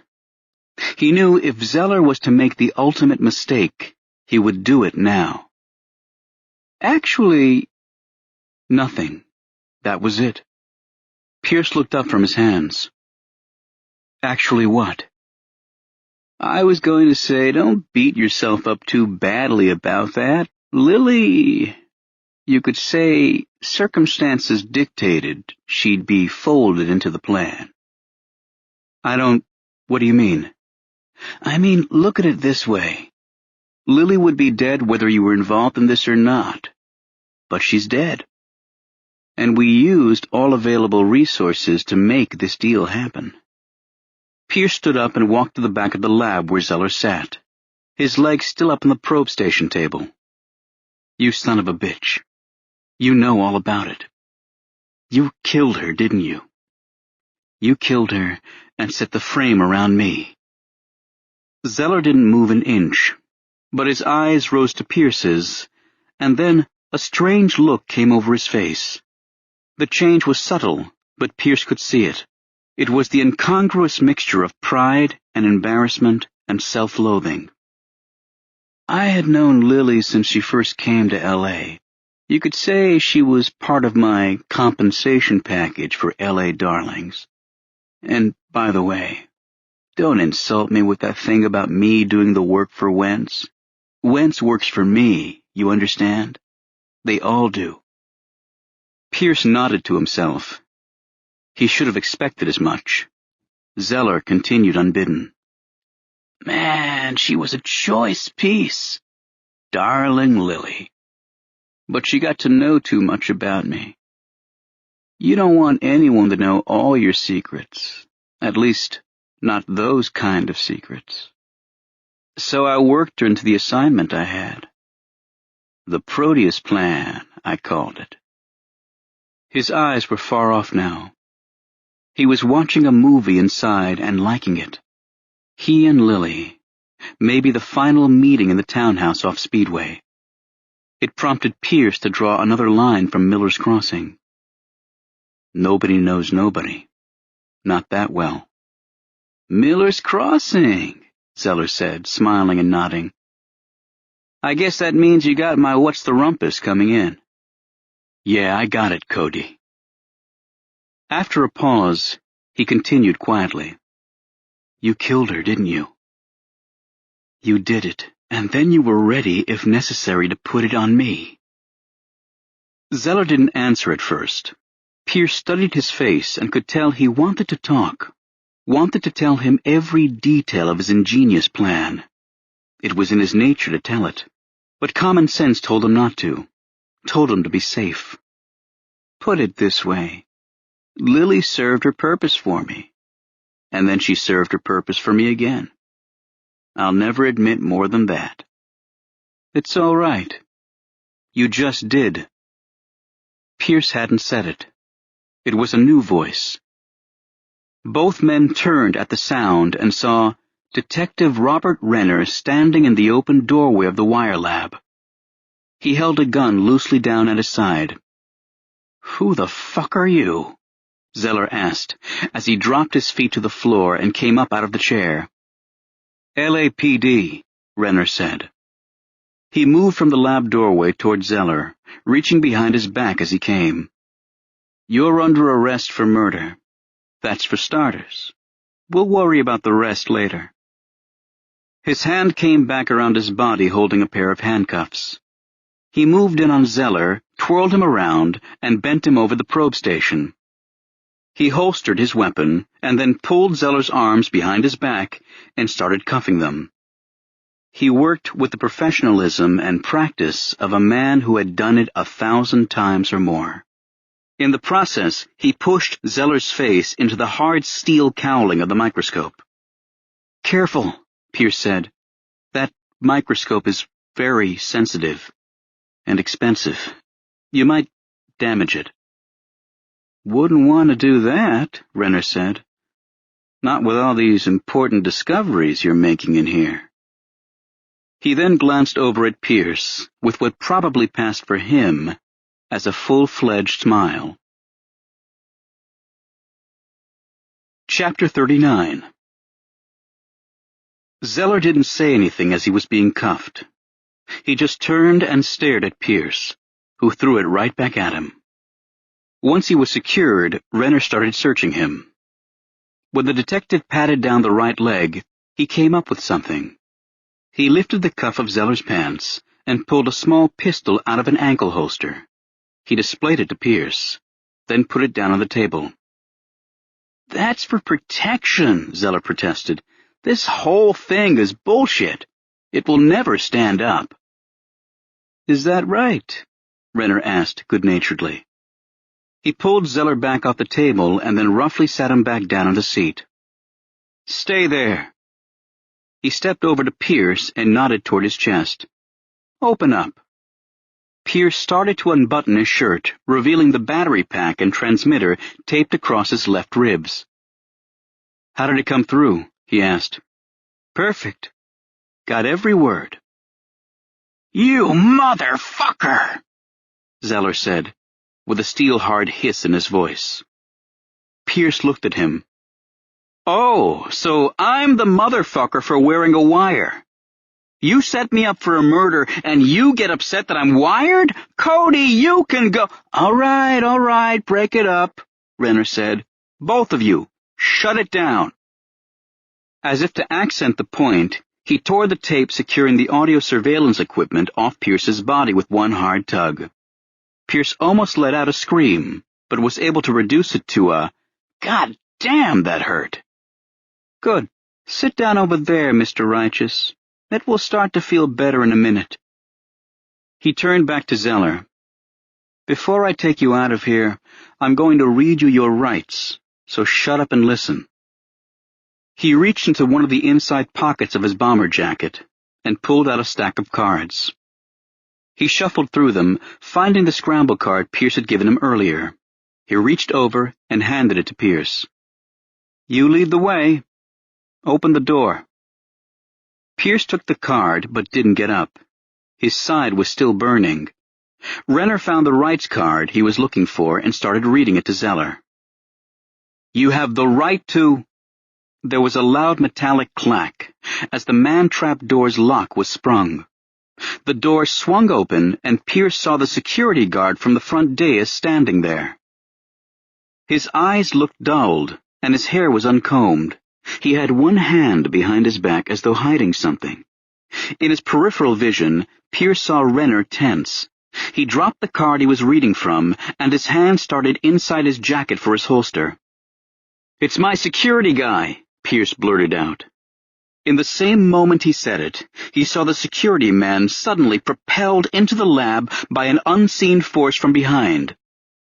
The guard, a man named Rodolfo Gonsalves, crashed into the computer station and went over top of it, the monitor then falling onto his chest on the floor.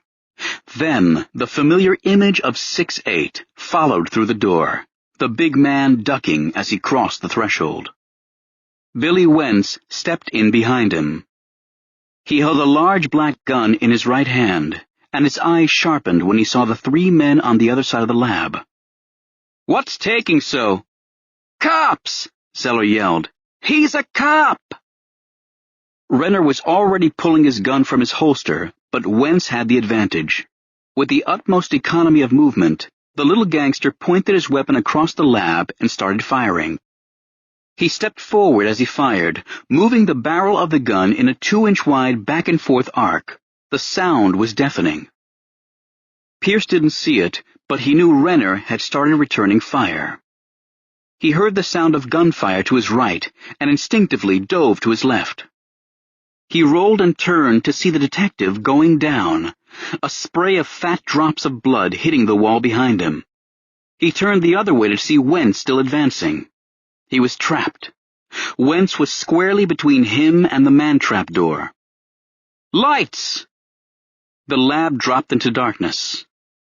2 flashes of light accompanied the last 2 shots from Wentz, and then complete blackness set in. Pierce immediately rolled to his right again, so he would not be in the same position Wentz had last remembered him to be. On his hands and knees, he held perfectly still, trying to control his breathing. He listened for any sound that was not his own.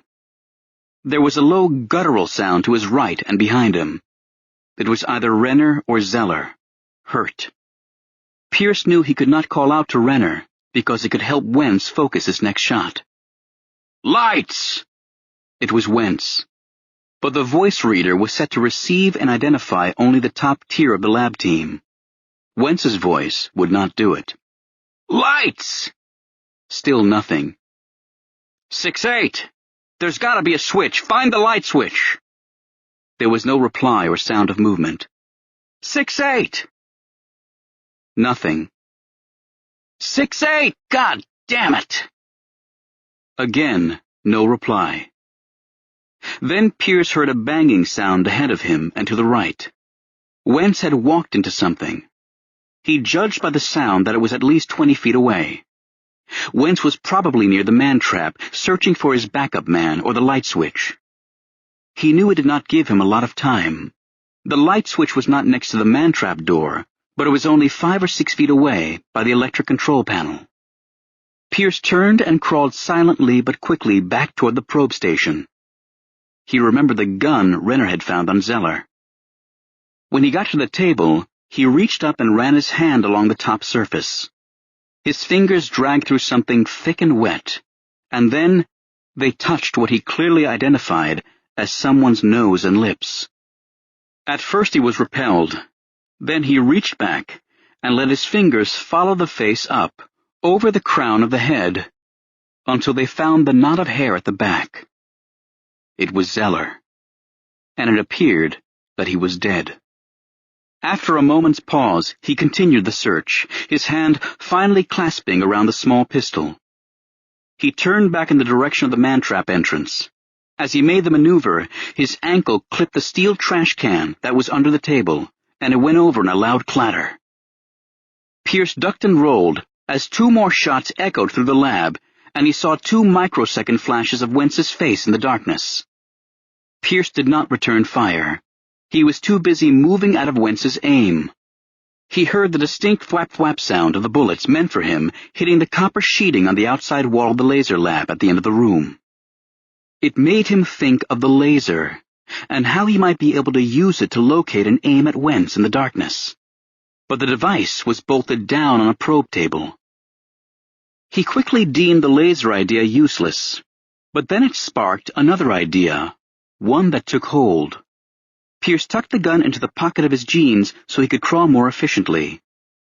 He once more concentrated on calming himself and his breathing, and then started crawling forward and to his left. He reached out one hand until he touched the wall and gathered his bearings. He then crawled silently forward, using the wall as a guide. He passed the threshold to the wire room. He could tell by the concentrated smell of burned carbon, and moved to the next room down, the imaging lab. He slowly stood up, his ears primed for the sound of any close movement. There was only silence, and then a metallic snapping sound from the other side of the room. Pierce identified it as the sound of a bullet clip being ejected from a gun. He did not have a lot of experience with guns, but the sound seemed to fit with what he was imagining in his head. Wentz reloading or checking the number of bullets he had left in his clip. "Hey, bright boy," Wentz called out then, his voice splitting the darkness like lightning. "It's just you and me now. Better get ready because I'm coming for you." And I'm going to do more than make you put the lights back on. Wentz cackled loudly in the darkness. Pierce slowly turned the handle on the imaging room door and opened it without a sound. He stepped in and closed the door. He worked from memory. He took 2 steps toward the back of the room and then 3 to his right. He put his hand out and, in another step, touched the wall. With fingers spread wide on each hand, he swept the wall, his hands making figure-8 motions, until his left hand hit the hook on which hung the heat resonance goggles he had used during the presentation the morning before.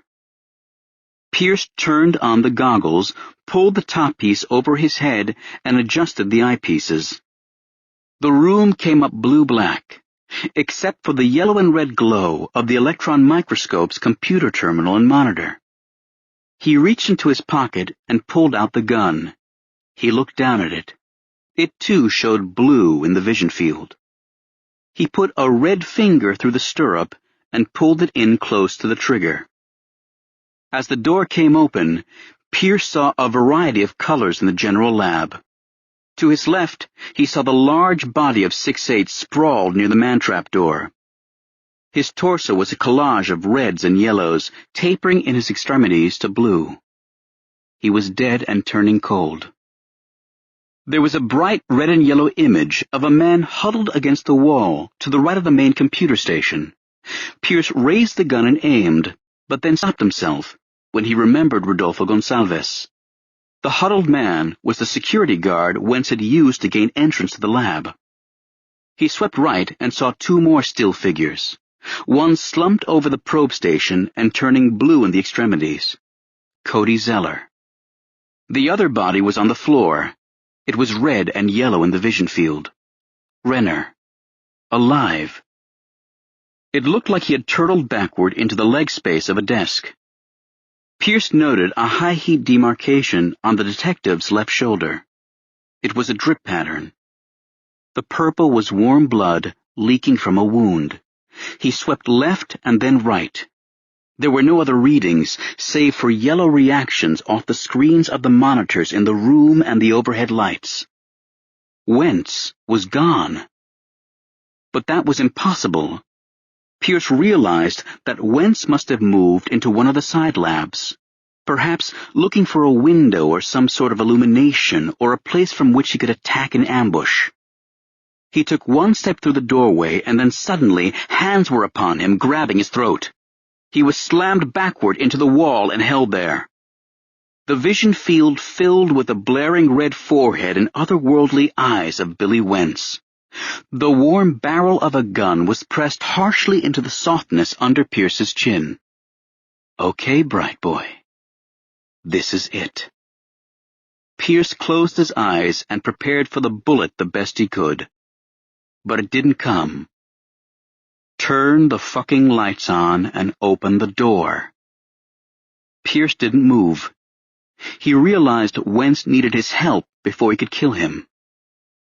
In that moment, he also realized that the little gangster probably wasn't expecting that he would have a gun in his hand. The hand that gripped his shirt and throat shook him violently. "The lights," I said. Okay. Lights. As he said the words, he brought the gun up to Wentz's temple and pulled the trigger twice. There was no other way. No other choice. The blasts were almost simultaneous and came instantaneous to the lights in the lab suite coming on. The vision field went black, and Pierce reached his other hand up and shoved the goggles off. They fell to the ground ahead of Wentz, who somehow maintained his balance for a few seconds, despite his left eye and temple having been torn away by the bullets Pierce had fired. Wentz still held the gun pointed up, but it was no longer under Pierce's chin. Pierce reached out and pushed the gun back, until its aim was no longer a danger. The push also sent Wentz on his way. He fell backwards onto the floor and lay dead still. Pierce looked down at him for 10 seconds before taking his first breath. He then collected himself and looked around. Gonçalves was getting up slowly, using the far wall to hold himself steady. "Rodolfo, Okay?" "Yes, sir." Pierce swung his view to the desk beneath which Renner had crawled. He could see the cop's eyes, open and alert. He was breathing heavily, the left shoulder and chest of his shirt soaked in blood. "Rodolfo, get upstairs to a phone. Call paramedics and tell them we have a cop down. Gunshot wound." "Yes, sir." "Then call the police and tell them the same thing. Then call Clyde Vernon and get him in here." The guard hustled to the man-trap door. He had to lean over 6'8's body to reach the combo lock. He then had to step widely over the big man's body to go through the door. Pierce saw a bullet hole in the center of the monster's throat. Renner had hit him squarely, and he had gone down right in his tracks. Pierce realized he had never heard the big man speak a single word. He moved to Renner and helped the injured detective crawl out from beneath the desk. His breathing was raspy, but Pierce saw no blood on his lips. This meant his lungs were likely still intact. "Where are you hit?" "Shoulder." He groaned with the movement. "Don't move. Just wait. Help is coming." "Hit my shooting arm. And I'm useless at distance with a gun in my right hand. I figured the best I could do was hide." He pulled himself into a seated position and leaned back against the desk. He gestured with his right hand toward Cody Zeller, handcuffed and slumped forward over the probe table. "That's not going to look too good." Pierce studied his former friend's body for a long moment. He then broke away and looked back at Renner. "Don't worry. Ballistics will show it came from Wentz." "Hope so. Help me up. I want to walk." "No, man, you shouldn't. You're hurt." "Help me up." Pierce did as he was instructed. As he lifted Renner by the right arm, he could tell the smell of carbon had permeated the man's clothes. "What are you smiling at?" Renner asked. "I think our plan ruined your clothes, even before the bullet. I didn't think you'd be stuck in there with the furnace so long. I'm not worried about it. Zeller was right, though. It does give you a headache." "I know." Renner pushed him away with his right hand and then walked by himself over to where Wentz's body was lying. He looked down silently for a long moment. "Doesn't look so tough right now, does he?" "Nope," Pierce said. "You did good, Pierce. Real good. Nice trick with the lights." "I'll have to thank my partner Charlie. The lights were his idea." Pierce silently promised never to complain about the gadgetry again. "Speaking of partners, mine's going to kill me," Renner said. "Doing this shit without him. He'll get over it. It seemed like such a long shot at the time. I didn't want to call him in." Renner took a few steps and then lowered himself into a desk chair. His face was screwed up from the pain. Pierce wished he could do something. "Look, man, stop moving around. Stop talking. Just wait for the paramedics." But Renner ignored him. "You know that stuff Zeller was talking about? About when you were a kid and you found your sister but didn't tell anybody?" Pierce nodded. "Don't beat yourself up on that anymore. People make their own choices. They decided what path to take. You understand?" Pierce nodded again. "Okay." The door to the man-trap snapped loudly, making Pierce but not Renner jump. Gonsalves came through the door. "They're on the way. Everybody. ETA on the ambulance is about 4 minutes. Renner nodded and looked up at Pierce. "I'll make it." "I'm glad." Pierce looked back at Gonsalves. "You call Vernon?" "Yes, he's coming." "Okay. Wait upstairs for everybody and then bring them down." After the security man was gone, Pierce almost smiled as he thought about how Clyde Vernon was going to react to what had happened in the laboratory he was charged with protecting. He looked over at Renner, who seemed to be weakening. He was leaning forward, hunched over on himself. "Are you okay? Maybe you should lay down on the floor." The detective ignored the question and the suggestion. His mind was still working the case. I guess the shame of it is they're all dead, he said. Now we may never find Lily Quinlan. Her body, I mean. Pierce stepped over to him and leaned back against the desk. There's a few things I didn't tell you before. Renner held his gaze for a long moment. I figured as much. Give. I know where the body is. Renner looked at him for a long moment and then nodded. I should have known. How long? Not long. Just today. Renner shook his head in annoyance. This better be good. Start talking. Chapter 40. Pierce was sitting in his office on the 3rd floor, waiting to face the detectives again. It was 6:30 Friday morning.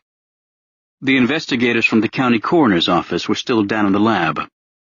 The detectives were waiting for the all-clear signal to come down and were spending their time grilling him on the moment-by-moment details of what had transpired in the basement of the building. After an hour of that, Pierce had said he needed a break. He retreated from the boardroom, where the interviews were being conducted, to his office. He got no more than 5 minutes by himself before Charlie Condon stuck his head through the door. He had been rousted from sleep by Clyde Vernon, who had of course been rousted from sleep by Rodolfo Gonsalves. "Henry, can I come in?"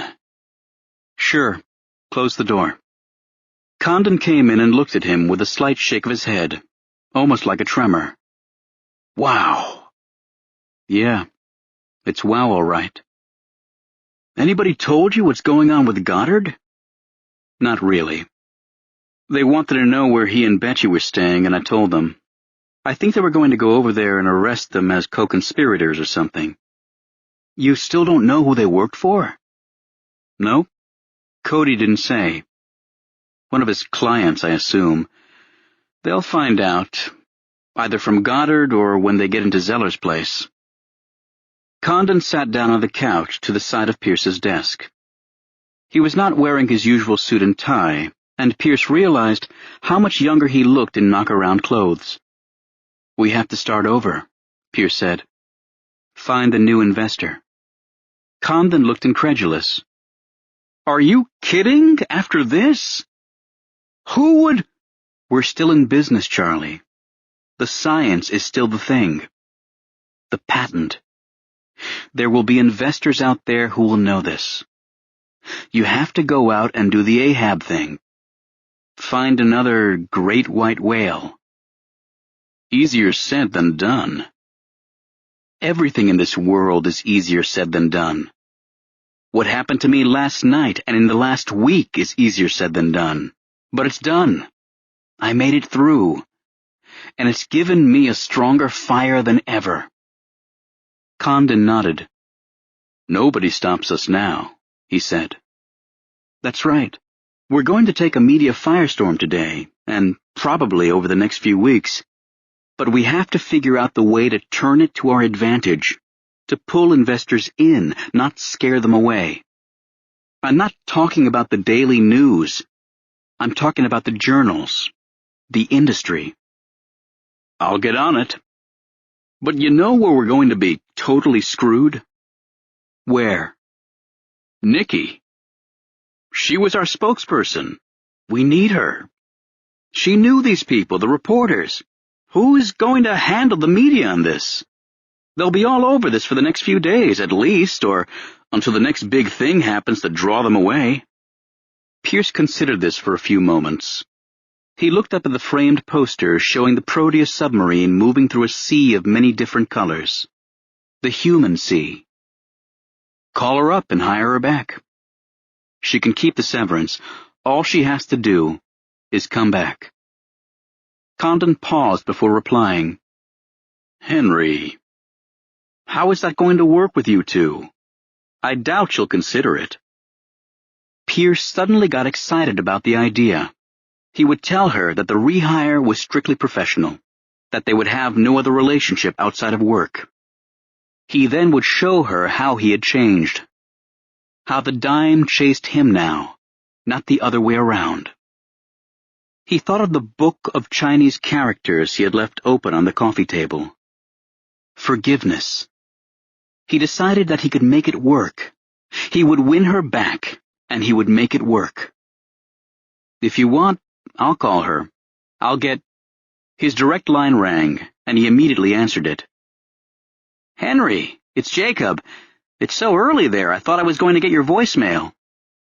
No, I've been here all night. Did you file it?